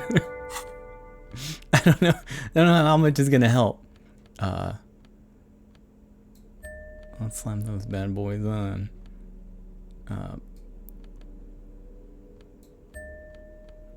Okay.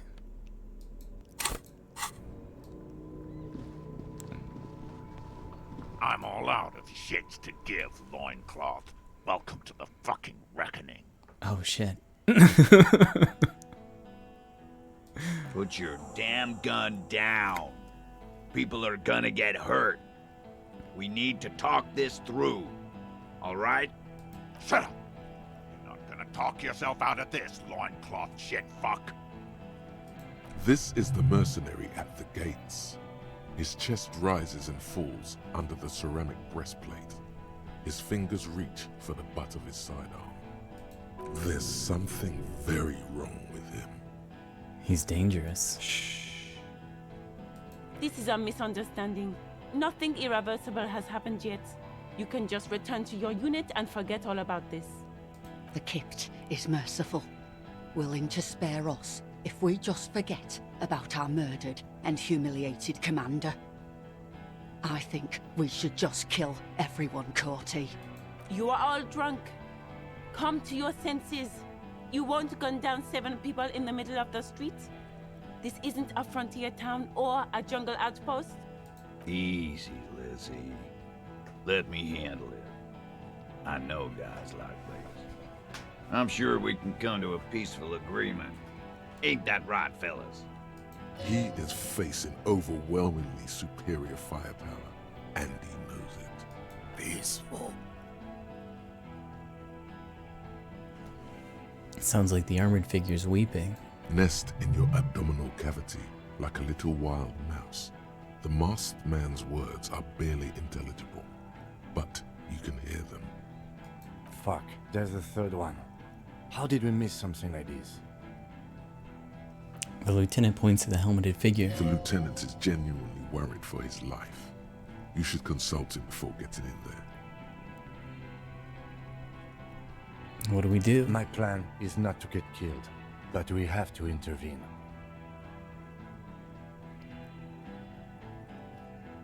Let's walk away for now. Hey. We're out of time. This is... Mercenary Tribunal. The big one's the mercenary at the gates. If this turns into a firefight, we should take him out first. Alright. Stop! This is the police! Hey guys. Get lost, comedian. You cops had your chance. Oh, I got my lame glasses on. For some justice. He licks his lips, waving his gun at the crowd. Losing his balance for a moment, he staggers backwards. I think he's calmed down a bit. No, he didn't. He's about to open fire.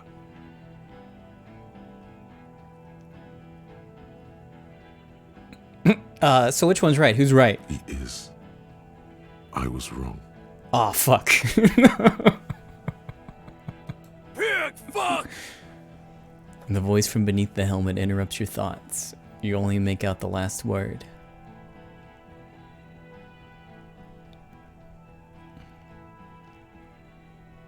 Easy now. No one needs to die here today. Oh, people are gonna die today. We're not leaving it like this. These tribals hung him up for everyone to see. No one is going to kill anyone.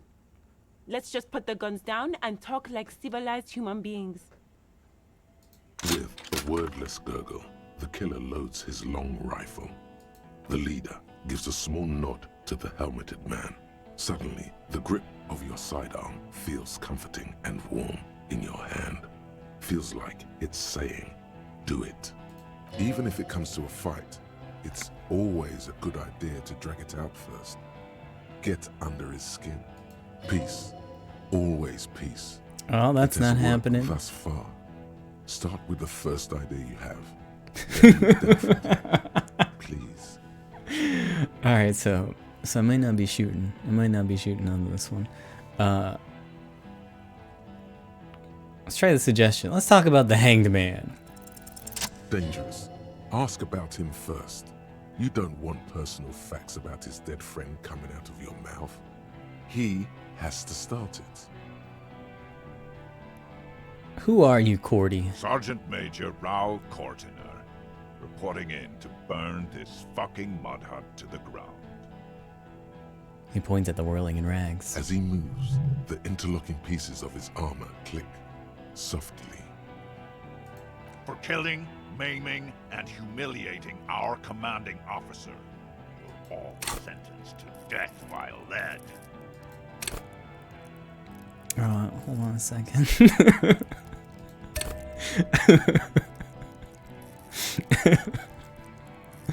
I don't think that rhetorics check is gonna happen, so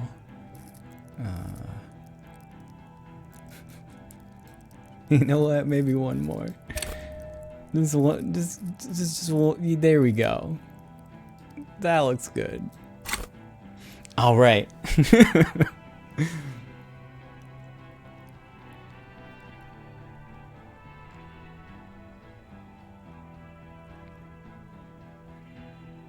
Listen, you're Lully. Everyone says good things about him. He was a talker. What do you mean, talker? We've heard testimony. People say he was charismatic, a nice guy to be around. Yeah, he liked to chat up the natives, share leaflets, squeeze a bit of kit ass here and there. Great fucking idea that turned out to be. If Laylee was here, he would spare the lot of you. Maybe shoot one for show. But me, I'm not a big fan of public affairs, Clay Monkey. I'll gun every one of you down for what you did. Ready to open fire, Major. At your command. This one isn't used to being suited this long. She's uncomfortable. We'll open fire just to hurry things along. He had blue eyes, didn't he? Your colonel. Baby blue, yeah. Like someone fucked up and put a baby's eyes on a grown man. He smiles, pulling his face in a strange way. It was creepy, but bitches like that shit, I guess. Or, I don't know what bitches like. I just know how to mow down cloths. Your colonel didn't deserve to go out like that. I promise, I'll find his killer. Find his killer. Cop, his killer stands right there, shitting his pants, and you're standing in the way, protecting them. I know what this tactic is, Silo Sam. You're gonna die for them. Right here. Today. This did nothing. You think you were onto something? You just wasted time. Please, act.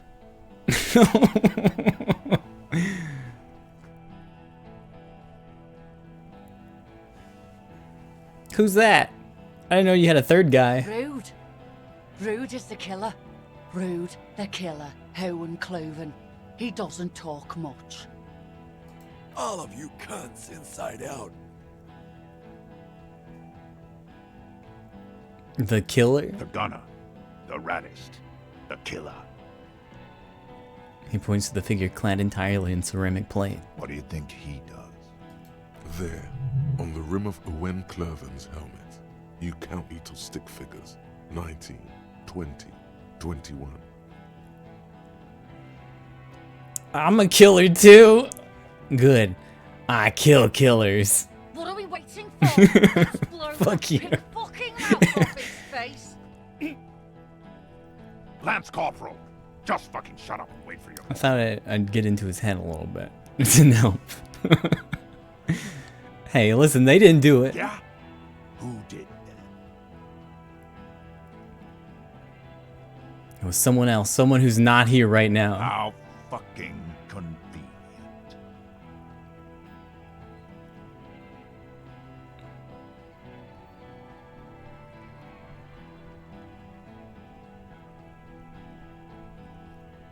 He was shot from a great distance. A sniper did it. You think I'm fucking stupid, cop? What if I just shot one of your pals here, right now? Huh? How about the kid? Tell me, the magic fucking sniper one more time. Listen, please.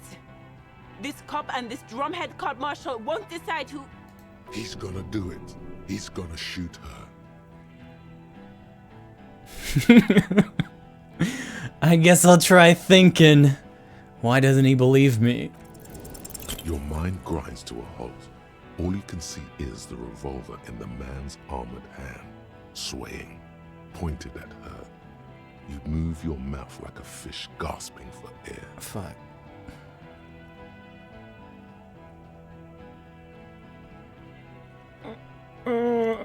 I'll kill you. Go away. Ah, fuck. Damn it. The shot rings in your ears, a low, tinny ring. Then the Hardy Boys yell something. I'm okay. I'm okay. The woman grabs her left side. She's down. Her white shirt soaks a blood red around her abdomen. She gasps for air. She's not. She's bleeding out. If she doesn't get help in 10 minutes, she'll die. Fuck this! The man starts pulling something out of his pocket. There's a coarse shuffle against something. Is it a gun? Gene! Cancel Lizzie! Now! Oh, that didn't help. Oh no! That made it even worse. What the fuck?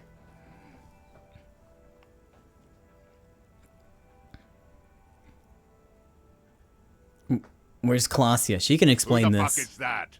Klasia, the woman upstairs. Where is she? She left! God damn it. What do you mean she left? She left! Her room's cleaned out! Right before these assholes showed up! We should have arrested her. The lieutenant whispers, his eyes still on the armed mercenaries. You can feel how upset he is with himself. Just for a second. Then the fear takes over and he's back in the moment. Hey, Bushman! Your little cunt isn't gonna help you out of this one! She's gone. Forget about it now. Concentrate on this.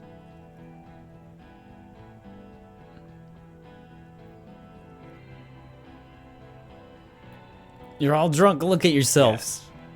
Yes. So what? Yeah? So what? You should be drunk too. Or, like, drunker.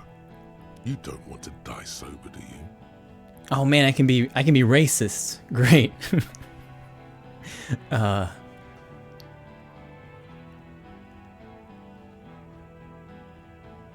don't need a drink right now. For God's sake, the gardener just got shot. Fucking horrible. A girl got shot. Because of you, only warm alcohol will help soothe the guilt. Shut up. Let him think. Too much is on the line. He's not gonna fuck it up because of you. I won't let you. Your judgment's impaired. You'll regret this. Nah, I'm clear as day. Fucking government-ordained super soldier. Enough already! What is this? We didn't come here to fucking chat! Interrupt me again and I will execute you on the spot, Lance Corporal. Oh, got them arguing helped. Alright. The Wild Pines rep doesn't approve of this. You think I care what that company cunt thinks? He laughs. It's a hollow laughter. He isn't just boasting. He really doesn't care. Back out of this now, or it'll get bad.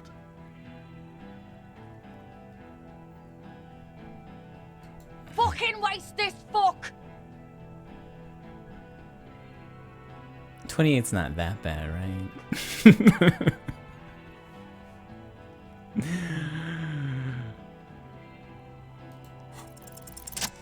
Oh, fuck!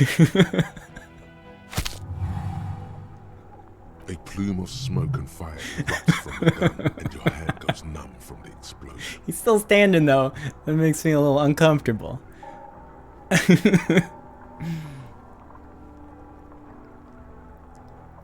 Look through the smoke rising from the barrel.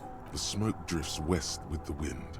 You hear the plaza erupt in violence, slow, like a waterfall in reverse. Look at Cordy. There is a hole in his cheek.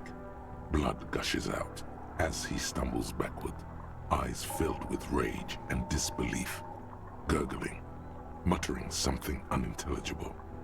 His lips, moving, swollen with fear, are trying to say, shoot him, shoot him. Alright. But he can't. I guess I die now.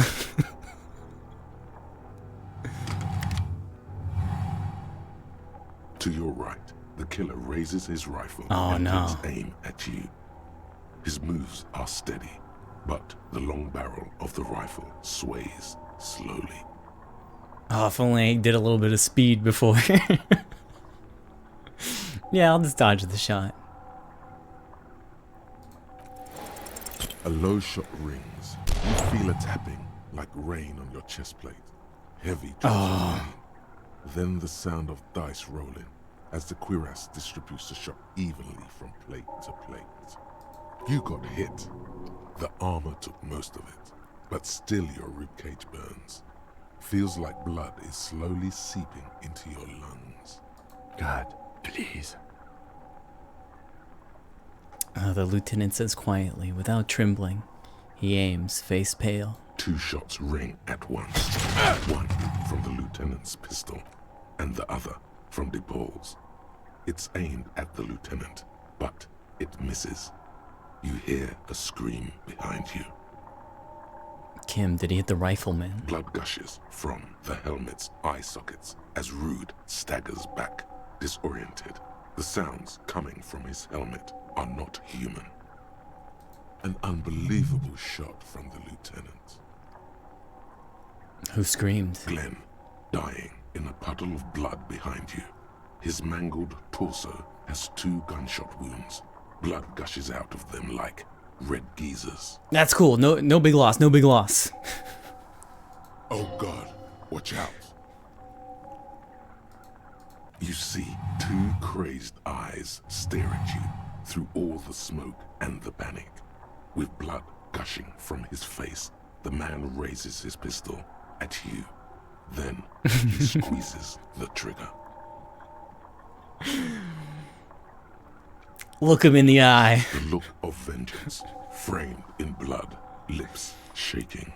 This is the last thing he'll do on Earth.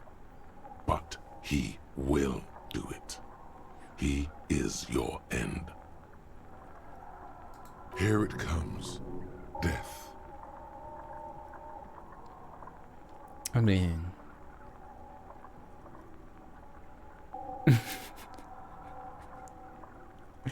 You know, I'm just gonna let it happen.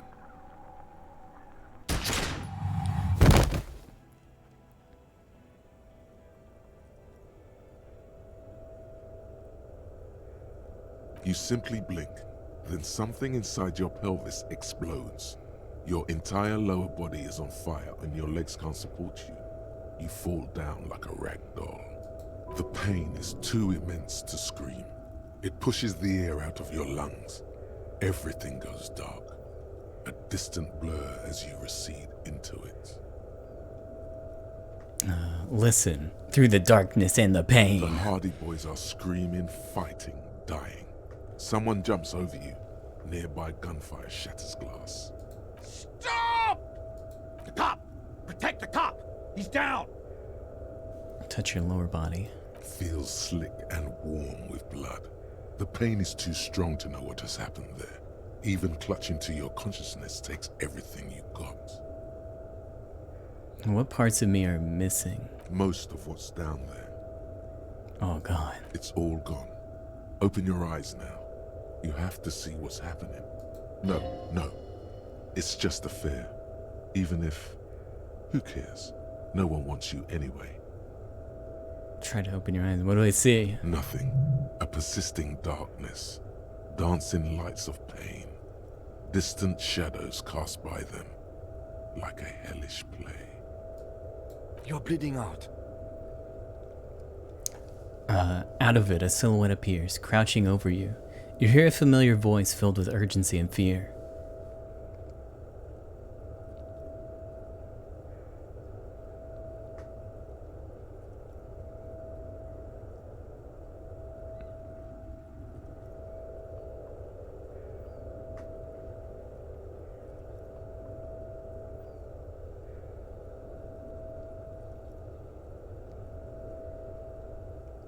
I won't be a sorry cop. As much as I want to.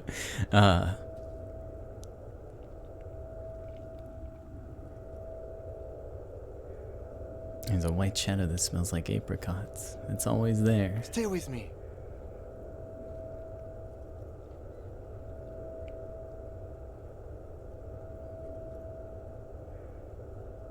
It said I have a vast soul. Do I have a vast soul? Yes, keep talking. You hear me? Stay awake. But you can't. It's so hard. Your eyelids grow heavy, and the sounds ever more distant. And a cold comes over you. The lieutenant, too, is somewhere far away, almost gone, when suddenly you sense something behind him, a slender white shadow towering. Someone stands there, raising her pistol at him. The lieutenant does not see it. He's pushing down on your wound with both hands. Well, of course. No, Kim. No, you say, and hand out your firearm to him. Your hand trembles, and your eyes are full of fear. That's all it takes. There is no room for hesitation. The lieutenant moves like a spring unloaded. He grabs the gun from your bloody hand and fires behind him. You hear a faint scream, a woman's. Then the sound disappears, like someone pressed stop on the tape. The woman is gone. So is Kim. Then the whole world. This is death. One more door, baby. One more door. Oh, will I be a ghost now? Brother, you already were a ghost.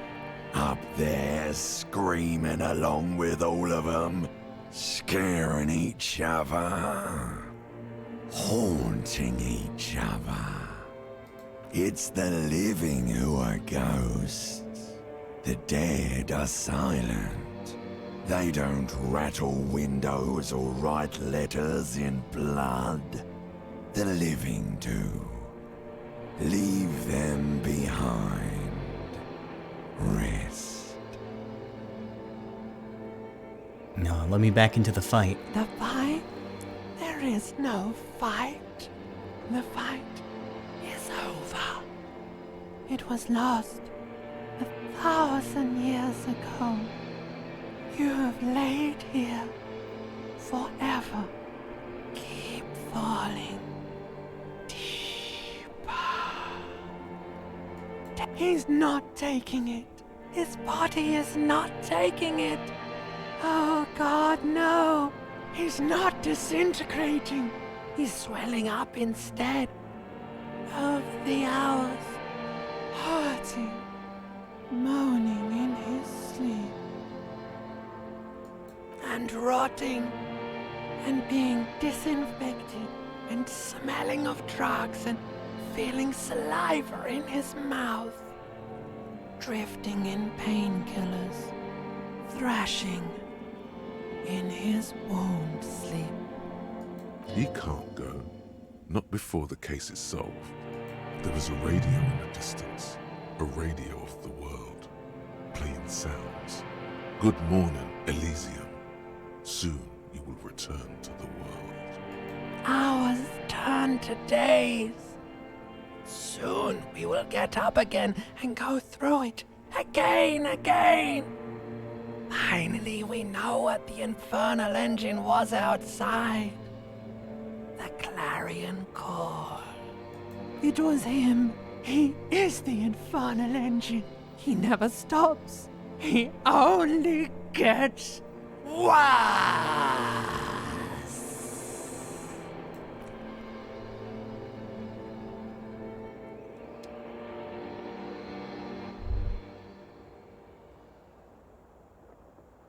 You see the lieutenant's familiar shape in the orange jacket. It turns double, then triple, from the pain.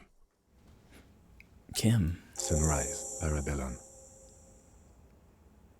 So the lieutenant says, he's in the middle of a freshly cleaned room, with the fan above his head like a halo. His face is covered in bruises. The piss jacket, Kim. You took it off? Yes. The joke wasn't funny anymore. I took it off. Oh. It's not ouch time yet. You just got the Dramamine pill an hour ago. Wait until it wears off. The room's clean. Mr. Gart cleaned it. It took him an entire day. How long have I been out? 2 days, in and out. You've been up enough to take Dramamine and curse. And drink water. What did you say? Sunrise? Sunrise parabellum. Sunrise, prepare for war. It's an old revolutionary saying. My gun, it's engraved on it. It served you well. Is it war today? The gates of the harbor are boarded up. The streets are a little more empty. Apocalyptic violence is yet to erupt, I am relieved to say. He looks out the window. I think we may have held it off, for now. Barely. Good. Yes, we have also completely failed. But that's okay. What happened? What happened? You shot the major in the face. A firefight ensued.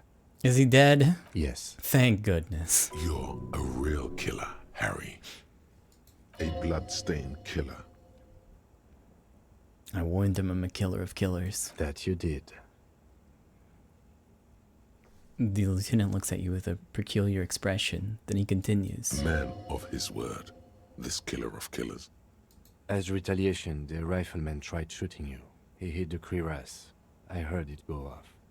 I was looking for a clear line of sight to him. He sounds a tiny bit sorry he did not find it before you got hit. I shot and wounded him, while Glenn took a bullet in the spine. It was meant for me. He did not survive. This is not the first person to die in his place. He goes on. Titus, Fat Angus, and Theo charged. Angus and Theo did not make it. They both died before they made it to intensive care. Titus survives. So do Alain and the musician. I forget his name. Eugene? Yes. He's still alive too. You were bleeding out by then. I think you said something about your wife, and you warned me. I was able to disarm one of them, the Pole, before she got a jump on me. Thank you. I killed her. And that's what happened.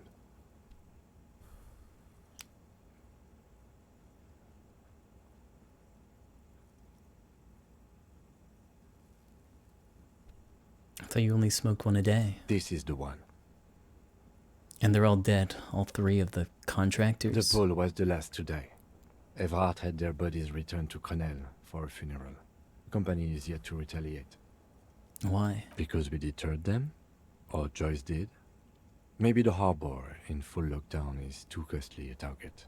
Or maybe... He breathed in the fumes, thinking. Maybe they are simply taking their time and will attack soon. I don't know. How many casualties on the Union side total? 5. Glenn, Theo, Shanky, and Angus. The fat one. He took a lot of bullets. There's a pause. And Elizabeth too. Elizabeth Beaufort was her name. The gardener. So, she didn't make it? No, she bled out before Everard's surgeon could help her. Everard sent his personal doctor, but a costly loss for the Union. She was being trained for leadership.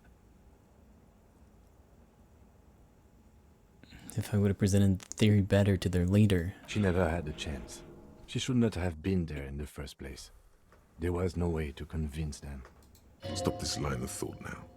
You're too broken for ghosts. And that's... all.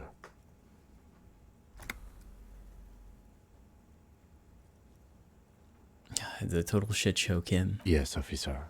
6 people are dead. It's not a success. 7 people. +1. Ruby. Oh. But what's done is done. The violence is cordoned off. The Hornets did not get into the beehive. The worst scenario has not materialized. Yet. And we are still alive. Both of us. His smoking. His hunched back. You have it worse. But he took a real beating. That cigarette has medicinal purposes. How bad am I hurt? Reasonably bad. You were shot in the left quadriceps. That's your thigh. It appears no major arteries were nicked. The bullet was removed and a bacterial infection treated with mercurochrome. The bruising in your shoulder is negligible. The armor took the brunt of the fire. Can I walk? We will see. If it's possible, then by pure willpower alone, you are going to have to become a psycho-locomotor. I am a psycho-locomotor. Good. You'll need to be. Whatever that is.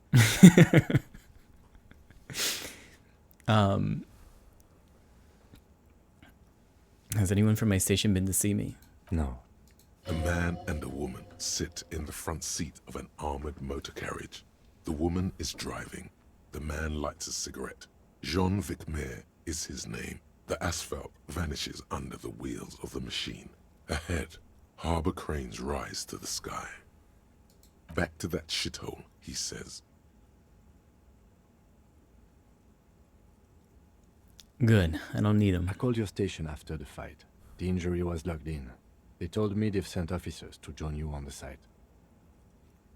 Oh, and you haven't seen any of them, have you? I'm sure they're worried about you. If not my station, then who treated me? I did. Thank you. No need. Are you hurt? Not very.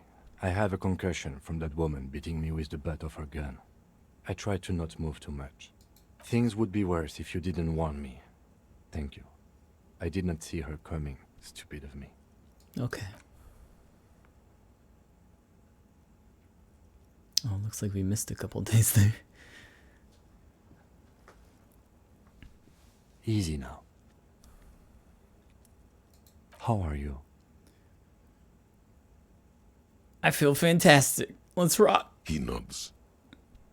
What happens now, Kim? I honestly don't know. Good, because I totally do. Do you? Because we can't talk to Everard. The harbor is in lockdown. Everyone in there is outside our grasp now. And Joyce has left too. Joyce is gone? Yes, she left yesterday morning.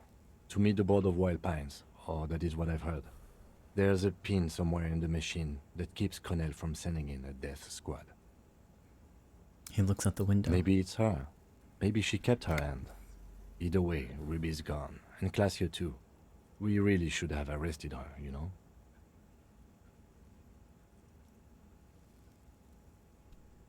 Who did it then, Kim?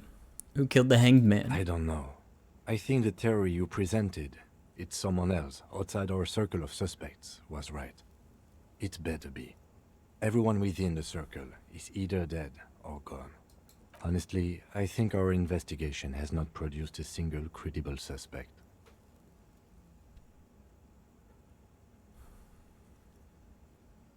There's still a 28% possibility the shot came from a distance. We should go upstairs, rethink the ballistics in situ.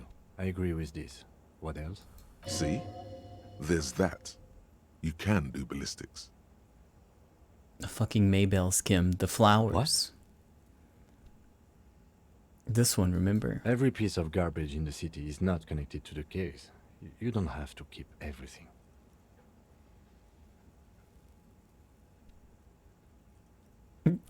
There are all these old bunkers and weapon caches. Revolutionary era. We could find thousands more if we wanted.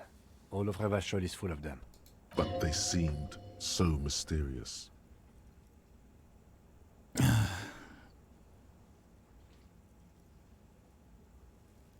just gonna say nothing. There's a little pause. He says nothing as well.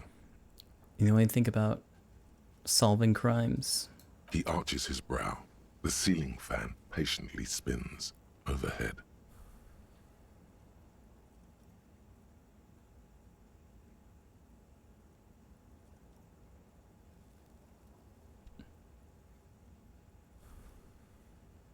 Actually, I want to talk more about this crime. I'm listening. No, never mind. I'm ready to hear what you think about solving crimes now. It's almost impossible. It can feel that way sometimes, yes. He sounds surprisingly weary. That concussion must be making him dizzy. You're not ready to give up, are you? No. Are you ready to limp? Yeah, I'm ready. Good.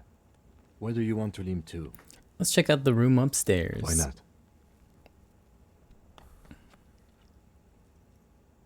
Another look at the window, perhaps? The one he was shot through. I don't know. I can't think of anything better. Rise and shine. Despite all the can't get away. I can't get away. Ah. The bathroom mirror has been wiped completely clean. You see the reflection of your face in the mirror, such as it is. Hold on, I'm about to fix this Irregular, thing. clean-shaven. I'm never getting back in this room ever again.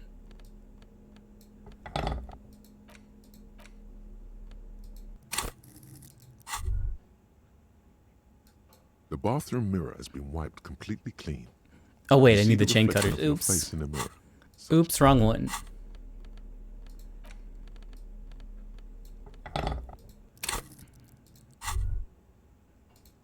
The bathroom mirror has been wiped Yeah. completely clean.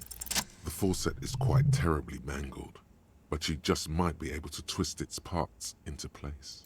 You handle the chain cutters deftly, applying just enough pressure. The faucet regains a recognizable shape. The steam stops. Told you that you needed those chain cutters. Everything is connected. Everything has a purpose. The mirror begins to clear slowly without you having to wipe it. I don't think I'll ever have enough encyclopedia.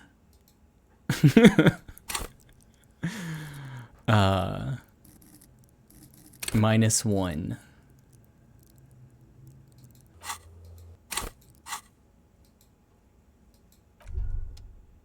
What's this one? Rise and shine. No, wrong despite- one. Uh-oh. Purple. Look, the door's open. Oh, cool. Rise and shine, comrade. Please fuck Despite off. all- Uh-oh.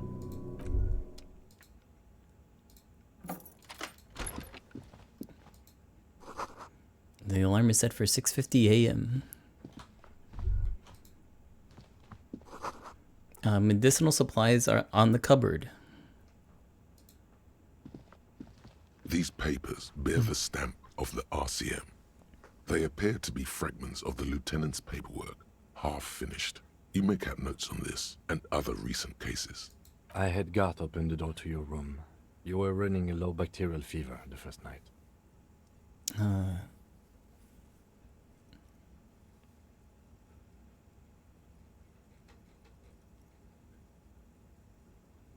Hey, thank you for keeping this thing alive a little longer. It would have been easy were it not for my concussion. We both got lucky, considering the odds we faced. Let's go. Oh, I'm still a sorry cop. I'm still a sorry cop. I'm not allowed to leave this way.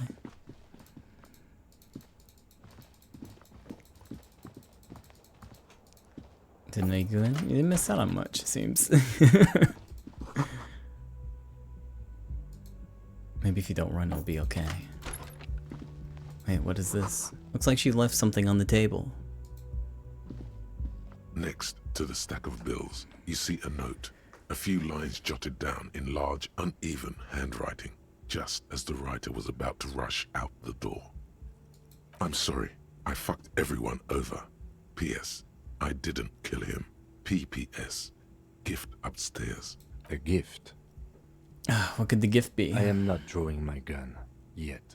But I don't like gifts. He says he's not, but his hand moves instinctively toward his holster as he studies the note. Just don't walk into another radio trap, okay? Relax. Not everyone is out to trap you. Seems she left in a hurry. It's hardly surprising. You look at her rough, jagged handwriting on the note. She was in a rush, but not panicked. Deliberate. Focused.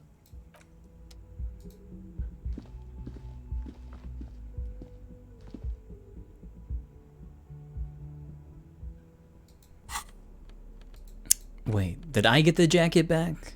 No. Didn't even give me the jacket. Shoot.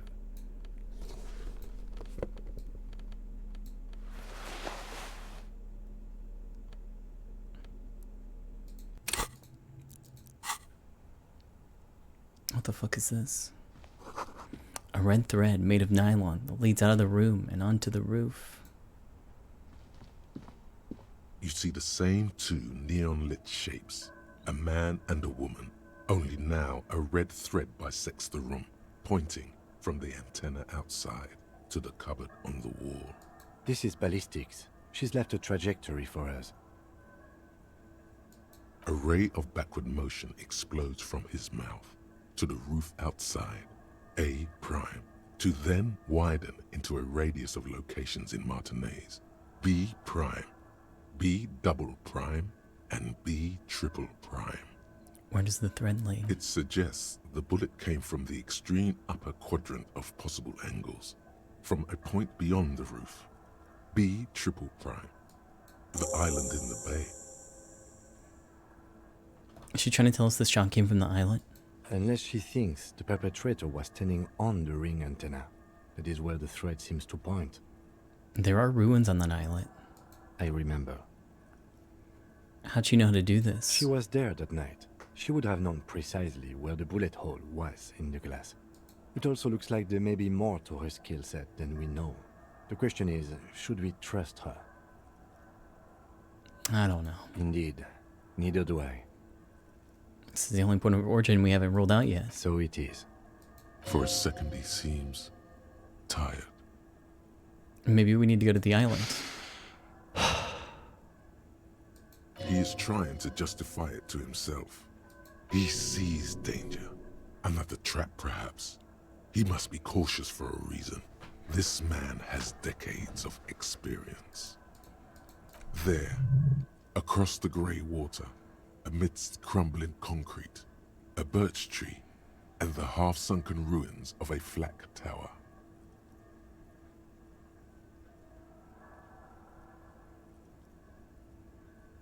I don't have anything to say. This is just something we have to do, Kim. I understand. He will. He has it in him. You're not afraid, are you? No, I just don't want to walk into another embarrassment. I am a creature of pride, you see. I'm afraid of becoming a joke. It's not something he's proud of, but that's the way it is. Kim, let's go to that fucking island. Okay, let's go to the fucking island. How do we get there? Joyce Messier had a sloop, but she's gone. Lillian, the net picker. She's tarring her boat. Ah, yes, of course. The village. Let's go. Hell yeah.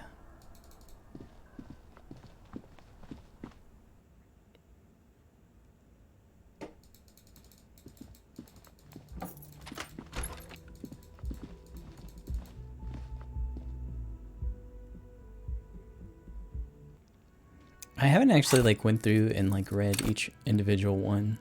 I for the most part it's like anger, intimidation, fear.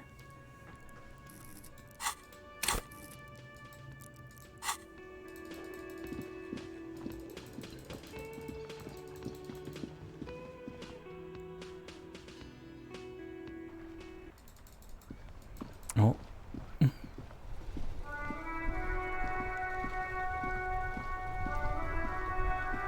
The graffito has been painted over the traces of the fight that took place here. It smells of blood and heavy fuel oil. This was Cindy the Skull. Looks like Cindy the Skull finally found the words for a masterpiece. The lieutenant crouches, touching the fuel oil with his finger. Looks like it, yes. This is still fresh. It wasn't here yesterday. Oops, hold on a second. I'll just move out of frame real quick. Hold on. Inside, you see a set of steering levers, a radio microphone, a pull-out toolbox, and the soft glow of the fuel preheater gauge. Okay, sorry. I like accidentally clicked out of the game. Alright. Close the door. I'm gonna go check out something real quick.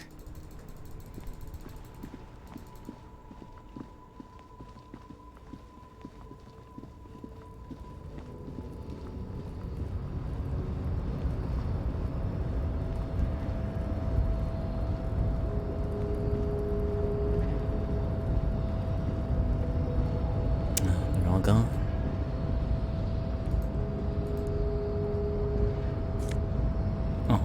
Some pennies. Great. Fantastic.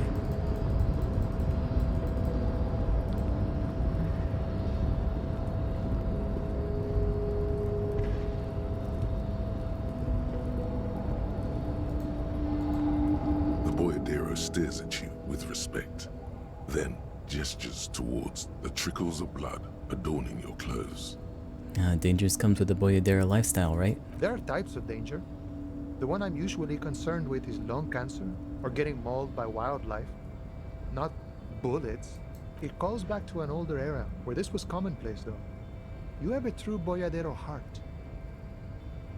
Right, so where is everyone? Hiding, gathering themselves. The harbor's in full lockdown, friend. What's gonna happen getting next? in or out. Time will tell. I'll tell Everard you dropped by. I'm sure he'll be glad. What will he be doing now? I'll be okay here, doing lookout.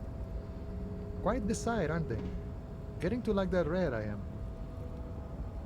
Don't worry about me. I live to alleviate the worries of our brothers. See if any insane killers turn up. Then I'll run. And live. I'm sure you'll do good. You know it, friend.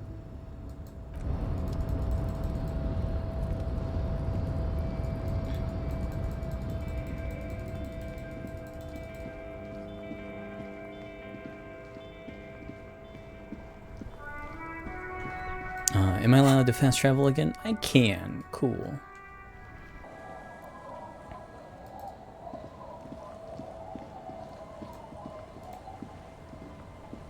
Officer, what happened? You're limping.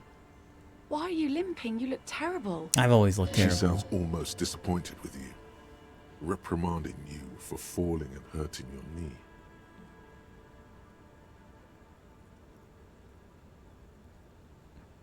You seem angry. Why? Look at you. You can barely walk. I got shot in the foot. It was pretty badass. You would have liked it. Is this from the shooting in town? We heard gunshots. Not that we don't hear gunshots all the time, but they were closer than usual. There was an exchange of fire on Rue de Saint-Guylaine. It's nothing to be worried about, madame. Yeah, I probably shouldn't say that one. I have questions. Of course. Can I help you with something? I need to get to the island. That won't be a problem. It's wind still and the tar just dried. We've got 2 days of relative sunshine ahead. Can we borrow your boat? If you promise to bring it back. And no scraping the hull. I just got it nice and yellow. And no drinking on the boat. And no joyriding either. Of course, ma'am. It's only for a day or two. Official police business. Aye. What if I want to rock? See, that makes me not want to let you skip. On a boat, rocking leads to capsizing. That there is an absolutely 100% Hey, Ali, free thank you so much for the resub. You got that? Thank you. We'll use your skiff to get there then. Please be conservative with the fuel, will you? Just filled her up, but it's a small tank. Yeah. Time to sink this bad boy. A skiff with a small steering engine in the back floats on the calm mirror of the sea. Its 2 seats are empty. The boat's belly is a shiny yellow color, industrial paint over fresh tar. You see it reflect off the water, along with the factory number, A72. Once you get in, that's it. One pull of the starter handle, and you're off into the bay. A strange trepidation comes over you. Are you sure you want to go now? Have you made all the necessary preparations? Closed all your accounts? Remember what the net picker said. It's a small tank. You won't be going back and forth on this. Yeah. You take the engine, Kim. I'll hold the boombox. What? How else are we gonna blast Sad FM on our way to the island? Fine. Let's blast Sad FM then. Alright. Get in and ride to the island.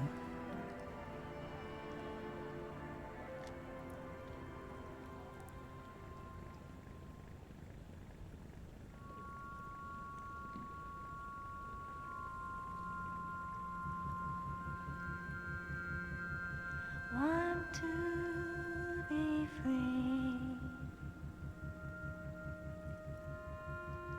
Want to be free.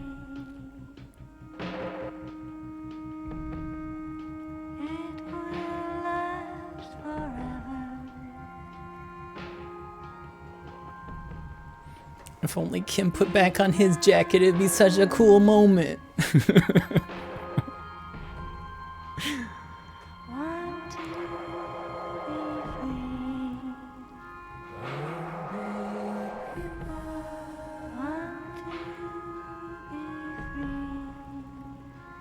Just T-posing up. That'd be pretty good too.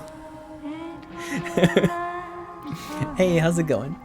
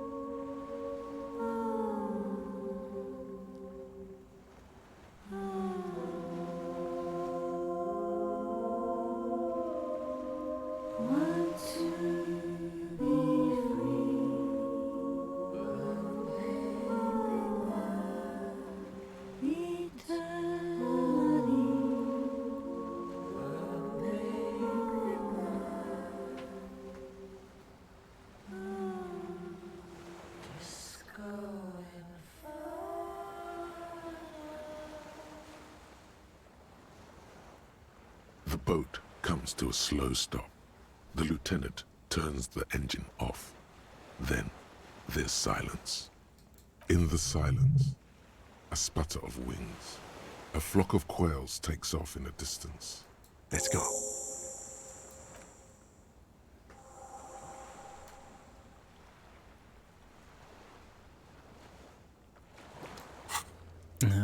Determine where the shot came from. Okay. Oh no, my opportunity to drink my spirits is gone. A makeshift bridge. The bombs are powerful enough to break the foundation.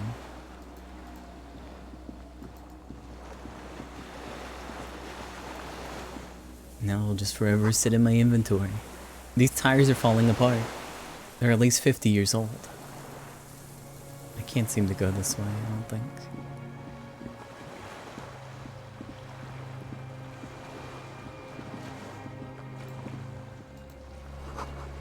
The rusted chain trails off into the ocean. It's okay, I'm sober now. There's a lingering trace of mazout in the air. Huh? Some fuel has leaked out of the barrel. Black, viscous. Attention, flammable.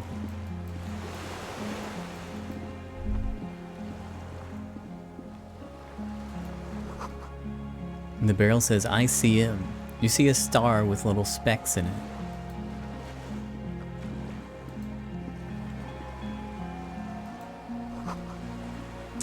The little birch from the coin-operated viewer, still holding on. No way to get up there. Stairs are gone.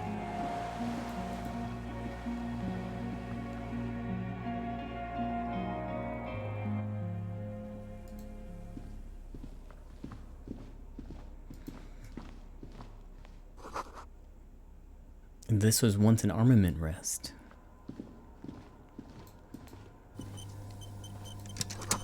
Careful, these stairs have collapsed. Oh, hold on. I gotta loot this. An An old cylindrical generator is nested above the ammo lift, with makeshift electrical wiring running out of its side and across the floor. The cables disappear into the wall to your right. The lieutenant puts his hand on the metal barrel, checking for warmth. It's cold now, but someone has been maintaining it. The wiring has been repaired. Pour fuel into the tank? The lieutenant assists you, holding the canister up to the fuel tank. Yeah, sure, why not? Dark brown, viscous fluid pours out, and the room fills with a chemical smell. Can you see if it's possible to save? There's a red starter switch. Can't save. At least right now. There's a red starter switch on the side of the cylinder and a start rope on the other side. The lieutenant flicks the switch. The recoil start wakes the old generator up. The machine sputters like an old warhorse before settling down to a rattle. That should do it. Where do these wires lead? Downstairs, somewhere. Tap on the side. The tank is far from full, but there should be enough inside to keep it going for a day.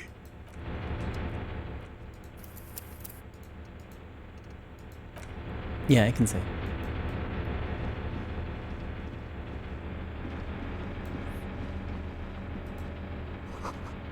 Books, mostly fantastique and historical fiction.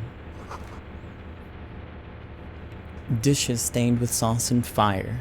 A survivor's kitchen. You see candles planted on a broken rangefinder. Well. There's a greasy old spring mattress in the corner, resting on piles of soft cover books. White linen and a pillow are visible under a worn-out caracal blanket. Someone has been squatting here. The linen is fresh, recently washed. How recently? You force the rest of the sentence out through pain, thick as molasses, no longer able to hear yourself speak. You know, officer, you can rest here if you are feeling tired. I will keep watch. You could use some rest for what's ahead. No time to rest. Yes, anytime. If you need a rest later, it's okay by me. You don't have to be a hero.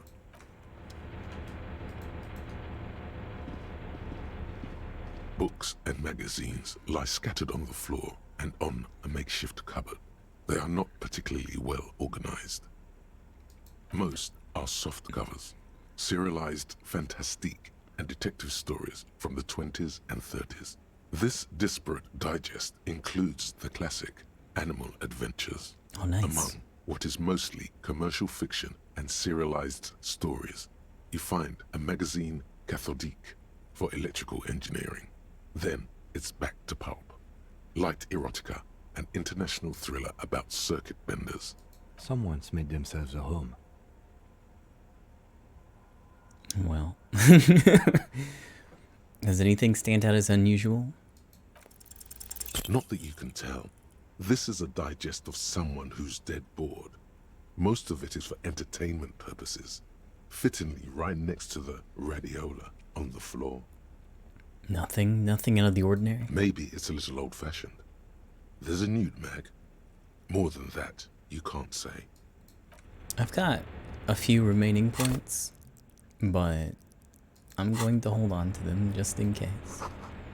A moth-bitten bedsheet keeps the wind out. Oh, hey, some clothes. Oh, I'm finishing the set.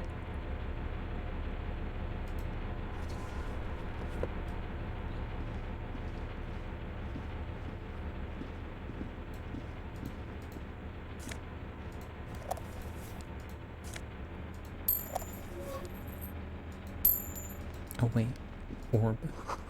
This great blast door must weigh over 10 tons. Rust peels off of it. You see a small metal door nested inside a larger one. A heavy steel blast door. There is a conventional keyhole above the handle. It's very small. How do we open this? Maybe this is one of the doors we don't open? He looks at the door, then at its bigger brother, then at the lock. He's right. It would be better to open its big brother. A powerful engine hangs under the ceiling. It must control the blast door. You're right. How do we open the big one? Do you see any controls anywhere? I think there's a console just southeast. Let's look around. Getting the blast door open seems like the best plan.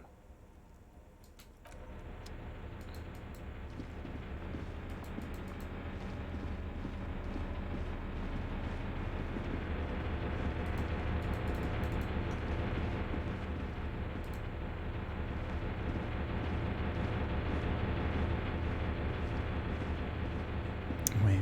Oh, am I able to go? Oops. Didn't realize. There we go. I thought I had to find another way around. For some reason I didn't think I could get under there. This hatch is jammed shut. Yes? Oh, nothing. Green paint flecks off the monoblock aluminium cabinet. There are rows of switches on the front panel, a frequency band, and even a keyboard. What is this then? The console of an anti-computation device. The generator upstairs, with wires coming out, they terminate here. Could this open the blast doors? I think, yes. Let's see. That one. The emergency open. Okay. The blast door opens with a series of clicks. A shaft of light appears, then widens as the light shines in.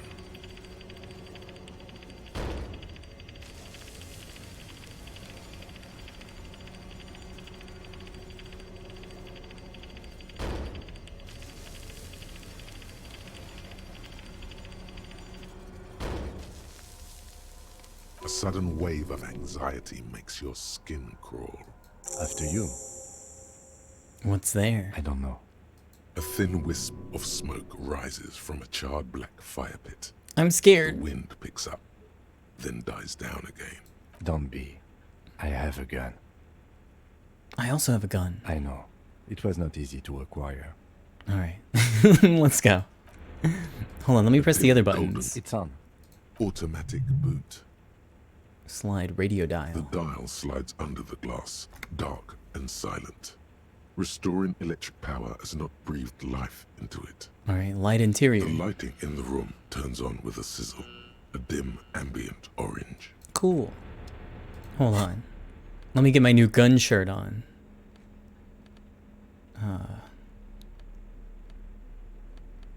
Where'd that thing go?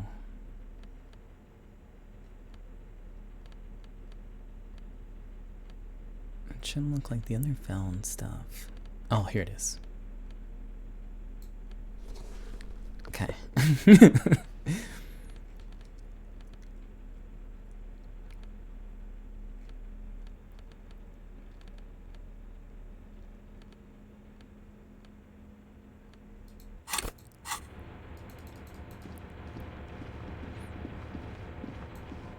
Wait, do I have both of my guns still? I should have both of my guns ready. Yeah. There we go.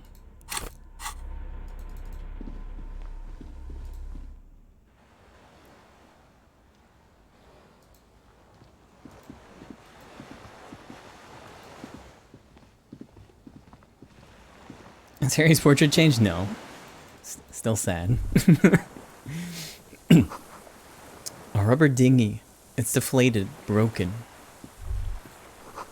Small white flowers blossom all around you.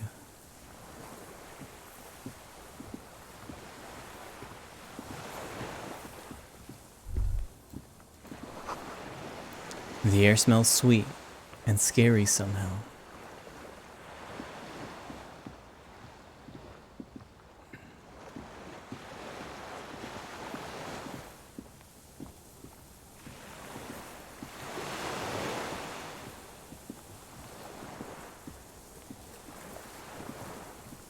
An old man, wearing tracksuit trousers, leans on the frame stock of his rifle. He gathers a big ball of spit in his mouth, then spits it out into the extinguished fire before him.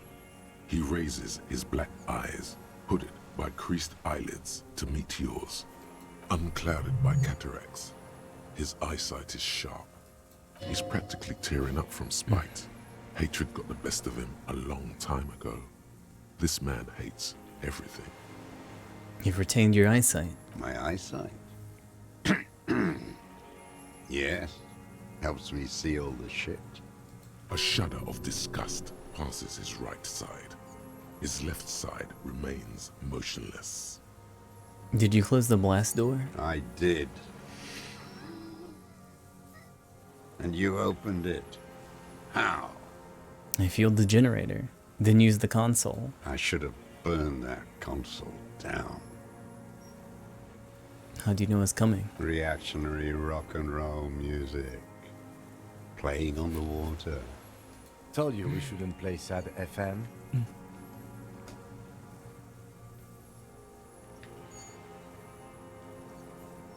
But you didn't say that, Kim. I did. And it wasn't rock and roll, it was sad FM. Sad FM, huh? I always hated that station. Phlegmatic, counter-revolutionary dirges. Sadness is a mental illness. A weapon of the bourgeoisie. The fascists were right about rock and roll. It is degenerate. Hip gyrating, mental illness music. Nice gun you got there. It's not nice. It's a piece of shit. But it gets the job done. What make a rifle is that exactly? It's a 3-Angong 446. A samurai rifle. How did you get hold of one? It was sent to us by our brothers in the Sinyao commune. Military aid. It has stayed true to him. He can still make it sing. The Sinyao commune? You heard me. It's good now. Like chalk wiped from the board.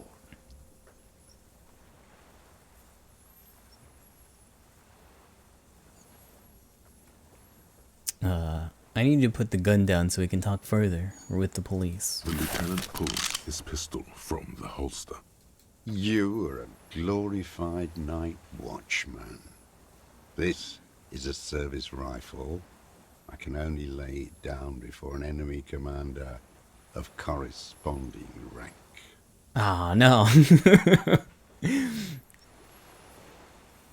Oh man, my authority sucks right now. Whatever. The words, Hey. I am an enemy commander, sound cold as iron from your lungs. The old man still hugs his gun. And what rank would that be, dog? Lieutenant W. Freighter. A big wheel of the 4th Regiment of the Pederast Army. To hell with it. It's a walking stick anyway. It's out of bullets. The old man lays the rifle down carelessly, then stares at it, just lying there. Like an amputated limb in the sand. Pick up the gun lying in the sand. His gaze follows your motions. The rifle feels surprisingly light in your hand. Frame stocked and patched in places with tape and wire. To the pawn shop. Still warm in his parched hands. Not the metal. The metal is ice cold. This weapon has been modified several times. Inspect it closer. The rifle's in a shabby state, like a crutch that's seen too much travel. Hieroglyphs are embossed into the forearm, made of walnut. On the butt, you see Vespertine writing, burnt into the wood. Triangong, 4.46mm, made in Sinyao.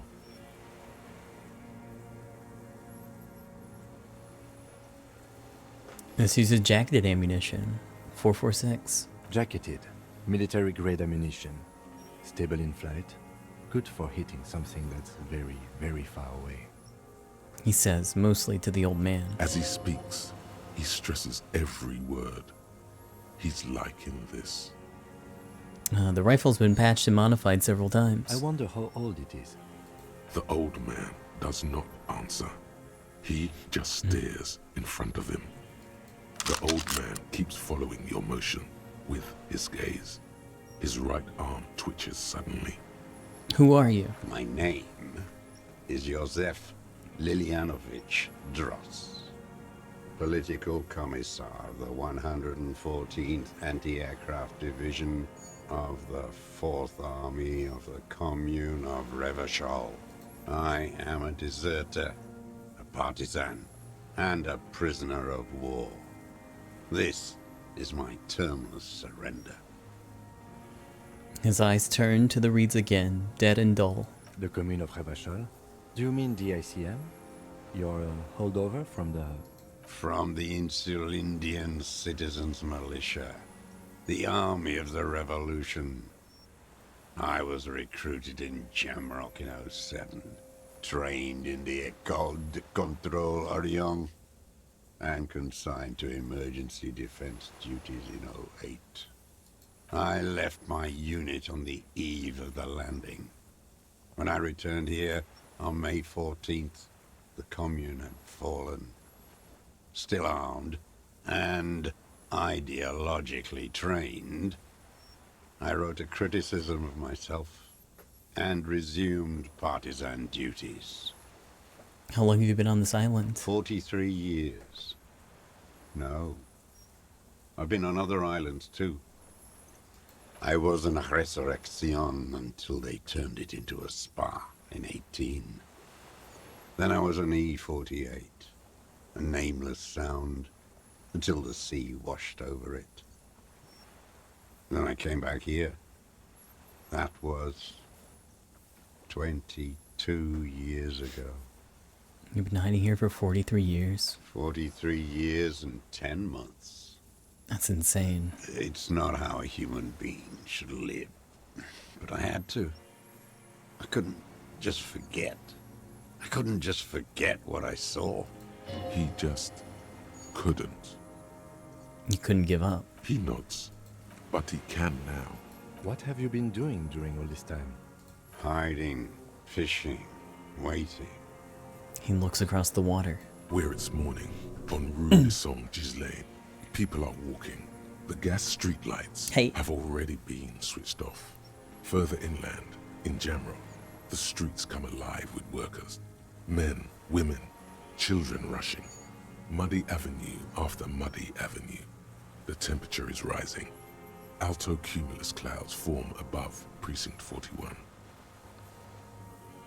2 police officers step out of the Whirling in Rags cafeteria. Satellite officer Jean-Vic Mayer inspects giant letters across the plaza mosaic in dark red government-marked heavy fuel oil. Patrol officer Judith Minot points west. The fishing village. She glances at her watch. We meet in 15 minutes. It's a 10-minute walk. The officers go, leaving behind the writing, still smelling of petroleum. One day, it says, I will return to your side. Always waiting. The old man turns his eyes from the shore and back to you. For what? For her to return. Her who? Girl child revolution. Girl child revolution? Always.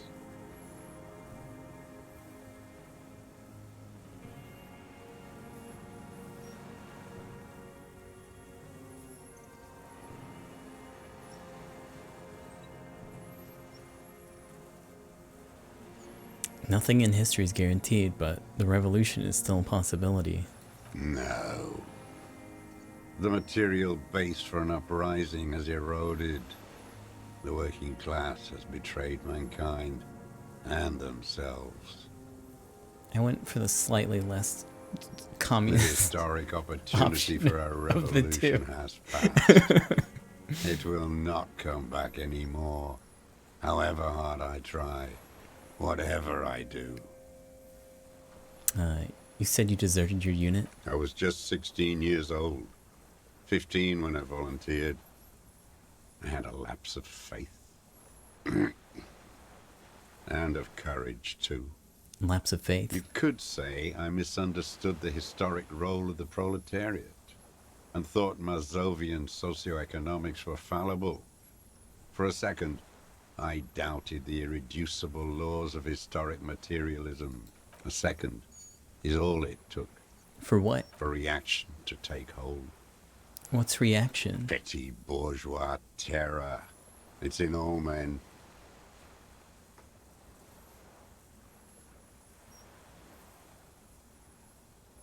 That wasn't reaction, you were just afraid. It's the same thing. You haven't seen it. Not really. Not naked. It's impossible not to be afraid. And this was when? The lieutenant instinctively looks to his notebook, but does not take it out. May the 13th, 08. 44 years ago. The horizon was black with coalition airships. Their petroleum rose to the sky, and it looked like it formed the clouds. Storm clouds. When they started shelling, it was dark magic. Dark magic? The combined might of international capital. All at once, all the greed and terror in the world tore into Revachol. It lifted streets from the ground and turned houses into ghosts. We were in the flak tower. He gestures toward it. Huddled on the floor. The artillery was 80 kilometers away in Ozon. But I knew the commune would fall. We would all be turned into ash. So I said I was going to the map room. He looks east. A terrible shame, still within him. The lobes of his ears are red with it. The shame and smallness of what he became. You didn't go to the map room? No. I climbed the chain link across the water and hid inland. In the bunkers there, like the weakest of the weak. A mouse, frightened at the ordnance all night, and the sound of the rotors in the morning, whirring. He looks at the sky. What was that? Airships. I climbed out into hell. The landing was complete. The chain was submerged. I had to swim back. The fortress was half submerged too. Shattered. They'd all drowned in the lower levels, or got torn to shreds above. The anti-aircraft gun had malfunctioned. So had I. I left them without ideological direction. It was real. I'd seen it.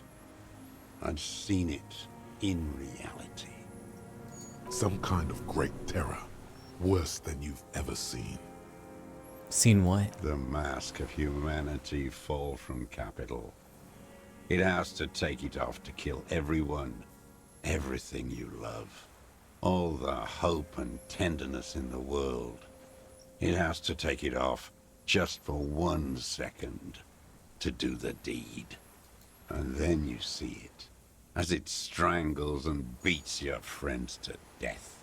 The sweetest, most courageous people in the world. You see the fear and power in its eyes. Then you know. What? That the bourgeois are not human.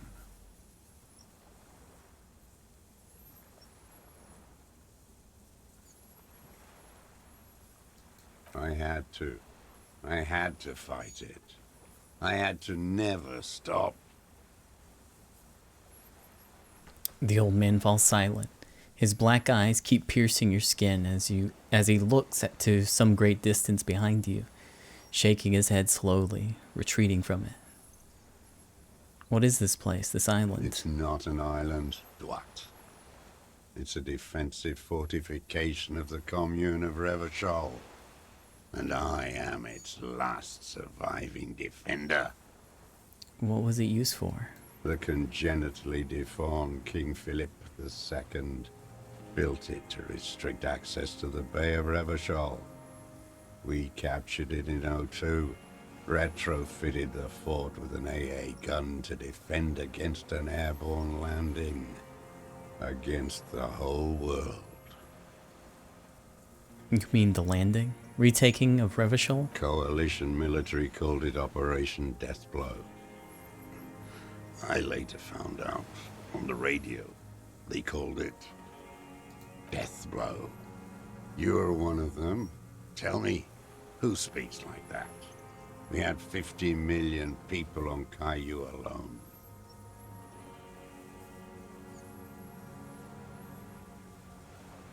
Murderers. I know what you mean. You don't know. You haven't seen it. Iblis. Iblis. The black-eyed angel. How have you survived all this time? How does anyone survive? I steal.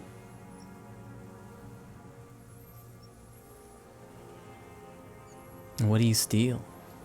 Supplies, vegetables. I collect rainwater.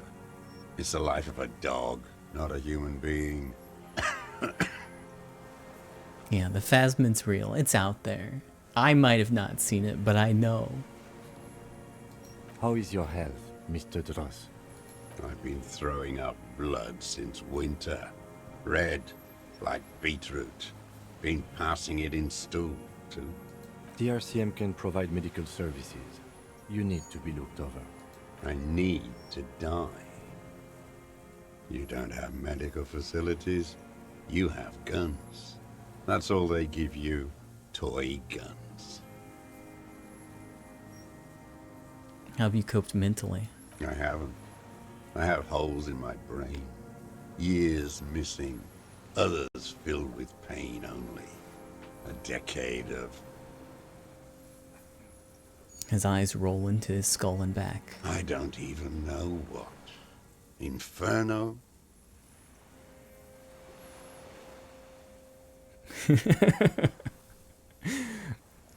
I also live in hell. At least you know it. The traders of this city turned the lights back on in the 30s, after the fighting stopped. Ruins, glittering in the dark like a fucking merry-go-round. It's disgusting. He looks down at his shoes, his face parched from the sun and the wind. There's a wince of pain in there somewhere. Are they not heartbroken? How could they have moved on? How have you concealed yourself all these years? It was hard in the Thames. I didn't have partisan training. They were searching for stragglers, those bloodhounds. Floodlights on the water at night. There were posters, campaigns. We communards still hoped, and they needed to snuff that hope out. The East capitulated. Martinez and Coal City were turned to dust. But Jamrock, Forburg, even Coron, and Boogie Street, of course. Those fucking kips had Marsov coursing through their veins. And others too. Some cordons of Revachol was still fighting. There were cells. I tried to contact them. Soon they all went silent. The frequency's dead. How do you get between here and the mainland? At night, I used a dinghy. I only went after dark then. When I got to the city, I stayed underground. Patrols, you lot, the commons too. They'd started snitching. In the city, you move underground? From bunker to bunker. Not anymore. No one cares now. I don't even have to hide. They think I'm another antisocial vagrant. I could walk straight into that town if I wanted. I just... The weapons cache in the basement. Have you been there? So you finally found it. There must have been a small squadron's worth of arms in there. Belma Graves, right? They were. Useless now. Rusted away. So you've been there? Sleeping. Some nights. Ammo scrounging on others. Those McGraves were shit, even before they corroded. Some had bullets in the chamber, however. There's a small bunker under the Feld building. Have you been there? The propaganda bunker. I used to, but not anymore. Propaganda bunker? They stored leaflets there. Broadcasting equipment, too. Made broadcasts, I think. Propaganda officers. I buried them with their leaflets. They killed themselves. 2 young boys. Killed themselves. A lot of our boys did. I spent some winters there. Never liked it. Kept thinking of them.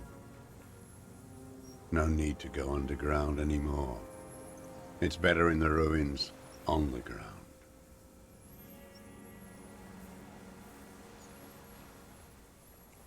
Why don't you just walk there? I don't want to. They're all traitors. Pigs, rabbits, and dogs. Men without ideals are only animals. He does not want to see life moving on. People forgetting, drinking, laughing. The old man looks across the water at the city, the ruins, the motorways rising above it. You said this is your termless surrender. You're with the RCM. The coalition-appointed mob that enforces bourgeois morals in Revachol.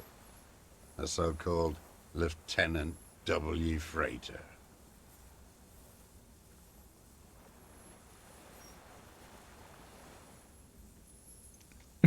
You know what? I know what it looks like, but I have secret plans to turn the RCM into a Mazovian revolutionary unit. Rock and roll posturing. You're the RCM. You represent the Moralist International, the enemies of humanity who took this city. I represent their adversary, le Parti Communiste Insolente. Take me to them as a prisoner of war. I have relinquished my weapon. I can no longer serve. No superiors can relieve me of my duty. You bulldoze them all to a mass grave for trying to free humanity.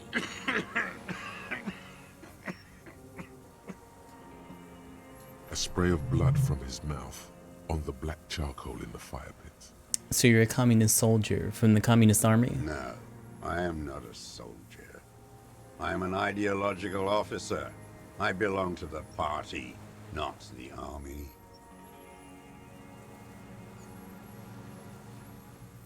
But you said you were trained and assigned to the Defense Corps. Trained in historical materialism, then assigned as a political commissar by the party.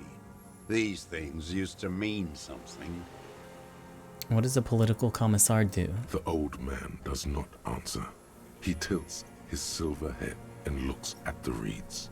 You see a small tremor pass through his legs. His job was to assure the army answers to civilian control and follows the ideology of the Commune. Scientific communism. A commissaire politique is a night philosopher of the revolution, a future human.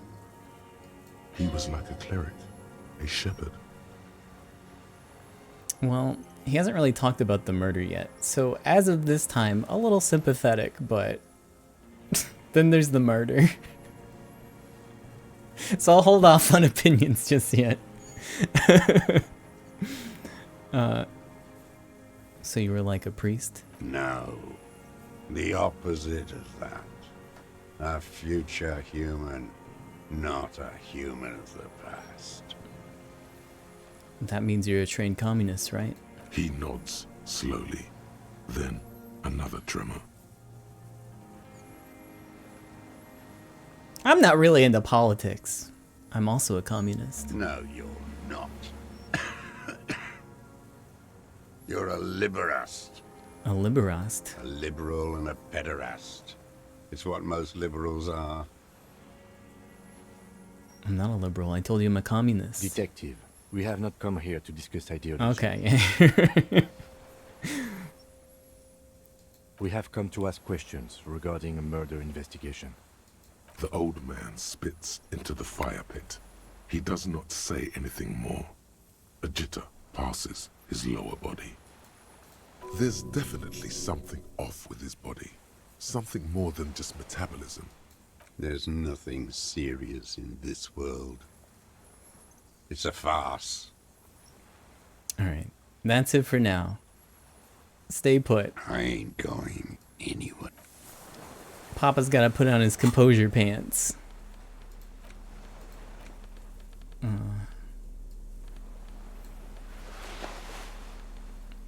have like... Oh, I can take this off now. There we go.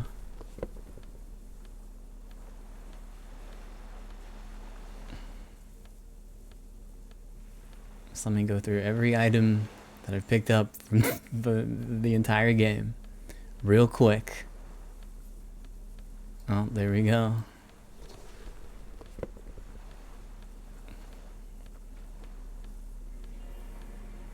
I think that's it.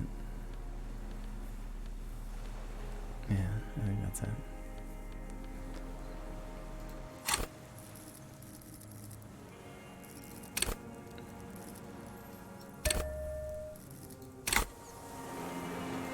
Minions of capital.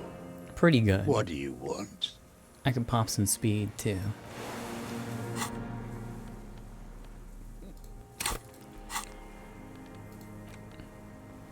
Oh yeah, I got a lot of speed.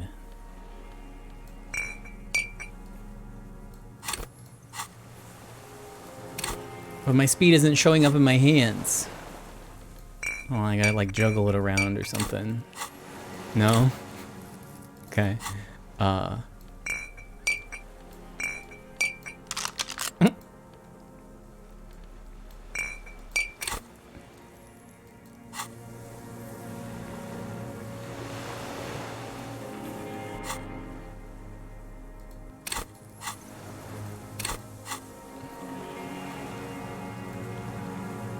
Come on. There we go. Yeah, now I can feel the composure. Minions of capital. What do you want?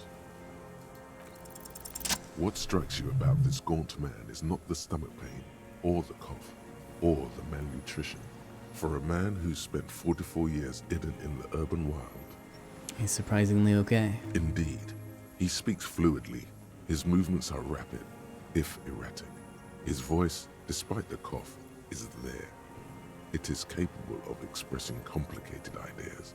Above all, he seems animated.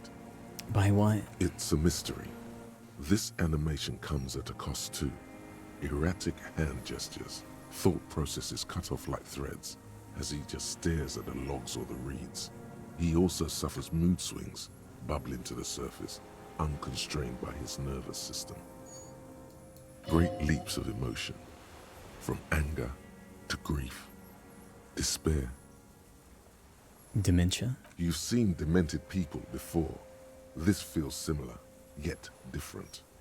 When his thoughts move, they are lucid, keen even, not senile.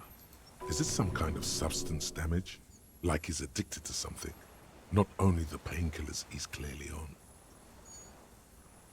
Wouldn't a foul temper be a byproduct of his life? Perhaps, but his seems more than that. The inner turmoil takes unexpected turns, as if forced on him in a way. In summary, you sense some underlying neurological disorder. Are you on some kind of psychoactive substance? No. I won't be stuffed full of shit like the rest of this city. It's not a downer, rather an upper, judging by his snaps. What about Pyrrolidon? I don't know what that is. Are you on amphetamines? Like some kind of decadent rock star. He doesn't dignify it with more of an answer. How's your memory? No, I'm not okay. I shit blood, and I'm surrounded by insane people. There it is again. Erratic hand motions, bouts of rage, and the stomach thing too, of course. Could it be a symptom of overdosing on something? Something even you have not tried? Keep your eyes peeled. What have you been using this gun for? I've used it for killing people.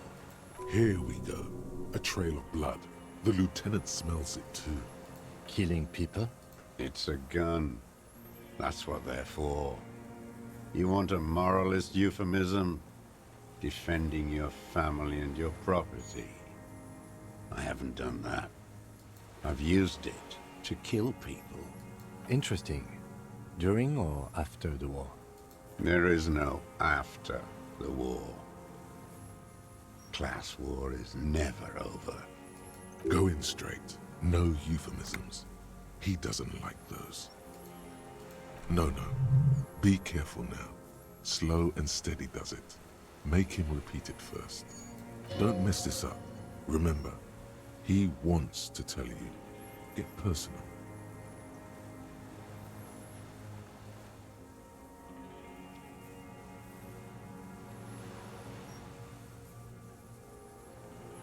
I know you want to tell me. Have you killed anyone with that gun in the last week or two? I don't want to tell you anything, you grotesque murderer.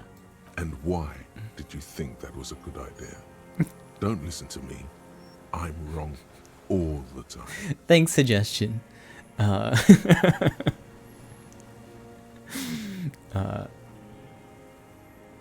you saying you killed people after active fighting stopped? What did I just say? He keeps shaking his head erratically, suddenly. He brushes something out of his eye. What did I just tell you? Don't drop the ball now. Wait, so which one do I say then? Nothing comes to you. Silence. His black eyes look at you, and in them a chill, like electricity running up your spine, crawling into your skull. What? All is not as it seems. Detective. The lieutenant turns to you with well-disguised impatience. Damn it. Ask it already, he wants to say. Did you use the gun to shoot and kill a colonel of the security contractor, Crenell? The who now? He heard you. He just wants to hear you say it. You're in.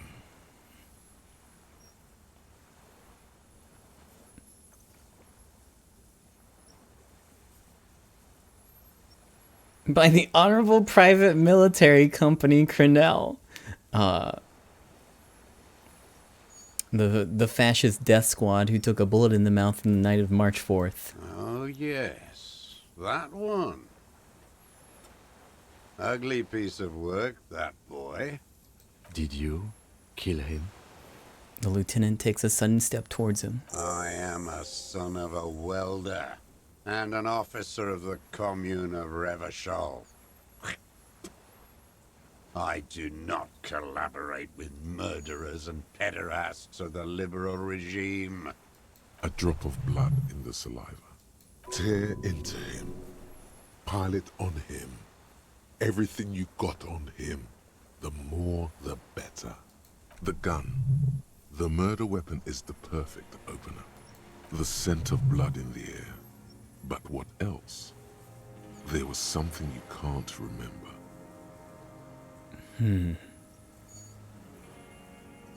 What am I forgetting? Wait, here it comes. The goddamn Maybells. The dried Maybells on Clausia's roof.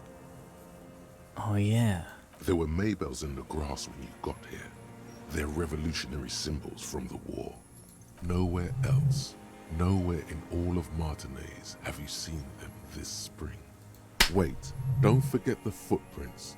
The diagonal prints in the dust in the secret space behind Clausia's bedroom. Now, they're gonna come up. Of course, thank you, Head, thank you. You got it. Remember, the boot prints were like no modern soul. Maybe don't beat yourself anymore, though. You're not immortal. Nothing else comes up. You see the lieutenant watch you. Try to stimulate thought processes by hitting yourself. I'm sorry, this didn't do anything. Usually hurting yourself does. Officer, a word? Excuse me for a moment. I think we may have this. Do you think he did it? From nothing to this in a day. This is good, Lieutenant Jeffreiter. We just need a confession first, and then maybe a solid motive later. I'm slapping myself to get ideas. I can see that, yes.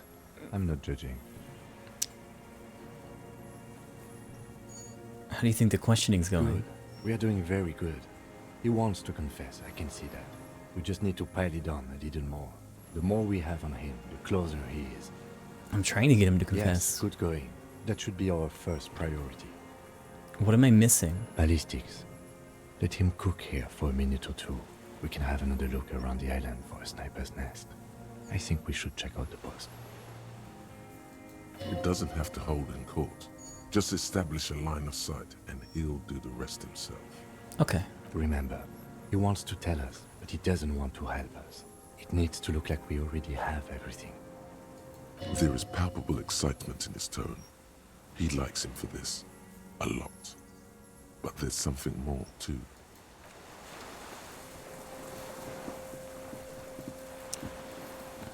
Okay, I'll be back.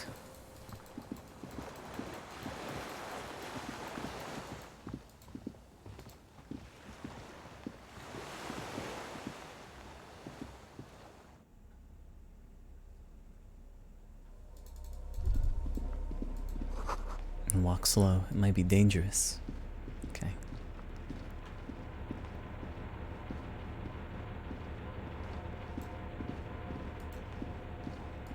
Soft covers, serialized, fantastique. Gonna steal his clothes.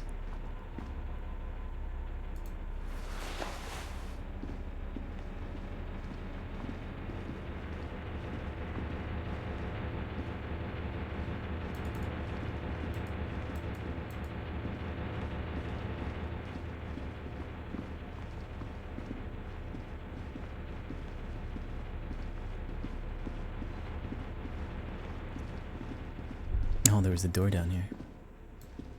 Wait, hold on. What's this? Water rushes below, far down below.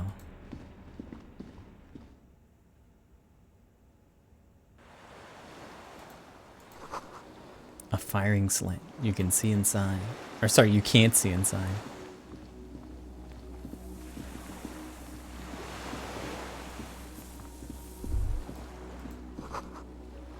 The pain in your pelvis makes you wince, then you continue.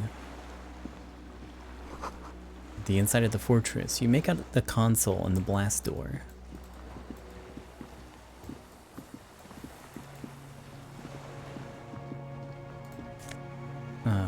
Here's some fuel. Yoink.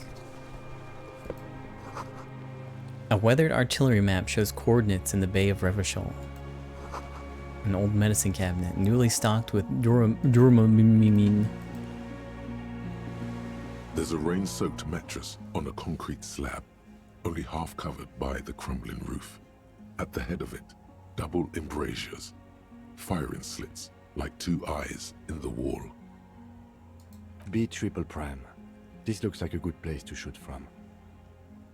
Inspect the mattress. A single-person mattress, modern, civilian use. Brand name, Marjorie. There's a fuel stain on the cover, along with cigarette burns, and an empty can of beans on the ground next to it, filled to the brim with cigarette butts. The beans! Pick one out of the can. The silhouette of a tobacco picker adorns the paper filter. The brand, Tio Morteri. Our shooter's a heavy smoker. Noted. There's a firing slit in the wall in front of you, like a little window. Touch the concrete first. Quite old and grimy, from years without cleaning by anything other than the rain. Look through the hole in the concrete. The springs screech as you lean on the mattress and crane your neck to look out. Trepidation, a tingling feeling in your stomach. A small piece of Martinez coastline opens up in the square in front of you, like a tiny landscape painting. 1 kilometer across the water. The ruins look familiar. On the left? A towering skyscraper, its top floors shaved off by artillery fire. Capeside apartments. Rue de Saint-Ghislain, 33A and 33B. The red chimney and collapsed back of the 4-story tenement in front of the whirling in rags. Rue de Saint-Ghislain, 10. The doomed commercial area. And between the two. The box-shaped silhouette of the whirling in rags. You see a small fleck of white on the rooftop. The upstairs window of Clausia's room. In the snow, reflecting light. Motherfucker. What does that mean? Do you have line of sight to the window? More than that. Kim, with a pair of binoculars, I'd be able to see inside the room. A pair of binoculars? Or a scope of a rifle? You'd be prone, lying on a mattress, barrel resting on the embrasure. Cheek against a cheek rest, hand on the hair trigger, on a calm day like this. Kim, I could make it. I can make the shot. Good. I think we have it, detective. The origin of the shot. This is the sniper's nest. Finally. In our defense, nothing pointed here. Many, many leads pointed elsewhere. 7 people are dead. Don't beat yourself up, officer. We did not put guns in their hands or get them drunk. He looks north over the fortification, then adds. The lieutenant pauses. Regret comes over him. We will make up for it. Here, I feel it.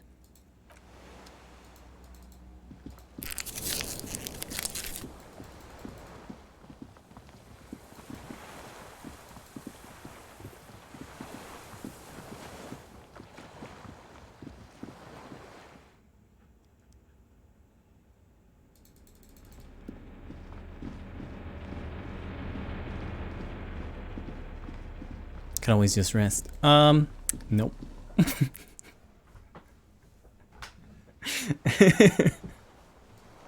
I'll just squirt some drugs in me.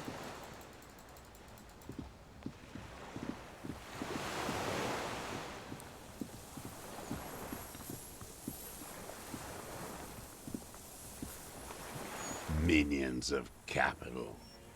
What do you want? Alright, gotta talk about the killing. Petty bourgeois law. Yeah, A drop yeah. of blood in the saliva. Tear into him again. Pile it on him. There were Maybells behind the victim's window. Damn Maybells. The whole island is turning white with them. He seems tender suddenly. Nostalgic even. A strange mood swing. So many this year too? The spring is coming. No. It's already here. Wash the filth away. A woman called Claudia. Ring any bells? These dried flowers were behind her window. Actually, you know what? I haven't seen the flowers anywhere here in Martinez. Only here. They blossom on the islets before we fertilize them with our blood. Resurrection was snow white in May before they ruined it. South, the Bay of Martinez is dotted with little freckles of islets, turning green, with white flowers in white snow. The coast, too, before they piled their containers on top of it, filled with broken, useless trash for fat-fingered bourgeois children to play with. You must get around a lot to stay undetected all these years. Do you know any secret paths? Pinball workshops? I may. Okay. Classier. You know her, right? She had intimate relations with the victim, the mercenary. With the victim. He turns his sight from the whitening field of the flowers and falls silent. Let's try this again. He turns his sight from the whitening field of flowers and falls silent. Then the muscles in his jaw twitch, a spasm. There is a small tremble. Looks like a smile. A crooked smile. Yet isn't quite voluntary. He's about to burst. Almost. But you need one more. Just one. Or maybe two. I wonder what brand of boots you're wearing. Everything is brands with you individualists. Who cares what brand my shoes are? Sansa? Some shit. Show me the soles, please, Mr. Doras. Fucking imbecile. The old man stretches out his leg. A black and white spiral pattern covers the sole of the worn-out old running shoes on his feet. The maker is Sensorique. The model is Cordobe, and the size is 43. These are not the unusual horizontal pattern soles you saw in the dust on the floor of the hidden room. They do, however, seem to be about the same size. The size fits, but not the sole. Well, guess I gotta do it. No cigarettes on me. Maybe it's simpler than that. Yeah. He doesn't have to be wearing them right now. People change shoes. Doesn't mean that you weren't there, near the room the victim died in, sneaking around. Racking those brains, are you? Desperate to report something back to your masters? They must have really loved that dead fuck. The lieutenant gives you a quick sideways glance and nods to acknowledge. The prints were his. You can see it in those eyes. He can't keep them from flickering, looking for something. The old man stares at his own prints in the ash around the fire. Silent suddenly, some strange process within him. A gush of wind. Seagulls in the distance. More. He's gonna crack. But you need a little more. We've done the ballistics. The shot came from this island. I saw you poking around there, looking for evidence.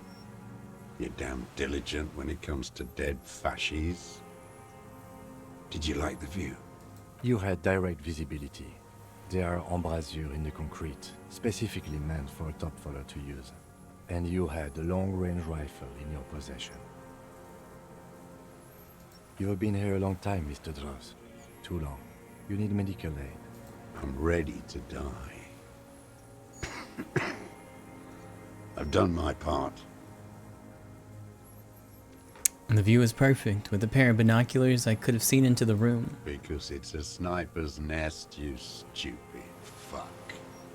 Radio Gosh is right. You have worms in your brain. Another sudden twitch. Then, one more. One in his right eye. Leave no stone unturned. Get him on what matters most. Okay. I don't need your cooperation. I've got this. Not a lot of guns around that use military-grade ammunition, are there? It's a real gun. Not like your little musketeer pistols. I've seen you prance around with those. Jumping hoops for the liberals. You look like imbeciles. Why don't you ask them to give you real weapons? Going against automatic rifles with these toy guns. Of course you got those boys killed. Damn, he saw you. He's watched it happen. So he saw you. Okay, so what? Don't let it divert you.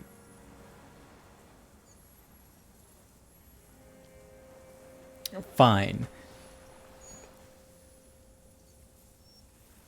Stop changing the subject. We have the murder weapon. You know what? You're right. I'm convinced this made the shot. Should we call it? The lieutenant looks at the weapon demonstratively.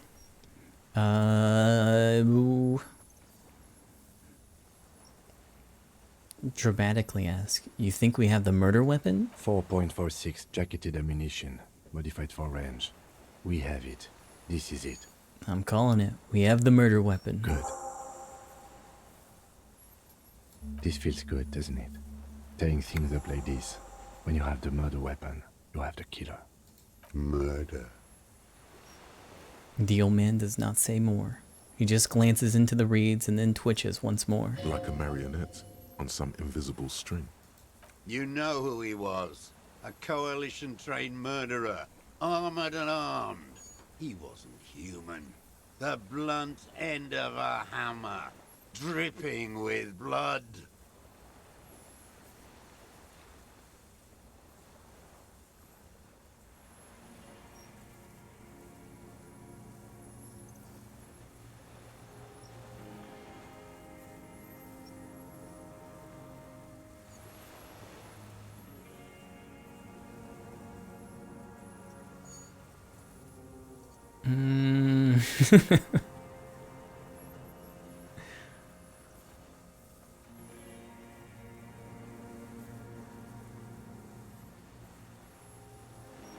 He was a killer, but he was still under the protection of the law.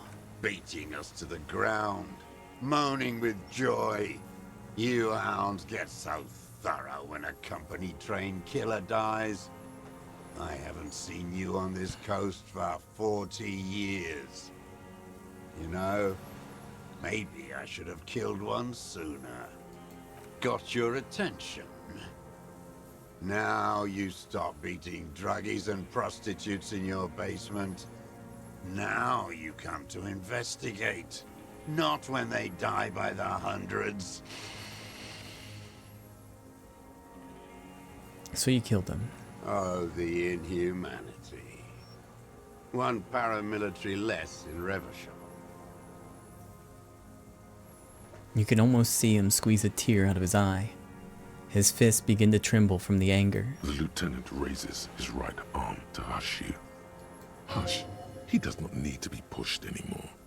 The ball is rolling, while the lieutenant listens, holding his breath.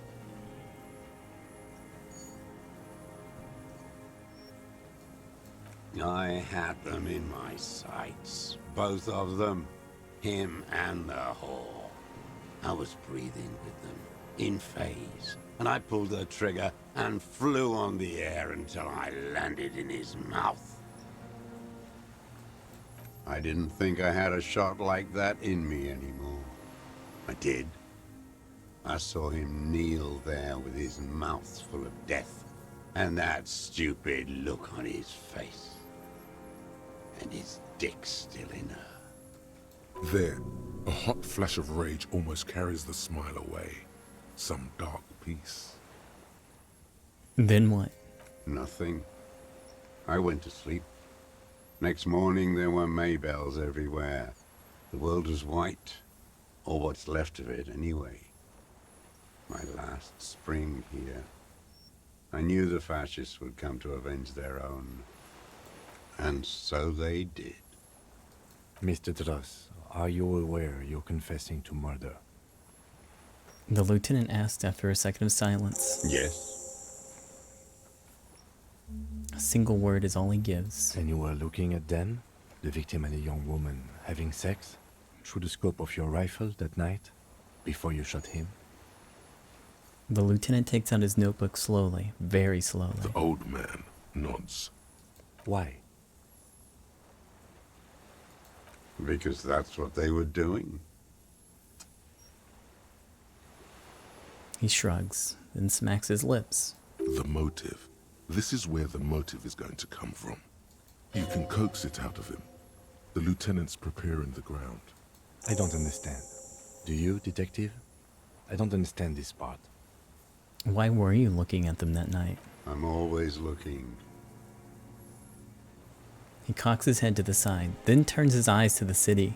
Another tremor passes his right side, lower in intensity. Are you always looking through the scope of a rifle? I'm just trying to understand. A rifle scope has the best magnification. Helps him see all the shit. And if you don't like it? Click. If it's part of the shit you see? Then you pull the trigger? Yes. Think of it as a form of critique. Start with when he first saw him. It will give him a chance to ramble. And when did you first see the deceased? 3 weeks ago, when the rich hag came in on her galley. Her honor guard came in tow. A rich hag? Wrinkled up whore.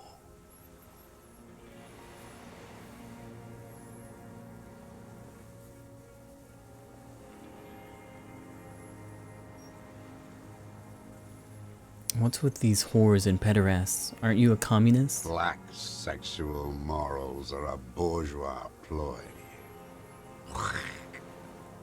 As to pederasty, the party legalized it in '04. My party, not your liberal masters. So don't you sermonize me, you racist shithole.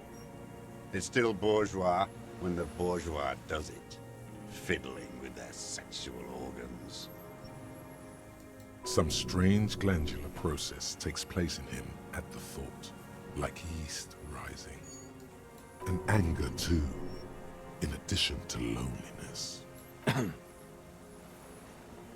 Moving on, the victim arrives sometime after. They moved into a deserted apartment above the roundabout. Radio equipment out for all to see. Reactionary radio playing, sloppy and drunk. I've seen their kind during the landing. Those Occidental and Mest phalangs weren't conscripts. Boys like us. They were whites. All they know is to destroy and hurt. Whites? Barely alive. They like to kill while they're on their drugs. After the landing, in the burning years, I would take shots at them. End them. The worst ones, if I had a bullet to spare. I could see they've returned now to show their real face. The face they don't dare show their bourgeois voters back on Mundi with their families and polyester clothes. What specifically did you not like about what you saw the night of the murderer? Them fucking. I didn't like that. So you were jealous? Jealousy is a reactionary concept.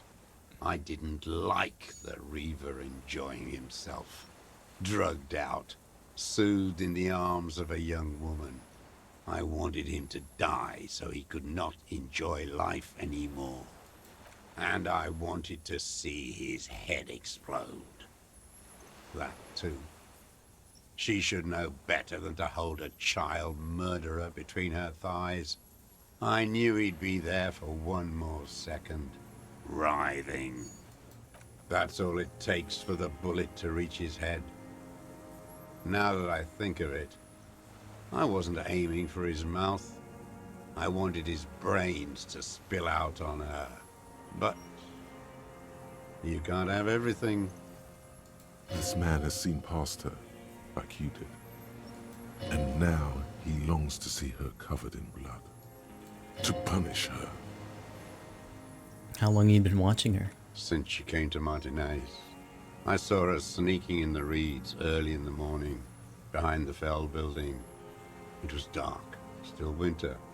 She didn't have her skimpy outfit on then, just a spot in the night, moving. Past the Fell building on the coast? What was she doing there? Hiding something in the water. She had a fag after she'd done it. I was up in the ruins there. She couldn't see me, but I could see her, smoking. She was nervous, but not scared. And beautiful. What do you think she hid there? Her passport and tickets to Villiers. And from there to Cachet Brut. This is the hidden buoy she told us about. You looked into it? After she was gone. Did you keep what was in it? When we found the submersible, it was empty. No. Why would I do that?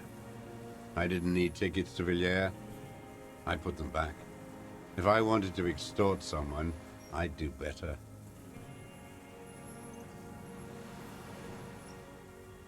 Are you sure? We checked the submersible. There was nothing there. Why would I need that trash? I'm not going to Villiers. A strange confusion comes over him from time to time. Some kind of aberration of the nervous system. Moving on, did you continue watching after this? I did. She had a face like an archipelago with those birthmarks.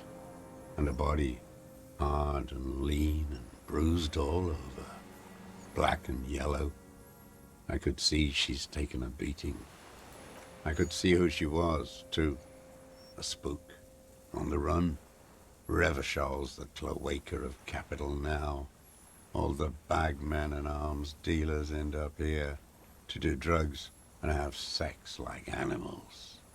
You could tell she was a spook from the documents? She had different color hair on the photo, and glasses. Forged. Some sordid bourgeois affair. I've heard about this kind of thing on the radio. How do you see all this, the bruises that she was beaten? I'm not blind, am I? He shakes his silver head.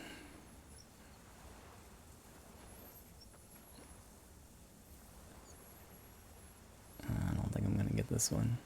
How long have you been watching her? Since she came to Martinez. I think I already clicked on. Yeah. Beautiful. Her passport. Did you keep what? No. Why would I did? I could see. You could tell she had I'm not blind, am I? It quickly comes to you. Ever see it through a window on a roof? Mm-hmm. Bending like a bow against the glass.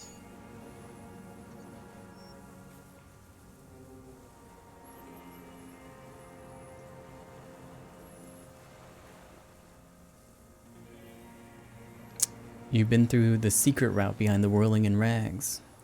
Those were your footprints. You just changed your shoes. I've been through all of Martinez. Every nook and cranny.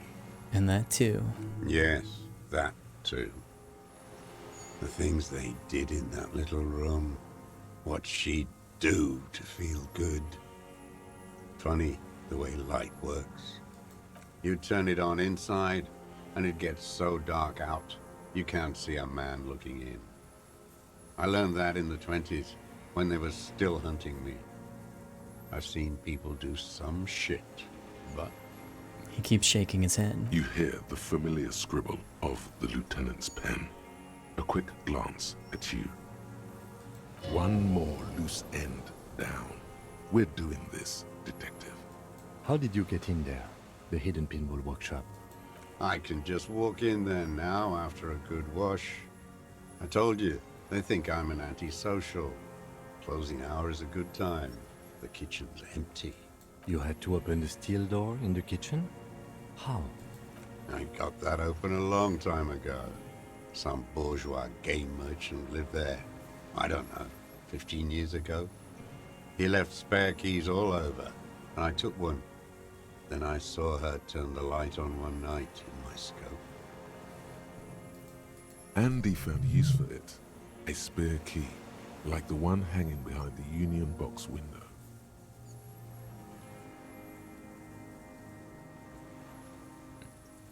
You wanted to punish her, so you killed him? She practically breastfed that man.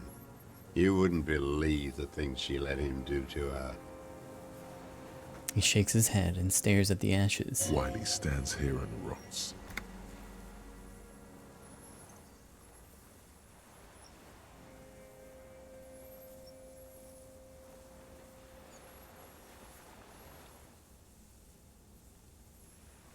Let's go with a nothing for now. The old man raises his gaze. Something glimmers in the corner of his black eye. A bitter taste on his tongue. A lot of those options were pretty rough, and like, You had feelings for that woman. There's nothing to hold on to. Only this. The coals of his eyes glisten suddenly, like stones dripping with water. Is he crying? Man needs to feel something else. In this fight, it helps if you have your eye on something there. It's weakness, I know. There have been others. Yes, over the years. It's not unproletarian to feel something. Was that why you left dried flowers behind her window? No. Why then? I don't really know. I was there one night and she was crying, like a child, in the corner of our room on the floor, like she does sometimes. When was this? The day after I killed him. And you brought her Maybells? Yes. I don't know why I do the things I do anymore. It's as if something put the thought there to leave the flowers.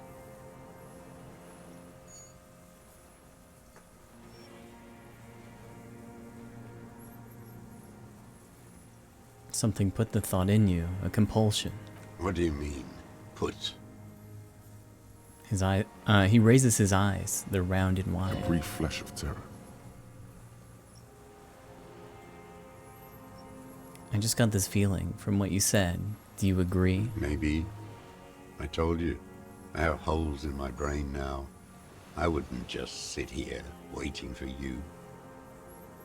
A sudden pang of rage. If you came 10 years ago, I would have killed you. In the silence, the lieutenant draws a line in his notes, then nods at you once more. One more down. So in conclusion, it wasn't about him. It was about her. Her. He repeats, staring at the ashes, then the reeds. There's a twitch in the corner of his eye. The lieutenant nods at you in acknowledgement. That's it. Motive. We have it. Where is she, that Clasier? I haven't seen her there for days.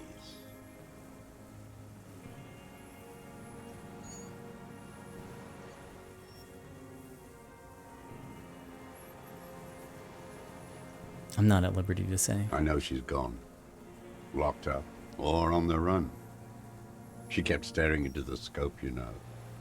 In the end, this last week, at the fort, like she knew I was here. It doesn't matter. Midtown, across the Bay of Revachol, the oceanic wind washes 40-story towers. Above them, Lucerne Central Aerodrome, a cocoon suspended in the sky by a web of suspension wiring, encircled by hybrid aircraft. Look north. On the platform, a young woman is withdrawing from amphetamines, barbiturates, and alcohol. Yet still, she smiles among the crowd, among the great ghosts of the city she's leaving, for another, far south. Smaller, distant, hidden, not like the great chandelier she sees sparkle in the night below her. Streetlights, towers, tenements, and water, and across it, a dark strip of ruins, barely visible, if she didn't squint her eyes. There, on a dilapidated jetty, in a nameless village, 2 police officers and 1 special consultant look across a narrow strip of sea. The ruins of a sea fort stick out of the water, built by Philippe II, reappropriated by the Commune, then lost in the landing. He's there, doing what exactly, I don't know. Satellite Officer Vicmair points at the ruins. Behind that anti-aircraft something. That's why we can't see him. Special Consultant Heidelstam is optimistic. We'll see the boat when he comes. Let's go get a coffee until then. I know this interesting little place. Where? His voice trails off as the 3 walk down the jetty. As the men go, Patrol Officer Minnow looks back over her shoulder at the crumbling fortification like a rotten tooth rising out of the water. Good luck, Harry, she thinks. You need something good for this. We could get more. We've got him talking. You could get more out of him. He likes talking. Enough. Take him in. Bend his arms behind his back and end this. Been looking at anything else you haven't liked? A tragic comedy. Druggies, prostitutes, and rentiers. A strange little engine seems to fire up in him again. It straightens his back. Detest pushes the cobwebs out of his eyes. Pushes the melancholy aside. He relishes it.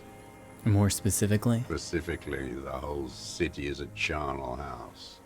Stripped clean and draped in neon. But Martinez is the worst. How come? Because of the racists. Everyone is a racist in Martinez. It's their favorite thing to do in the whole world. Listening to race-themed radio shows. In the ruins, in their lorries. He points inland. Pumped full of steroids and Radio Revachol 92.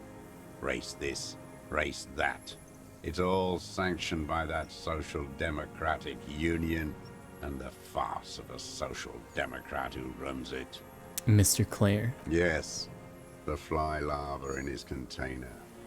He let some nihilistic advertising yuppies erect a statue of Philippe III, a syphilitic murderer, on the town square, to spit on the working class.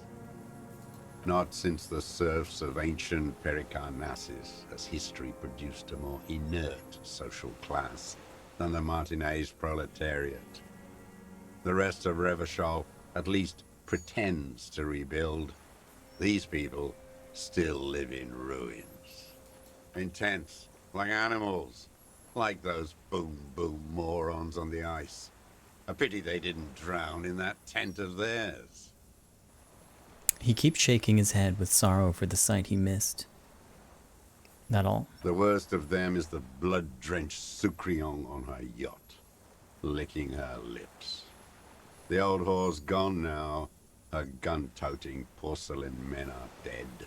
So, actually, no. The worst is that old cock parading around in his uniform, throwing balls all day. It's not enough that the racists and liberals are dancing on our graves. The old loyalist ghouls still parade the ruins too. Every morning he's there, while the parasites he fought to protect are off in Ozon, or Quayamorang, or some other island they built their palaces on, feeding on drugs and having sex with their own children. That's all the rich really want. Sex with their own children. Throughout history, even the royal bloodline of the suzerain, it's all just an excuse for them to have sordid sex. At least that old cunt Frisell is now dead. Okay. We did good when we pushed him under the horse car. Until, in the 30s, those disco whores.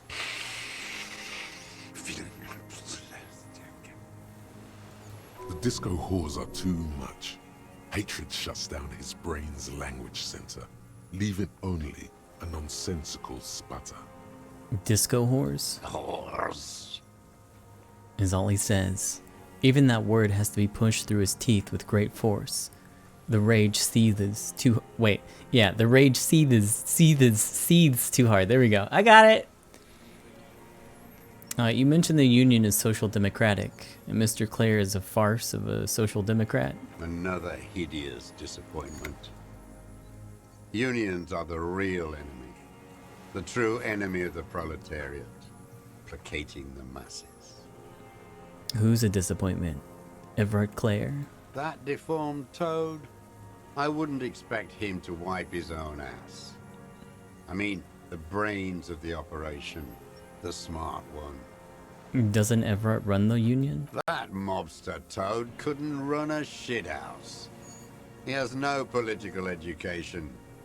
His twin, Edgar Clare, that one's been to one of those East Revachol universities. He talks a big game about uprising and alienation and so on. He's been sweet-talked by this Edgar.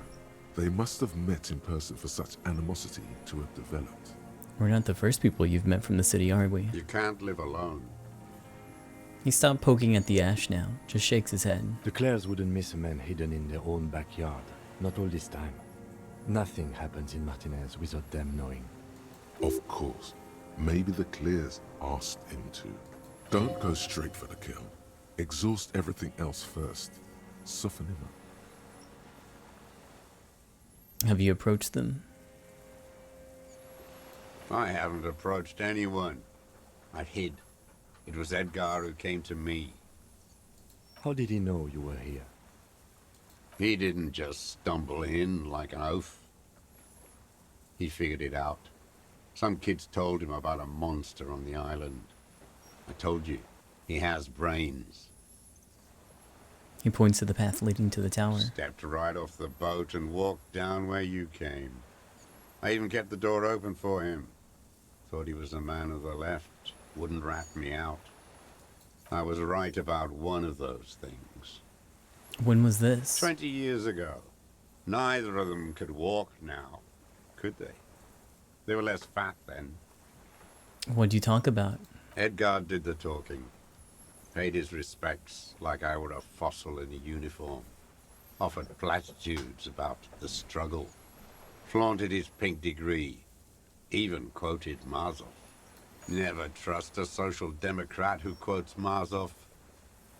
Oh, and charity too. They love their charity. Offered me blankets and social housing. I still have the gas cooker he brought. And he let you be here? Let me be here. The ZOC is an unlawful successor of the Commune of Revachol. We took this fortification from the Loyalists. Even the Clares understand this. Did you kill the Crenel mercenary for the Clares? To incite a riot? You know why I killed that fucker, Duat. As to Edgar, I'm not doing anything for that swine again. Again? What have you done for Edgar before? I don't know why that was an option so late. Tried teaching him some Marzovian socioeconomics. They didn't stick. We parted ways. That's not happening. It's a red check, though. By the cock parading in its colorful uniform, you mean Renee? Every fucking morning for 34 years. Throwing that ball. One ball against the other. I've always loathed that game. That is not a working class game. I don't care what they say on Radio June. Royalist ghouls played like it was life itself. Click, clack across the water each day. And that uniform, like a parrot plumage.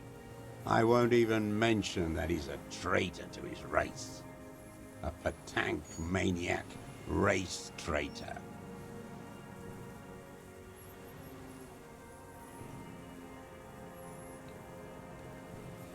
Can I just let him talk more?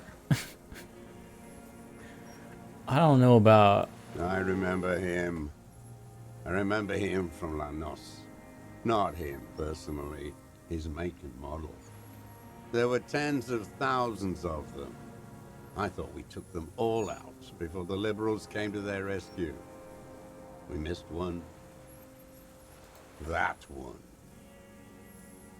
With a shaky finger, he points to the city, toward the crater near the plaza where a lonely pine tree stands. There doesn't seem to be a single person under the pine today. Fat and plump, like a pheasant, just begging to be popped off. Please, Mr. Dross, shoot me. He whispers with such predatory hunger. It borders on longing. You'd like to kill him? Not yet. I like to look at him strut around, place the crosshair on his medals, right on his face, and just fiddle the trigger. Think about it. Let the bomb melt in my mouth. A treat. Better served for later. He's a pleasure delayer. Save the treat for later? He is a juicy bonbon, that one. A real treat for the black day. The blackest. When I put that gun in my own mouth, I think, no, don't waste it. Put this lead in that cock, Renee. For the boys he killed. And then I look at him throw those balls, and I suddenly feel better. I even hid one bullet, so I'd always have one for him. Haven't seen him there lately. Must be down with arthritis. Old cunt. Momentarily, he's worried for him. He reminds him of himself. The same hatred. The same. You try to think of another thing, but no, it's just the hatred. They are veterans of the same war. Somewhere west in Coal City, his enemy is lying in a dark room on a metal slider, not breathing, like he will too, soon. Half of the war between these men is over. With an agitated gait, Satellite Officer Jean Heron Vichmer paces the jetty. 22 kilometers east in Martinez. What could he possibly be doing there for so long? His police work? Patrol Officer Judith Minot replies, with a tinge of hope in her voice. Alright, let me just fucking throw this out there. Against the cold air rising from the water. What was the deal between him and Edgar? Oh no, the connection doesn't come to you on such a pivotal moment. Dumbo, Too do dumb. something. You can't zone out now. This isn't Doodaloo dance time. Slap yourself in the head again. Jumpstart it.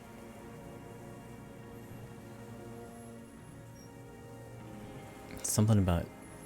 something with the union boss. Punch yourself in the head. Officer.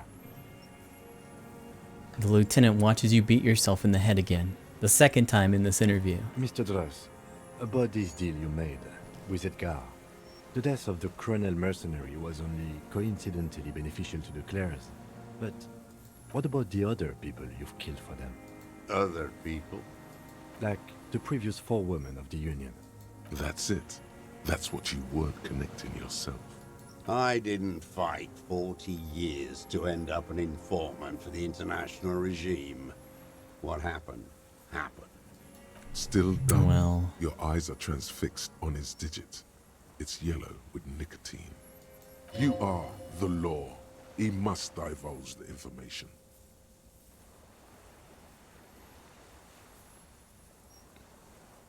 Kim, we're not solving this part. What do we do? Look who's up. From the drunken stupor. This one's worse for wear than me. Emotionally frayed. Life is hard for us human beings in deregulation hell, isn't it? We will have plenty of time to talk about this later, Mr. Dross. When you're in pre-detention. It can take years in pre-detention. Go ahead. I've been in solitary confinement my whole life. Ease off it. This was not an unmitigated disaster. The lieutenant mitigated it. Just proceed, calmly. Glad we talked about this. Glad? It's all gone. His lip curls. Okay, nothing there. It's Hey! all gone. Yep. You're under arrest for the murder of the Crenell Colonel here in Martinez. What? But you said I would be taken to the... This terror is the sum of all the uncontrollable movements and mood swings he's been exhibiting. The wind picks up. The silence on the water is broken all around you. Little shivers of waves appear. The lieutenant continues, like an incantation. Your Wayfarer rights have been suspended. Information provided to the officers on the scene will be used against you by the prosecution. You will be given legal counsel within 1 week and must face court in 44 days. Do you understand? Do you understand? But...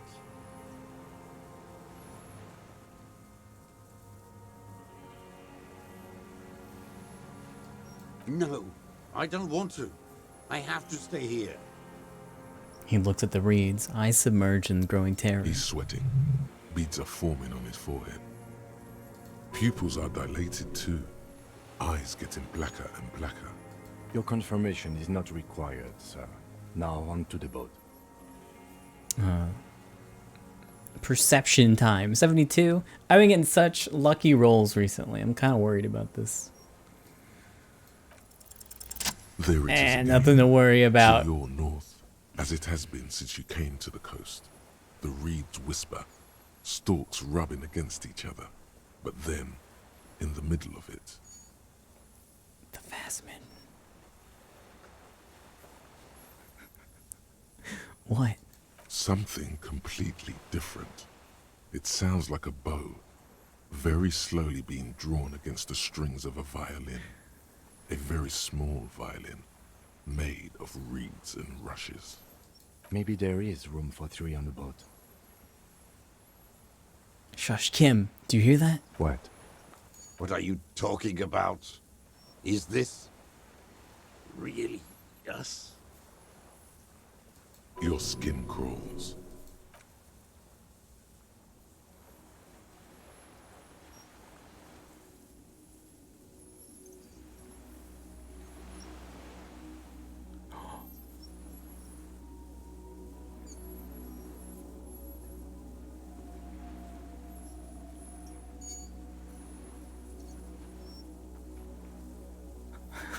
A delicate tangle of arms and legs unfolds from the reeds, limb by limb, to then just stand there, moving its scythe-like arms in ghostly silence. It's still there, an unfolding mechanism of reed-like chitin, hovering in place. What is that? What are you talking about? The old man looks into the reeds, then at you. The giant stick insect. There's nothing there. He looks confused. The stick insect is over 3 meters tall. It looks straight at you, with its tiny pinprick eyes and its grotesquely small head. You feel your legs shaking under you and your gun hand move to your holster to grab the gun. There it is, I see it. Tell me what you see, damn it. I can't make out one small thing in the reeds. Kim, can you see it? I can see it.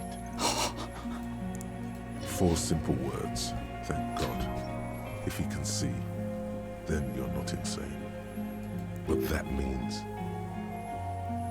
it's really there, spinning slowly, in absolute silence, its limbs long and slender. Be very, very careful. The lieutenant whispers, then takes a step towards the giant arthropod.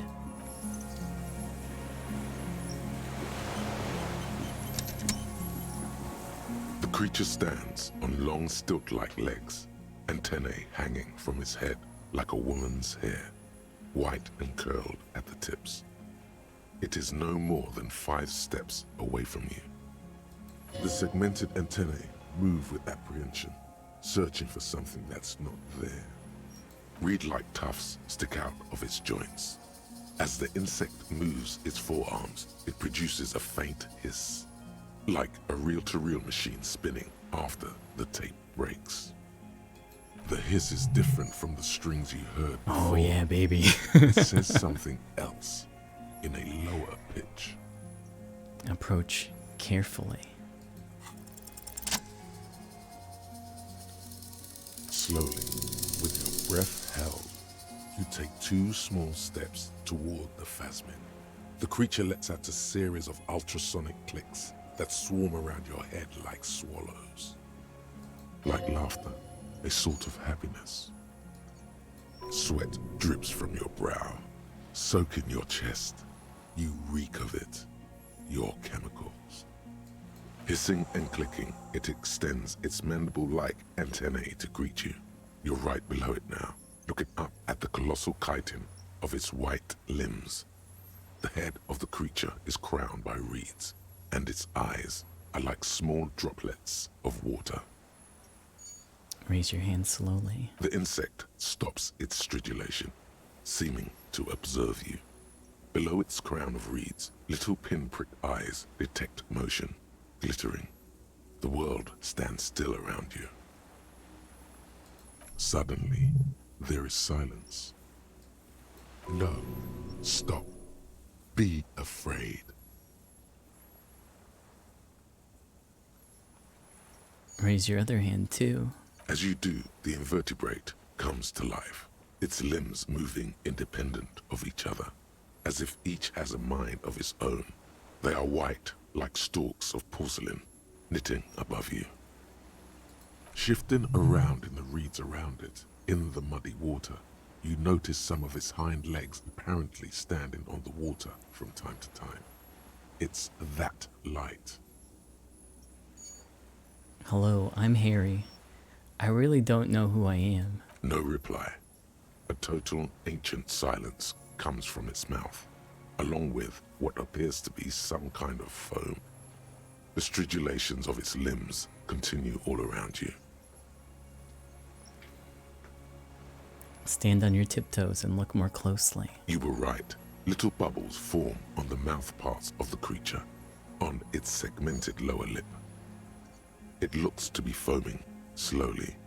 The foam is white, then yellowish. The faintest smell, like you've never felt before, like burnt roses. Kim, it's foaming. Careful. It may be poisonous. Lieutenant watches you apprehensively. The foam slowly turns a darker shade, like burnt caramel, as the insect moves its mouth parts, masticating. The little bubbles begin to burst, one by one, letting out that same smell, like summer burning. Apricot blossoms, white blossoms erupting, a sensation like cold hands on your face. Tell me, what are you doing? I exist.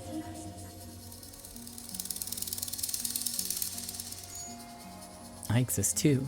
Tell me what it's like for you. If I tell you, what will happen? Then I will tell you what it's like for me. For me, it's fire burning Fire? Where? inside. I do not have fire inside me. In me, there is not even blood, but lymph, like sap from a one palm. Now, I will tell you what it's like for me. For me, it is a series of half-lit images, a kind of darkness, being intruded upon, transient, dim, moist. Intruded upon? By what? Shapes of plants and animals, and internal sensations. A swarm of sounds, tiny vibrations on the inside of my forearms. All speak of complexities totally beyond my understanding. I am at the end of a narrow funnel, weightless, so light it only feels like something to be me. In truth, perhaps I'm nothing.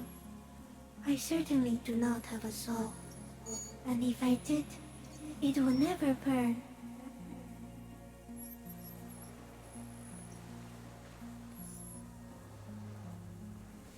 I'm glad to be me, an incredibly sensitive instrument. Few of us can begin to imagine the horror of you, with all of creation reflected in your forebrain.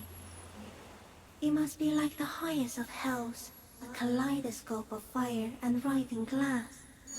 Eternal damnation, even when you're sleeping, and when you wake, you carry it around on your neck, with eyes open that cannot help but swallow more behind the mirror. I feel great, mute empathy for you. It was disorienting at first, but I'm keeping my shit together. That must be incredibly hard. The Arthropods are in silent and meaningless awe of you. Know that we're watching. When you're tired, when the vision spins out of control, the insects will be looking on, rooting for you. And when you fall, we will come to raise you up. Bud from you, banner-like, blossom from you and carry you apart in a sky funeral, in honor of your passing. But not me, because I'm just a leaf eater. In honor of your will, Lieutenant Euphrator, that you kept from falling apart in the face of sheer terror, day after day, second by second. Detective, arriving on the scene. I am a detective. So am I. I was born to detect sucrose rewards and semiochemicals. What were you born to detect? Also that. I can also detect pheromones. The ones on you tell me that you will not eat me, and that I will benefit from your closeness. In short, Oh, I love you. is this a dream? What's happening? No, you are awake. I am real. Light is forming me. This is real. Where does this come from? All this around us, the world. Not even the birds know that. Not even the water lily.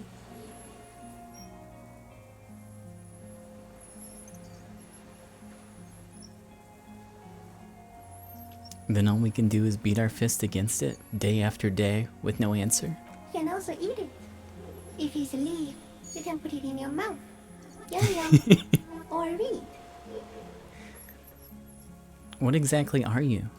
I am an unknown species of the order Phantasmadia, endemic to the Insulandian Insula.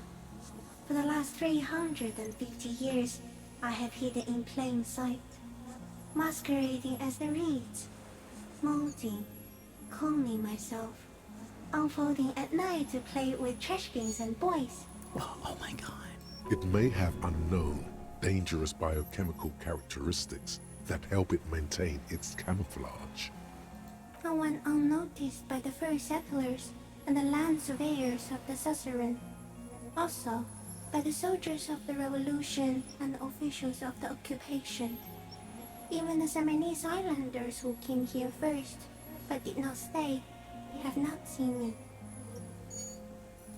I have stayed hidden through 4 forms of government and 2 scientific revolutions until I was accidentally discovered by a detective of the citizen militia in Revelshop, district of Martinez, March 51. What about the old angry incel behind me? I hope he's dead. I don't want to think about him anymore. This is the real end game for me.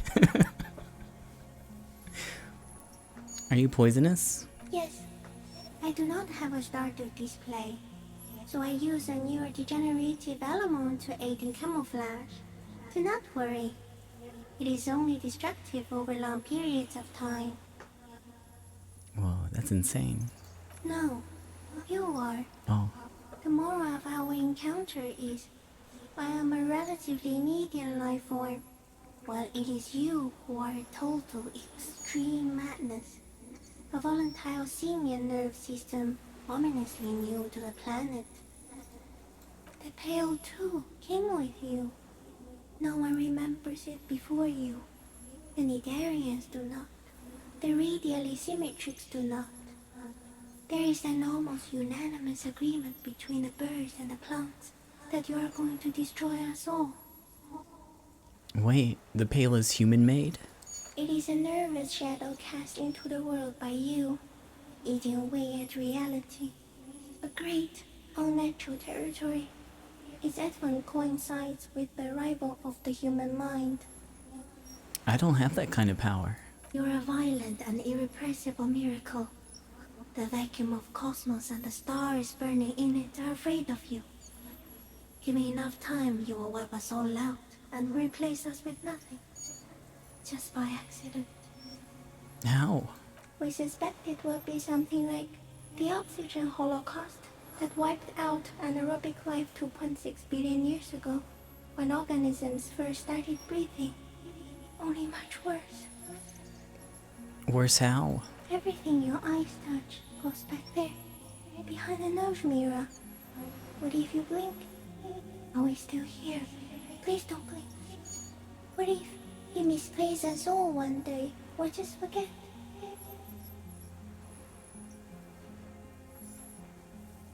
This is the gloaming I've been waiting for ever since I woke up in the hotel room.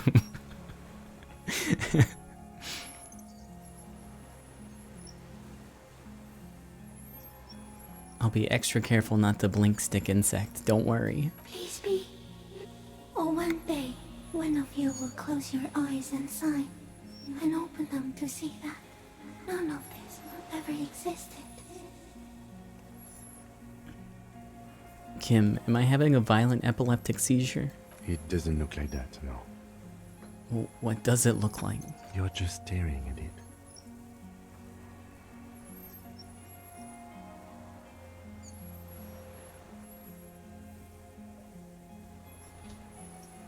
Nothing, just looking at the stick insect. Everything's normal. I think we should take the picture, and then you should back away from the unstudied species. I have to say goodbye now. I have no more thoughts. That was all. No, there is one more.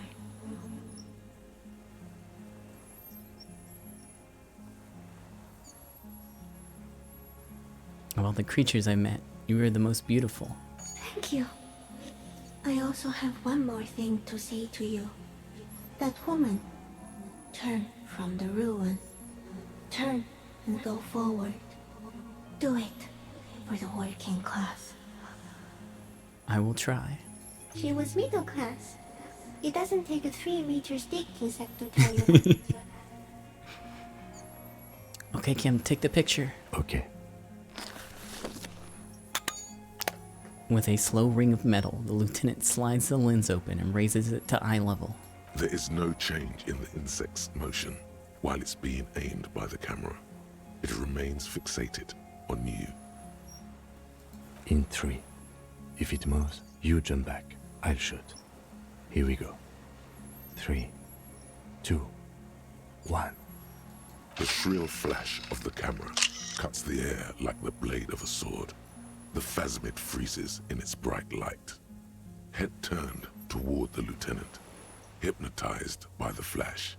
It stands frozen before you. I got it.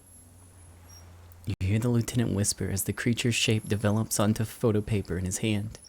A polychrome ghost of white streaks against the reeds and the sky, and you as a shadow before it.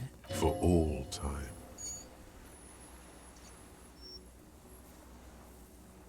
Slowly reach out and touch the creature's whisker. The antennae hang from a great height. With your hand shaking, you barely touch the tip of the left whisker. On contact, the chitin curls into a spiral, like the tip of a poison ivy.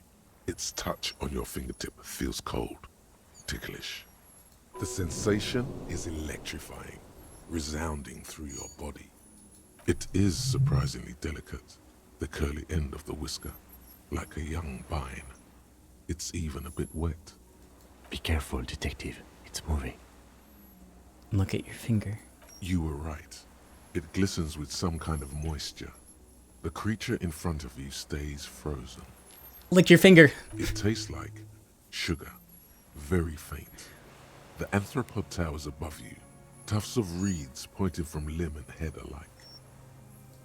Odorless, mostly comprised of water. Carefully pet its scythe-like forearm. The limb before you is incredibly light, like eggshell. It's much lighter than a reed.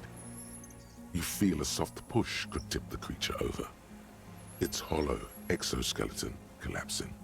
It's about to move. You can sense it. Run your hand up its slender limb higher. A small shudder passes the creature's arm.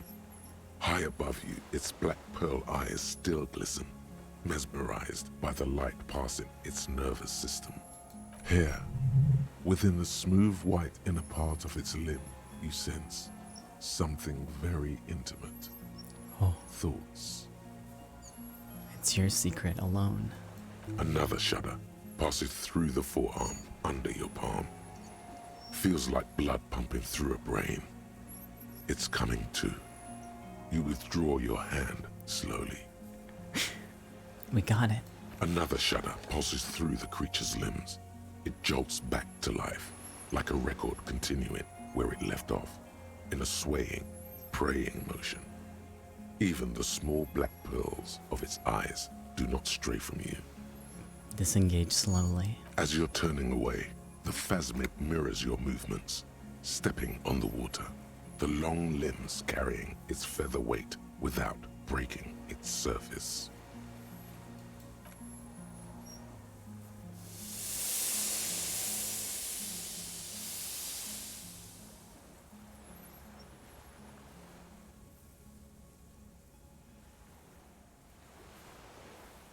And just like that, it's gone, skating away across the sea's calm mirror like a skipping stone, leaving nothing but circles on the water.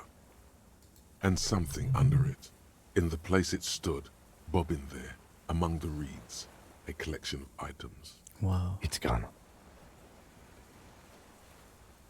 The lieutenant looks north with his hand raised to his brow.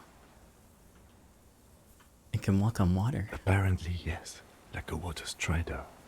Only, I've never seen anything like that in my life. What's that in the reeds? Looks like a nest of some sort. We should have a look. What now? The old man behind you repeats suddenly. He's put his hand into the ash. It's dirty and black. In some kind of strange, semi-catatonic state. Our suspect is not looking so good. We need to check on him. Hi, thank you so much, Maru. That was absolutely magical. What is this?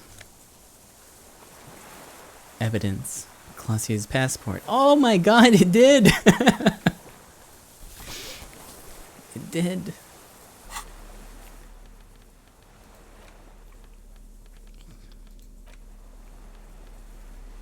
Where's your stupid passport? This passport, issued by the Sovereign Republic of Oranje, is issued to a black-haired woman called Katarzyna Alazie. Classia's hidden documents. From the empty boy. Look at the photo. It's Klasia, with short black hair and glasses. She looks boyish, younger somehow. An old photo, before life came and did what it does. What was this doing in the Phasmid's nest? Maybe our man, Mr. Dross, took it from Classia's, or whatever her name was. Hiding place, or... I think the Phasmid took it. Like a magpie? What a coincidence. Then it would also have collected the other objects, which would be highly unusual. It says Katarazine. She said it would be for Anouk Meyer-Smith. Anouk Meyer-Smith. I told you she kept lying to you. She's probably lying to someone else right now, in another city. Katarazine was supposed to be her real name. She lied to us. Yes, somehow she managed to lie to us. One more time. In a way, she's still lying to us right now. What's her real name then? I don't know. But it's not Katarzyna Alazie, or Klasia, or Anouk Meyer-Smith. We didn't even scratch the surface with her, detective. Perhaps it's better that we didn't arrest her. Who knows what hell she'd be raising in my district by now. Okay. Well, anyways, let me see.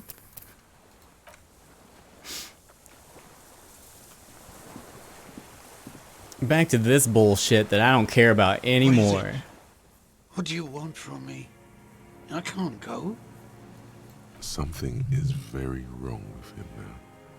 Sir, how could you not see the Phasmid? He stares at the reeds and falls silent. Mr. Dross?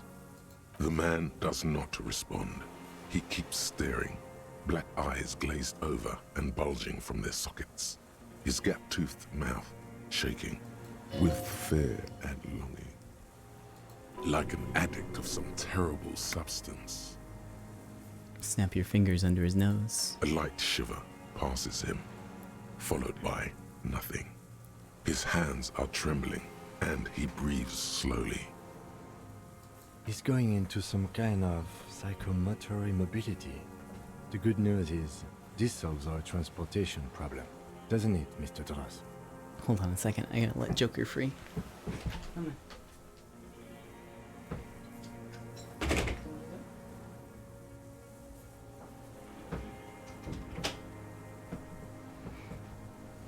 Okay, sorry.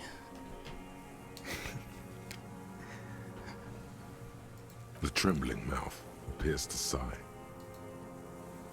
Between this and the broken tire he's used for a boat, I think it's safe to leave him here, while we go and get help. It will need to be medical first, I'm afraid.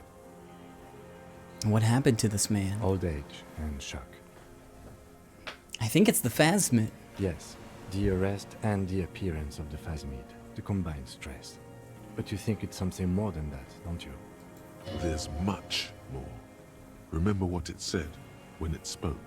Quite a few things about that health check you did on him make sense now.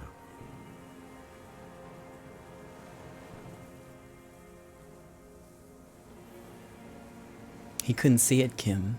It's just the reeds for him. That could be part of the shock. But you're right, something is off here. Mr. Dross. No response. Maybe this is how the Phasmid stayed hidden all these years. Then how did we see it? Oh, you mean, whatever does this, does it over time? Teenagers, kids, drunks, sightings are brief, and hence not credible. But anyone who spends a long time with it. Yes, you forget it's there. Mm-hmm. Mr. Dross, have you ever seen a stick insect pretending to be the reeds? The old man stutters. The doctors will have to look at this. I hope your station has better medical personnel than 57.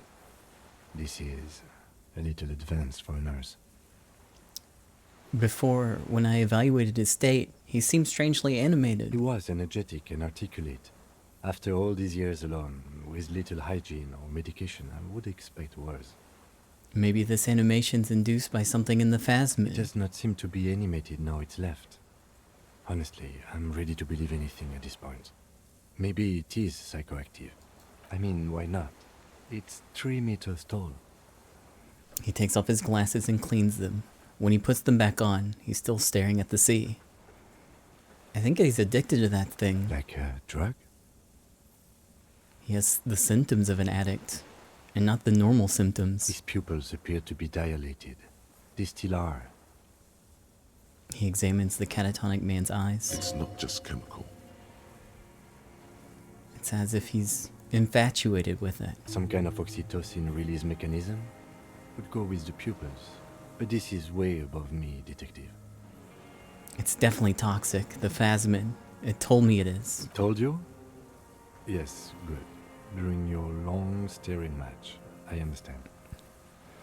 He's been here for a long time. Who knows how much of it, how much of it in its company? He did seem distressed when it finally came to arresting him. Like he didn't want to leave this place. And the insect, maybe. He looks at his notebook. I have absolutely forgotten to take notes. I hope I remember all of this. This will be one hell of a report. Thank God we have the photo.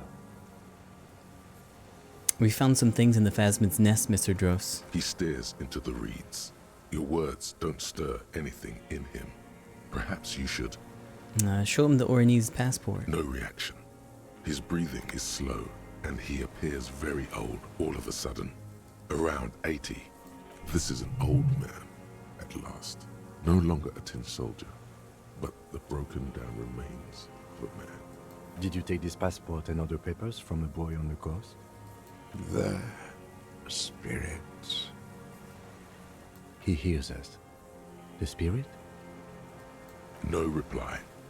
He's gone again. Try something else? We got him back for a moment. I'm gonna let you rest now, Mr. Dross. The plastic cape flaps around his face in a gust of wind. His back is slouched and his mouth open. The blacks of his eyes are receding. His pupils are returning to normal. The strength is all gone out of him. Just frail old bones in a sack of tracksuit trousers and a windbreaker. Hang tight. We should think about getting back to the mainland. To get help. He'll be safe here. If we don't take too long. I would have never expected this to happen.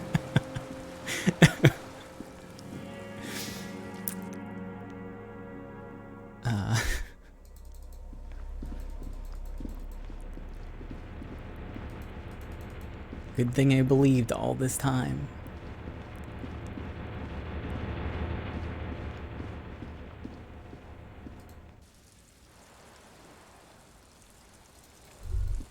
Oh. The dry grass crackles under your feet as you stop. Far away, birds' wings touch the still surface of the sea. What is that flutter? The flock of quail departs. Now more than 100 meters away. 102, 105. Underneath the flutter. On the islet, there is almost no wind under the rain quietly falling on the reeds. Bulrushes swaying on the waterline. Long dried leaves chafing against each other. The soft raindrops. The great ghost of the air is holding its breath. To the west? A silent hiss. Sea air moving through the needles of a pine tree. To the east? The faraway roar of the city, distant like today's dream. Before it, the sound of sand. The low tide filtered through its grains. A bird tending to its feathers. Raindrops fall on water, strangely quiet, forming circles in the distance. Ahead? A low hum. The air slowly moves through a concrete box, through its ancient slits and cracks, resonating, hollow. Beyond that, big building. Further north. Air flows out of a pillbox window. There is very little there. The air cossets flowers on a meadow. Absolute silence. Reeds motionless. Bulrushes motionless. A drop of rain falls on a black log of an extinguished campfire. Below the silence. Col de Mamadakwa. Kim. Yes? It's pretty silent on the island. It is. Is that why we are stopping? Uh-huh. Wait. I have to listen one more thing. The lieutenant nods in silence. No, I'm good.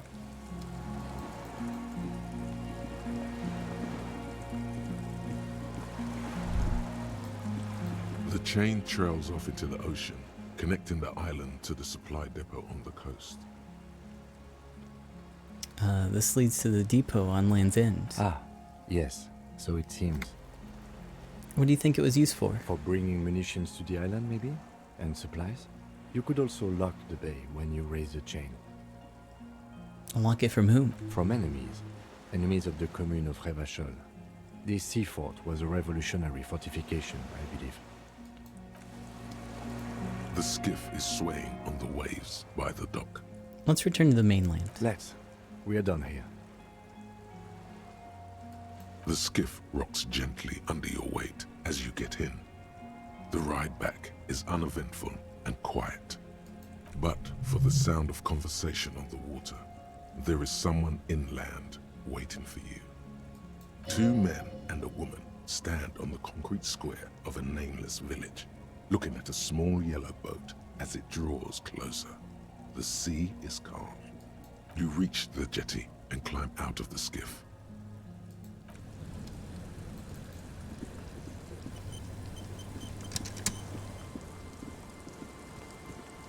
Look what the tide brought him. The man says in a measured tone. Suddenly, his expression changes and he tilts his head. Harry, you're bleeding all over the place. You're half dead. Forget about all this. There's a giant. We're not forgetting about anything. Look at you. No one else seems to be bothered by the bleeding. Bothered by it? Harry, you look like you need a fucking organ transplant. Oh, fuck it. Let's not get into that. Who are you people? Hello, I'm Trent Heilerstein. I believe we've met on several occasions. Oh, yeah. I'm your goddamn partner, Jean Vicomar, and this is your special task force. Or what's left of it. Special Consultant Trent Heilerstam, Patrol Officer Judith Minot. Hi. We've come to scrape what's left of you off the pavement. Lieutenant Kim Kitsuragi, Prison 57. We've just come from the island, where our investigation led us. We might need your help with something later. He adds, suddenly regaining his confidence. As if he recalled that he's in fact a decorated police lieutenant and not a naughty boy. But this is clearly a departmental matter, so I'm going to leave you to discuss it among yourselves. Nah, Kim, you gotta have my back. Let's destroy him. It's good to meet you, Lieutenant Kitsuhagi. She says warmly, flashing the lieutenant the tiniest of smiles. Letting the lieutenant know he shouldn't feel embarrassed over the shitstorm that's about to befall you. What's this about? Ari, we want to help you. Trent, I believe this is where you come in? I don't quite know what I'm doing here. I was asked to participate as an expert. I think I need to manage your expectations a little. I'm at best an enthusiast in cognitive science. My background is in something else entirely. I engage in neurology on a merely theoretical level. In fact, I should probably get going. No, Trent, it's too late. You're part of this shit now. What have you got to say for yourself, shit kid? What does he have to say for himself? He left you to catch the bullets. How do you know I was here? The cafeteria manager you fucked over told us where you went. I saved his establishment and he still betrays me? Strange. He didn't mention that. In fact, the establishment didn't look saved at all. There was a giant aerograffito in front of the building, mixed with blood.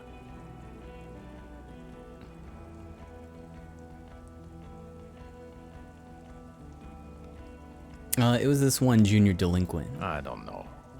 It had shit kid written all over it. Have you been spying on me? Yes, I was spying on you. I was in the bar, wearing away against stupid sunglasses. You didn't recognize me. Your own partner walked right past me A disguise? Why? I heard you lost your mind and your memory. I wanted to see if it was true. And it is, Harry. You're totally insane now. Good job. In the crowd, there was a man and a woman in RCM uniform. In his defense, we were in a hurry. Yes, I'm Trond Heilestam. I never said I wasn't Trond Heilestam. So what was up with the kid then? Mikael? Mikael is my son. His son? What a joke. Everyone is lying to you. Oh yeah, where the fuck's your son now, special consultant? I sent him home. Mikael is with his mother. We share custody. Okay. I told you. He's one drink away from killing someone. I wouldn't quite say that. But yes, he is displaying aggression not atypical of late-stage alcoholism. So what are you special consulting here? What indeed? I was asked to share my take on some of the more obscure theories developed in Königstein in the 30s, like partial psychotraumatic amnesia, group personality theory. He's here to see if you're insane. He's smart. Let's move on. You mentioned a task force? Yeah, Major Crimes Unit, under Lieutenant Dubois and Vicomar. Ring any bells? Refresh my memory. Who else is in this? Refresh your memory? It's a goddamn Major Crimes Unit. There's you, me, Jude, Trond fucking Heilestam, and Guillaume baby. I'm technically just a civilian advisor. Oh, fuck you. You're part of this shit show. Okay, so what does the unit do? It's a Major Crimes Unit. We clear the desk of cases so Precinct 41 doesn't look like the worst station in town. We are shit tier now, Harry. Because of you. They're your posse, or what remains of it. Hand-picked, hand-lost. The 41st isn't... And where have you been all this time? There was a mercenary tribunal. God damn it, Harry. He shifts his weight, crosses his arms, and looks you in the eye. You told us to fuck off. You said we're cramping your style. Your detective god. Fuck everything. All we burn. Detect or die. Wait, so you let me face a squad of trained killers alone just to teach me a lesson? It wasn't like that. Fuck you, Harry. We didn't know there was gonna be a tribunal, did we? All will burn. Here we go. Alcoholic delirium. Visions. All must pay. None of this is ringing any bells. The bells aren't ringing because you have brain damage. Trond, this is where you come in. How bad is it? Well, he doesn't have visible tremors, he talks without slurring, he can drive a boat, he's standing, reasoning. All good signs, but complete retrograde amnesia, episodic and semantic. As displayed in the station call, our interactions with him, and I don't want to be a snitch, but also mine with him before when Harry did not seem to know who I was. It's all very interesting. Interesting? Yes, interesting. I have my theories, but I would like to hear Harry's thoughts first. Harry, what do you think happened to you? Neurologically, psychologically, and why not socioeconomically?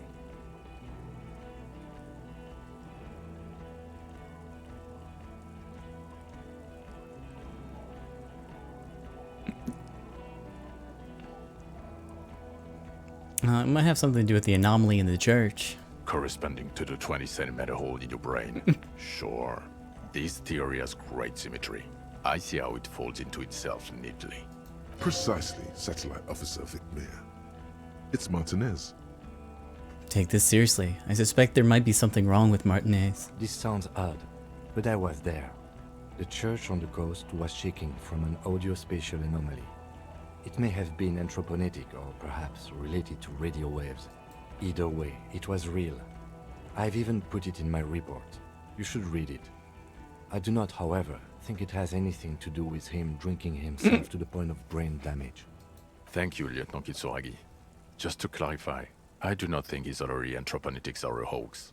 Pale produces global phenomena. It's proven. However, what has not been proven is total memory loss after drinking too much Komodo Red. Honestly, I think he's just lying to us. But Detective Vicmer. He has blanked out before. I have? Yes, a couple of times. After some of the more serious benders. One was after the two drunks case, the other when we looked into that mural. The two cases in your ledger. The unsolvable case and the Next World mural. Those were recent. Those cases were hard on you. Interesting. So at first he dipped his toes into it, prepared. That's where he would have gotten the idea, yes. Practice. And then he used alcohol to get there, so to speak. What do you mean? Well, here's my theory. What if this is an absolutely normal reaction to the world we're living in? What if this is not a significant anomaly at all? Something to be explained, approached as a defect? Look at the sensory input here. He gestures toward the scenery. Look at the ruins, the neon. Listen to the radio, the multitudes, the people. Live here for 40 years. As a police detective, he's like a magnetic reader on the world tape, to borrow a known metaphor. Harry's been pushed flat against it. Total input. Hardwired to the free market. He just needed for its end. Okay, Trent, thank you. That's absolutely meaningless. I'm glad we brought you. Will he or will he not be able to work in the major crimes unit? Is he a cretin now? I want to know that. He's not a cretin, and he is able to do work. If not in his previous leadership role, then as a line detective.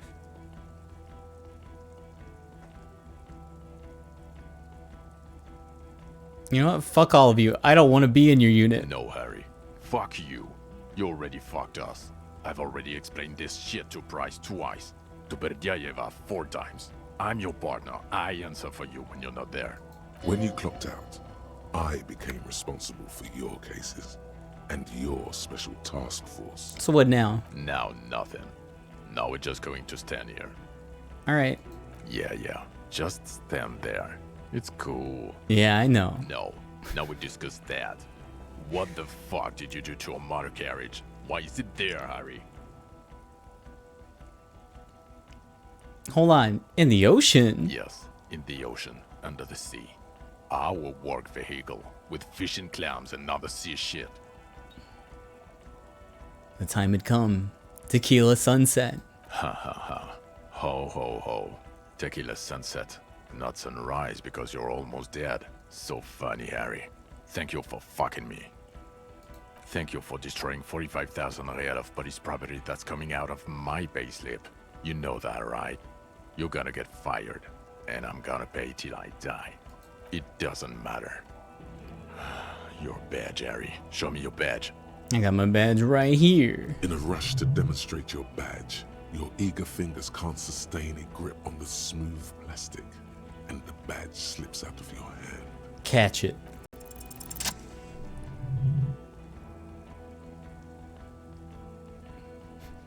Not today, badge. Did I get the badge? You got it all right. You're showing it to him, victorious. They're seeing the badge. Behold my badge. And your gun. Maybe I shouldn't repeat it the same with my gun. Man, I've got all kinds of guns.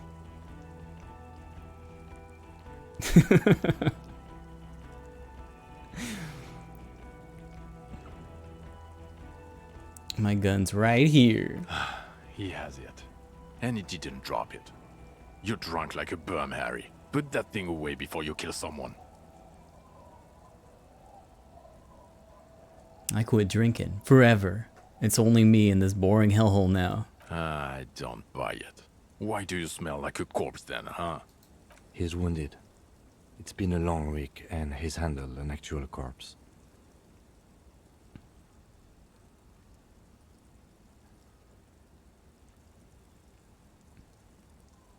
No idea what you're smelling. I washed death off me. The man doesn't reply, but his expression speaks for him. You should have done a better job, is what it's saying. Yeah, I've handled an actual corpse. I don't believe you. You're drunk. You let a suspect escape, a certain classier, because you were too drunk to assess a flight risk. We've read the reports, Harry. Lieutenant Kitsuragis. We know. Clausia. She was some kind of spy from the Occident.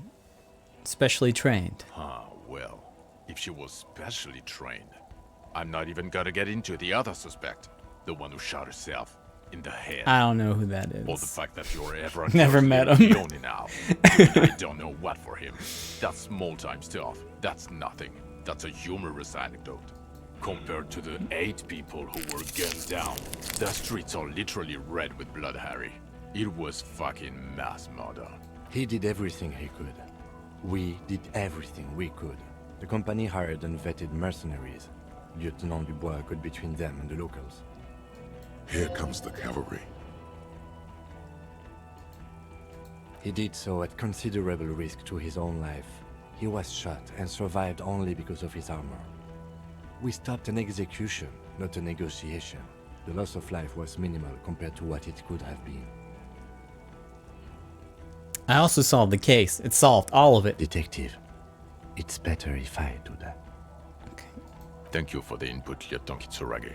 I didn't mean to suggest you didn't handle the situation. He brushes a stray strand of hair out of his eye and coughs. You spent the week with him on this case. What is your take? On the case? On Lieutenant Geoffrey Dubois. Well, the drinking, the gun losing, also losing the badge. That's all true. Although he has not been drinking on the job this week. See? 1 week. Then there's the self-flagellation issue. He likes to No! apologize, making it sound like he's guilty of at least first-degree murder.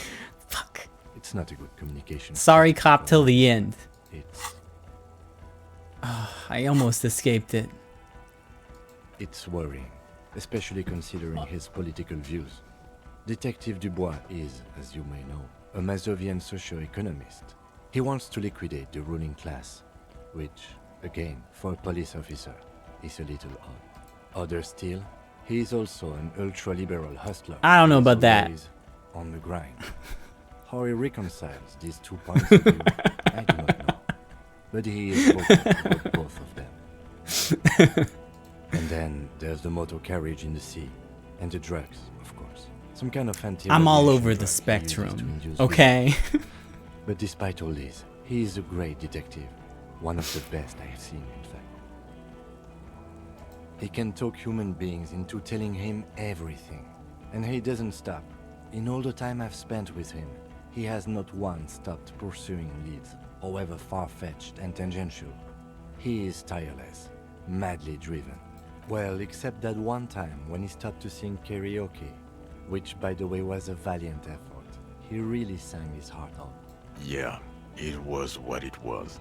Other than that one time, he has tirelessly worked on the case, and he solved it. We have a confession, a murder weapon, and the perpetrator, locked on the island right now, awaiting transportation. He apprehended a straggler who stayed hidden for 50 years, ever since the revolution, who's probably committed other murders over those years. Oh, and he also discovered a new species. A new species? A colossal stick insect. It was on the island, camouflaged as the reeds. It unfolded from the reeds. I think we may be dealing with the Insulindian phasmid. He takes out the photo and shows it to the officers across the yard. Rain comes down. He covers the glossy photo of the phasmid with his hand. You hear gasps beneath the howling of the wind. As you can see, it's about 3 meters tall. In fact, we think it may be the largest land invertebrate ever discovered. So as you can see, I'm a pretty okay detective, and an absolutely giant communist. Fucking hell. Is this somehow connected to the case?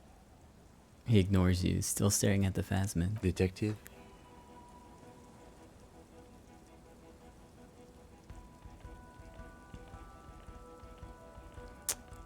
Yes, I believe the pheromone it emits may be responsible for the killer's mental degradation. The old man was not aware of the phasmid's presence. Exhibiting a strange, atypical dementia, he fell into a stupor after its appearance. He became near catatonic. So it is connected. Yeah. I must say, this is absolutely extraordinary. I don't even have words for it. Yes, it really does make it hard to fire the drunk. His tired eyes follow the photo as the lieutenant puts it away. This is a very, very sad man who has just seen something that's made him forget his sadness. I also started a nightclub in the church. What was that? It sounded like you set up a nightclub in the church.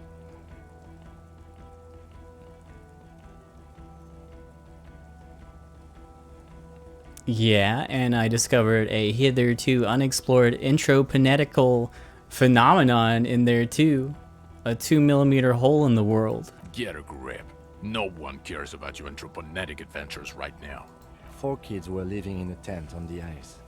They were going to drown when it melted. It's not optimal, but the building was abandoned, so he put them in there. It's okay. It's not that okay. Get off this subject now. Also, the phasmid was female. The reeds are its nests. Female? What makes you think so? You had to see it. It had the subdued colors of a female. And Oh, nesting behavior I know. too, I think. Incredible. Were there eggs in the nest? Not as far as I could see. There were other things there, though. It had gathered items in its nest. Behold, a passport. Actually, you know, this would indicate it was a male. This is far from anything in my field, but I think such nests are called bowers. Therefore attracting mates. It could have been a male, actually. Must be robust if it can move a helmet with its limbs. I think it reproduces by parthenogenesis. As in cloning itself? What makes you think so? It told me. Mm-hmm. Then it wouldn't matter if it's male or female. The bower would just be rudimentary behavior from before the parthenogenetic mutation. Very interesting. Such organisms are extremely vulnerable to disease. A single strain of bacteria could wipe out the whole species. We're probably looking at conservation efforts here. Oh, there was supposed to be a helmet? Oh. I bet it was cool.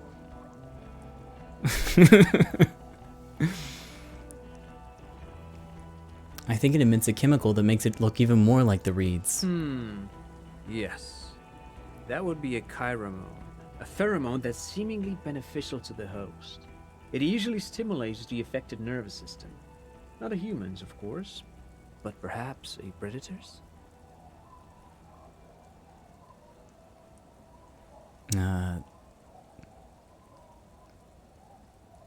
The perpetrator seemed intoxicated somehow, like an addict. It's just a hunch, but... There are species of bees that, under the influence of chiromones, take wasp larvae to their hives. Ants do the same with aphids, thinking they're... Do you think this is how it stayed hidden? Nothing is off the table. But I want to stress this. The find does not have to be connected to the case.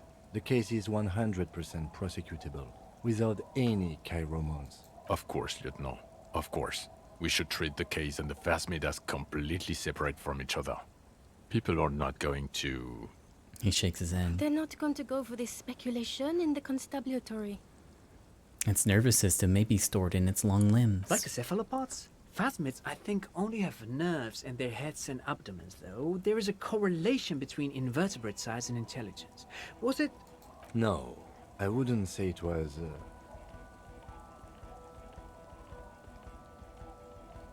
It was a sensing entity. There was something there.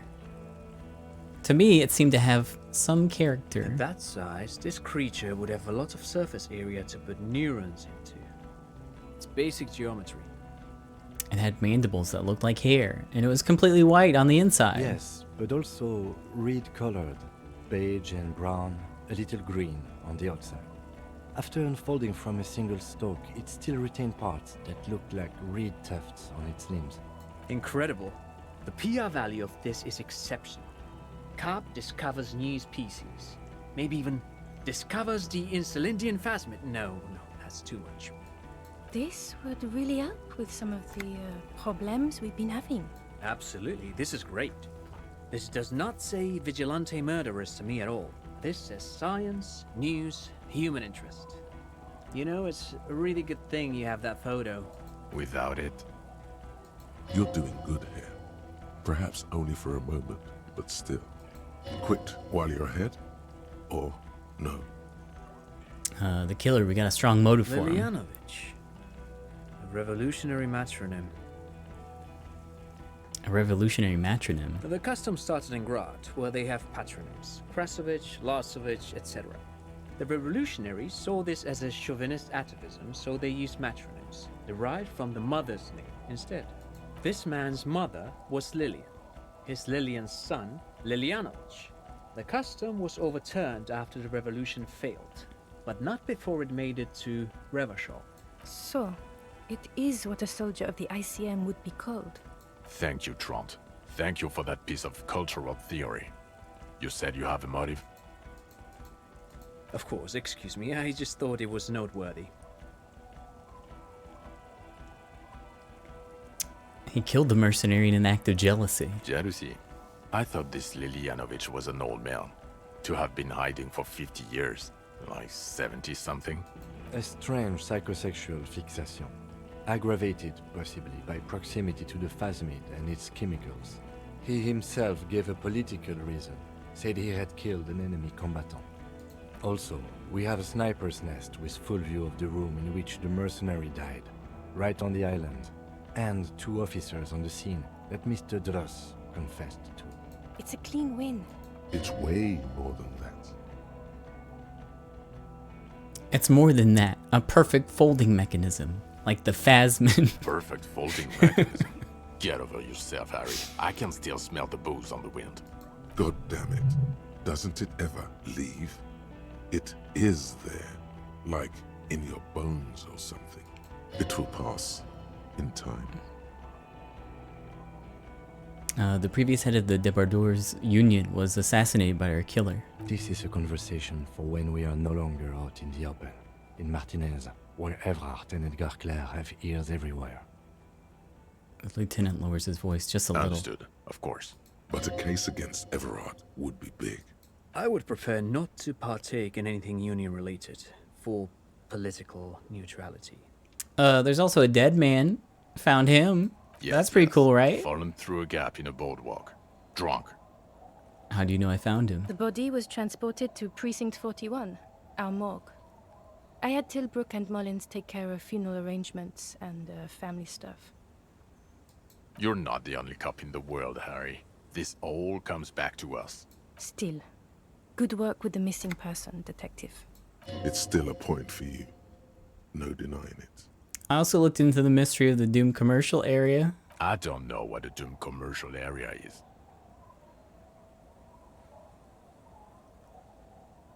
The curse turned out to be possibly intrapanetical. Part of my larger investigation into Martinez itself. No, it didn't. It didn't turn out to be anthroponetical again. Enough with the solar pale 2mm hole in the world line. This isn't Paradox B. We're a police force. Okay. It doesn't look like the lieutenant wishes you to push this angle further. Fine. Out it out is indeed what he is thinking. I confiscated drugs from Kuno's dad. Who's Kuno? You don't want to know. You're right, Lieutenant. I don't. You snorted the drugs, I know you did. It's alright. Not all of them. Some of them are still here. At this point, I think. anything No, is wait. but a drink. This is different drugs. So what do you say? Want to take this hot shit back? I don't want to, but you discovered a new species and solved the murder. He shrugs. So I have to. Jude. Anything that ends the trial is okay with me. You haven't been drinking, she thinks. So maybe this time. Agreed. The public relations potential of this is too valuable to let go.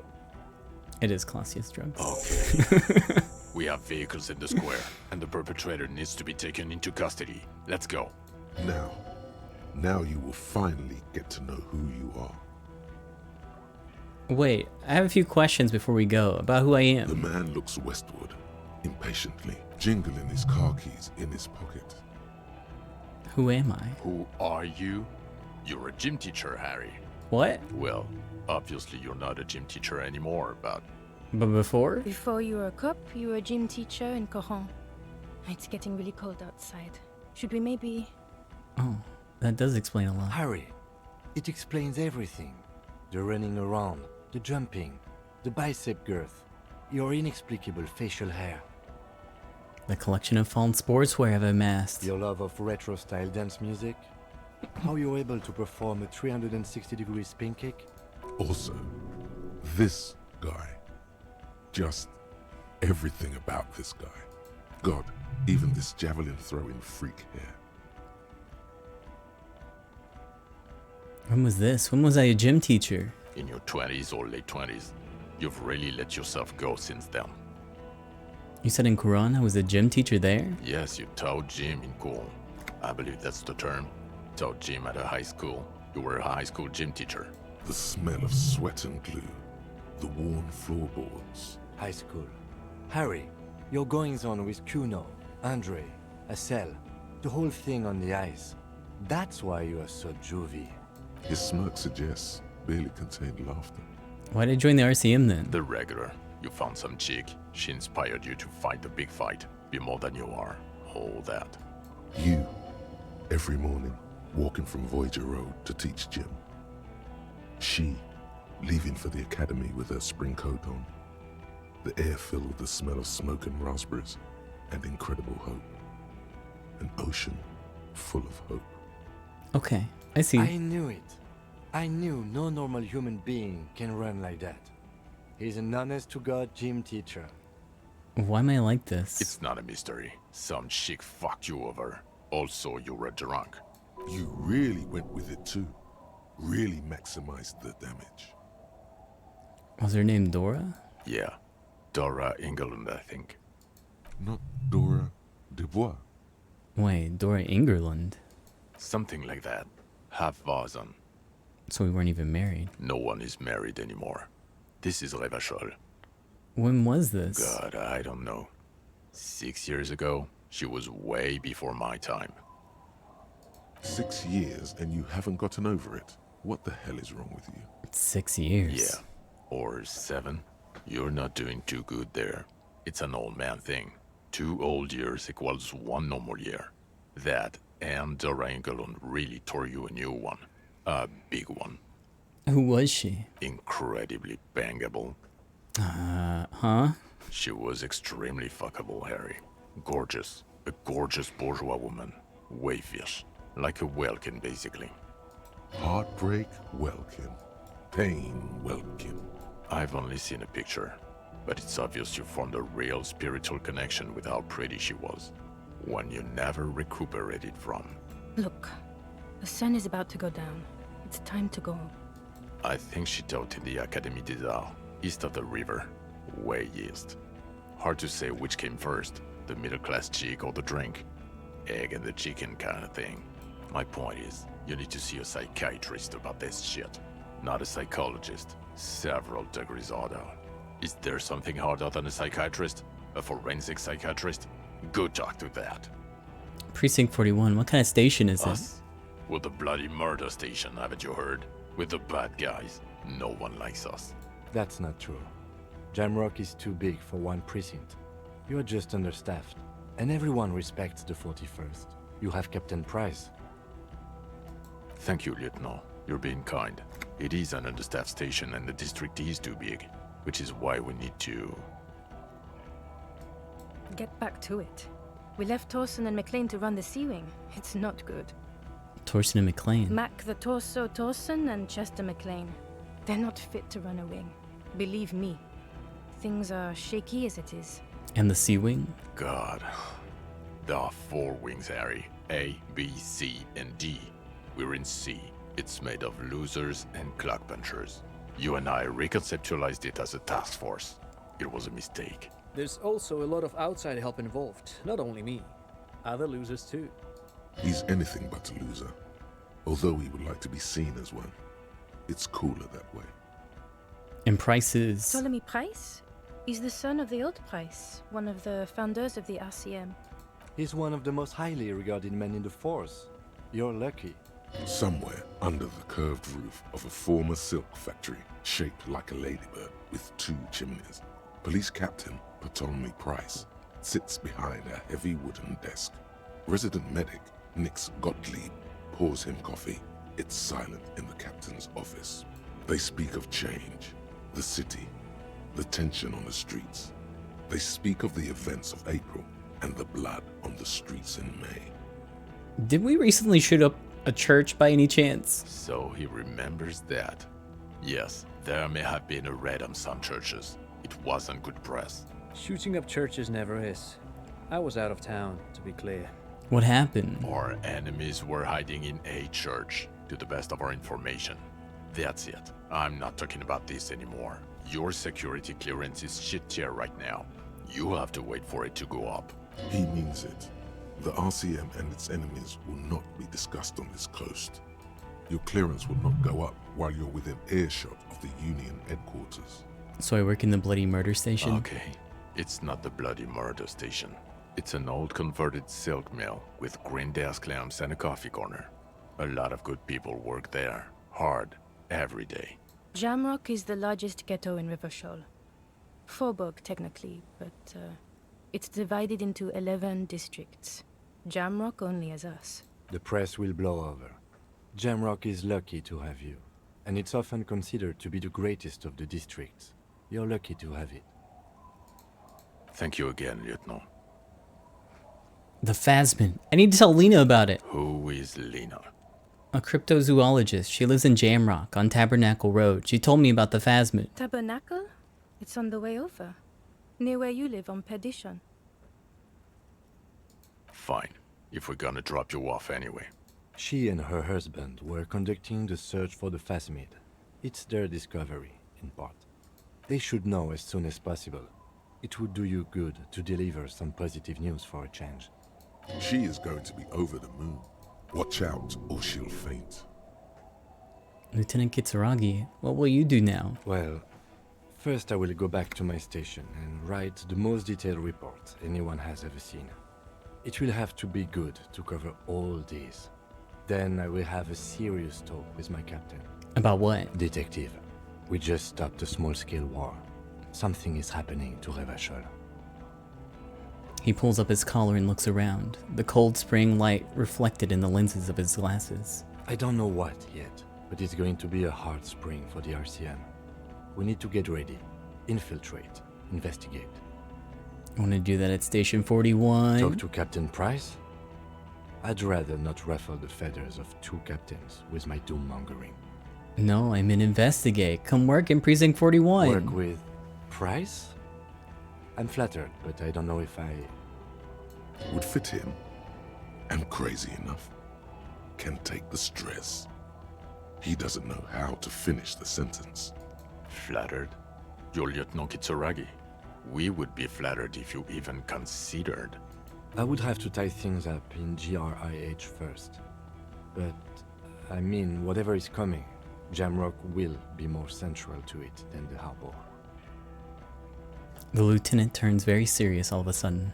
And we also have a huge caseload, Lieutenant. Piles that we need to get back to. Mountains, even. I do like the sound of that. Hell yeah. I'm ready. Good. Fuck it, let's go. Trump brought his motor carriage. It's a 20-minute drive to Jamrock.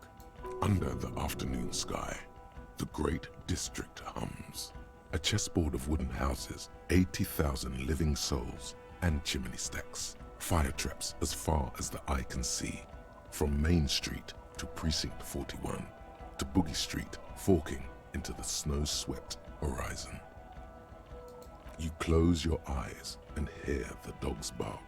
A lone woman sits by a factory window, dreaming of meteorite strikes. On Rue de Saint-Jérôme, a square bullet slides into a square-shaped chamber. In Old South, a man without eyelids smiles. Spring has come. It's time. Dawson? Yes. McLean? Yes. Heidelstein? No. Vicmair? Yes. Dubois? Of course. Really? Nix Gottlieb looks up from the list. I hear he's unstable. You say that like it's a bad thing. Captain Ptolemy Price gestures with a ballpoint pen. It's dim in his office, and the curtains are drawn. Harry's our man. He'll pull through. When he does, he'll side with the people. Understood. Gottlieb returns to the list. Minnow? Of course. Wonderful. Then can we please just go back to Jamrock now?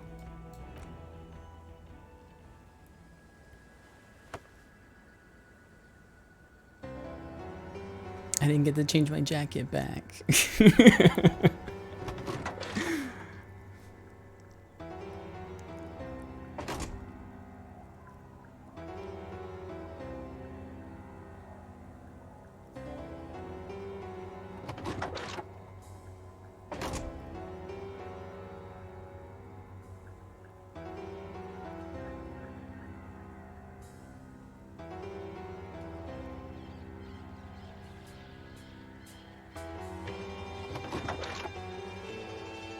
Oh.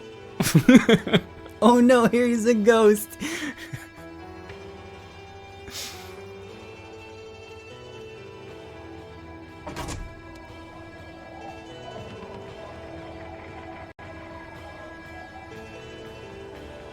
Wow. This is really good. It took a while, and I apologize for anyone that's not good with visual novels, but this is really good. I like this game a lot. Wasn't expecting it to wrap up the way it did.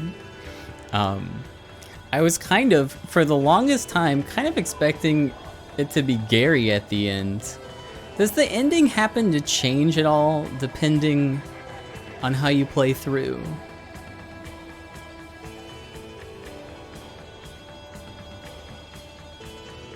See you, Sarah.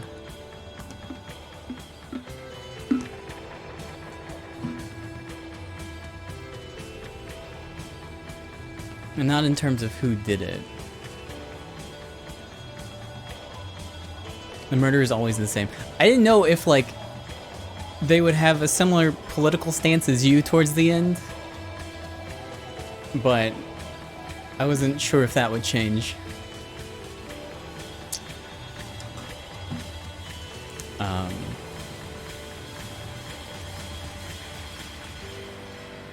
The biggest difference is whether or not Kim gets shot. Well, that didn't happen, thank goodness. Surprisingly linear. Alright. There's so much to do in this game.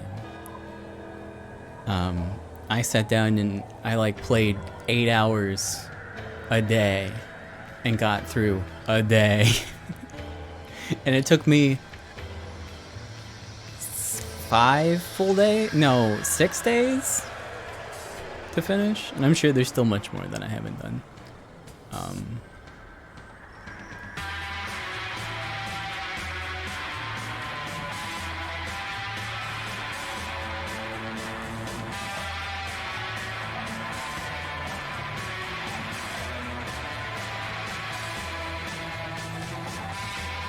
The Phasmin might run away, Kim might get shot, and you might not get a confession. Huh.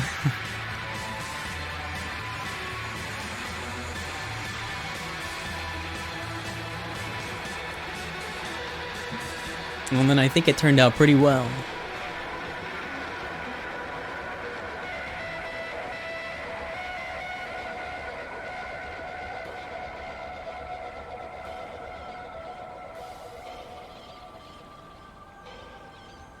There's a pretty big scene when you sleep on the island. Oops.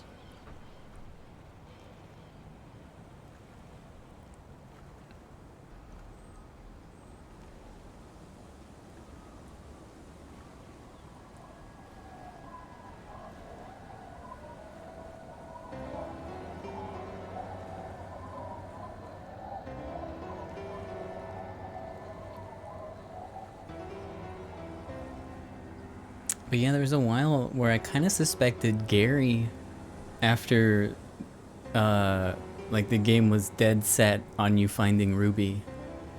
And then he just never came up again. The whole clothes in the dumpster didn't really matter.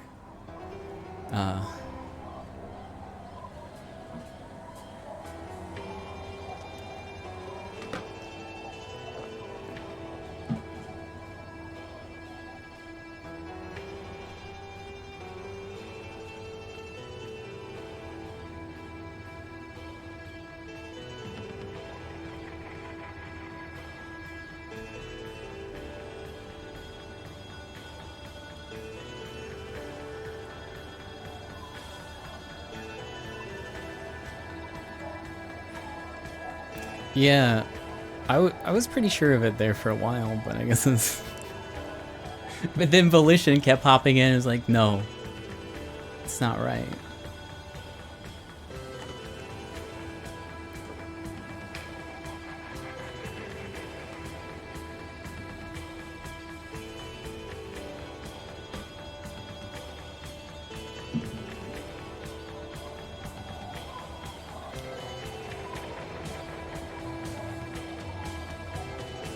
The ending really did come down to a couple of very specific skill checks, though, that I wasn't very appropriately prepared for, but I still managed to get through them on like a 30% chance.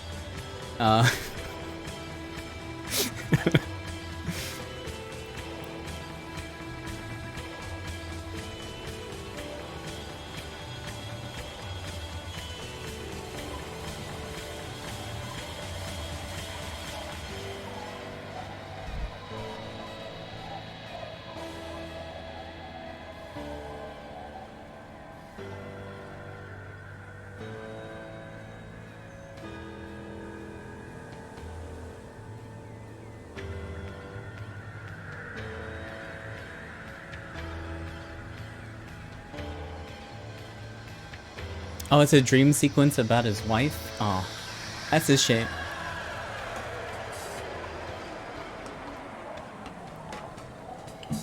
Yeah, I kind of...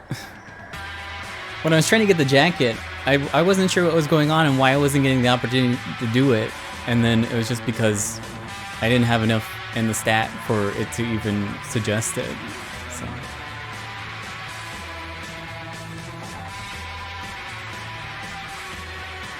Ruby doesn't have to die, but then how am I gonna get a second gun?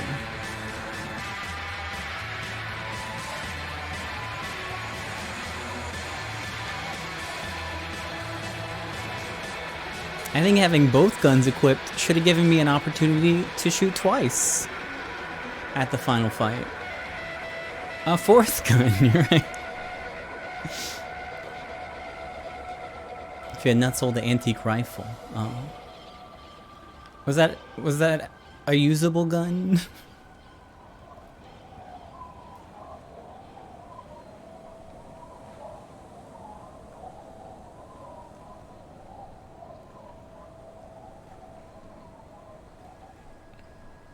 Can you get through the tribunal without blacking out?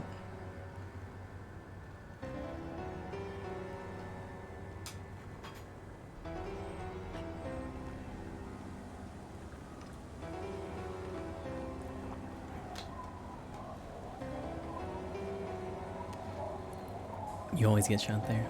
Yeah, I wasn't expecting it to happen then. I was sitting on so many points, like, waiting for it, and then I have to go into it without using any of them.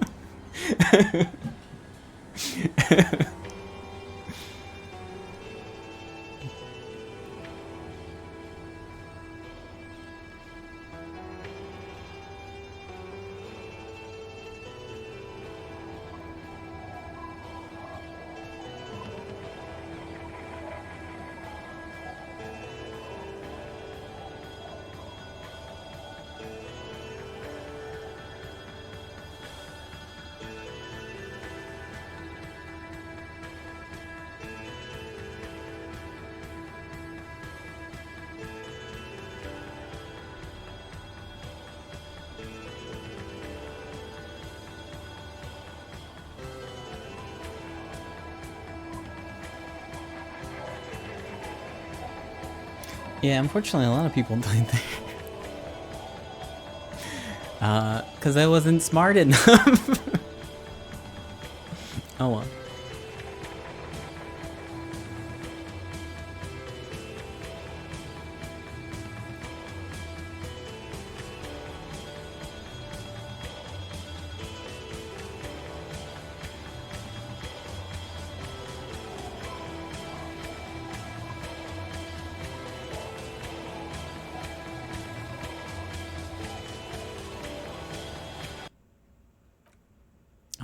That's it. Anyways, this has been such a long stream. I didn't think it was gonna be 8 hours, but it kind of ends up that way after each of these streams. It takes like at least 7 hours to get through an entire day. So I'm going to go and get something to eat and try to do something else with the rest of my day. So thanks for being here, friends. I will see you tomorrow. Right? What day of the week is it? I'll see you tomorrow. With something new, I guess. How did I get so tall? What happened? What happened? Anyways, I went through a growth spurt, but ignore that. Thanks, Ko-fi supporters, for all you do for me. Thank you, anyone that subscribed.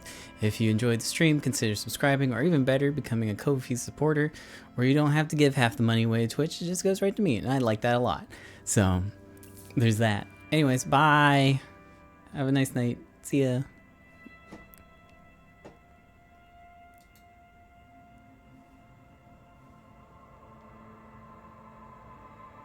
Remember when I dragged myself? I didn't like zoom in though.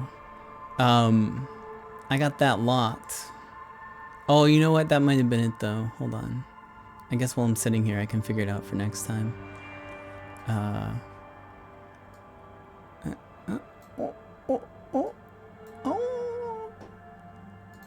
There we go. Yeah, I fucked it up. That's it. Anyways, thanks. Bye.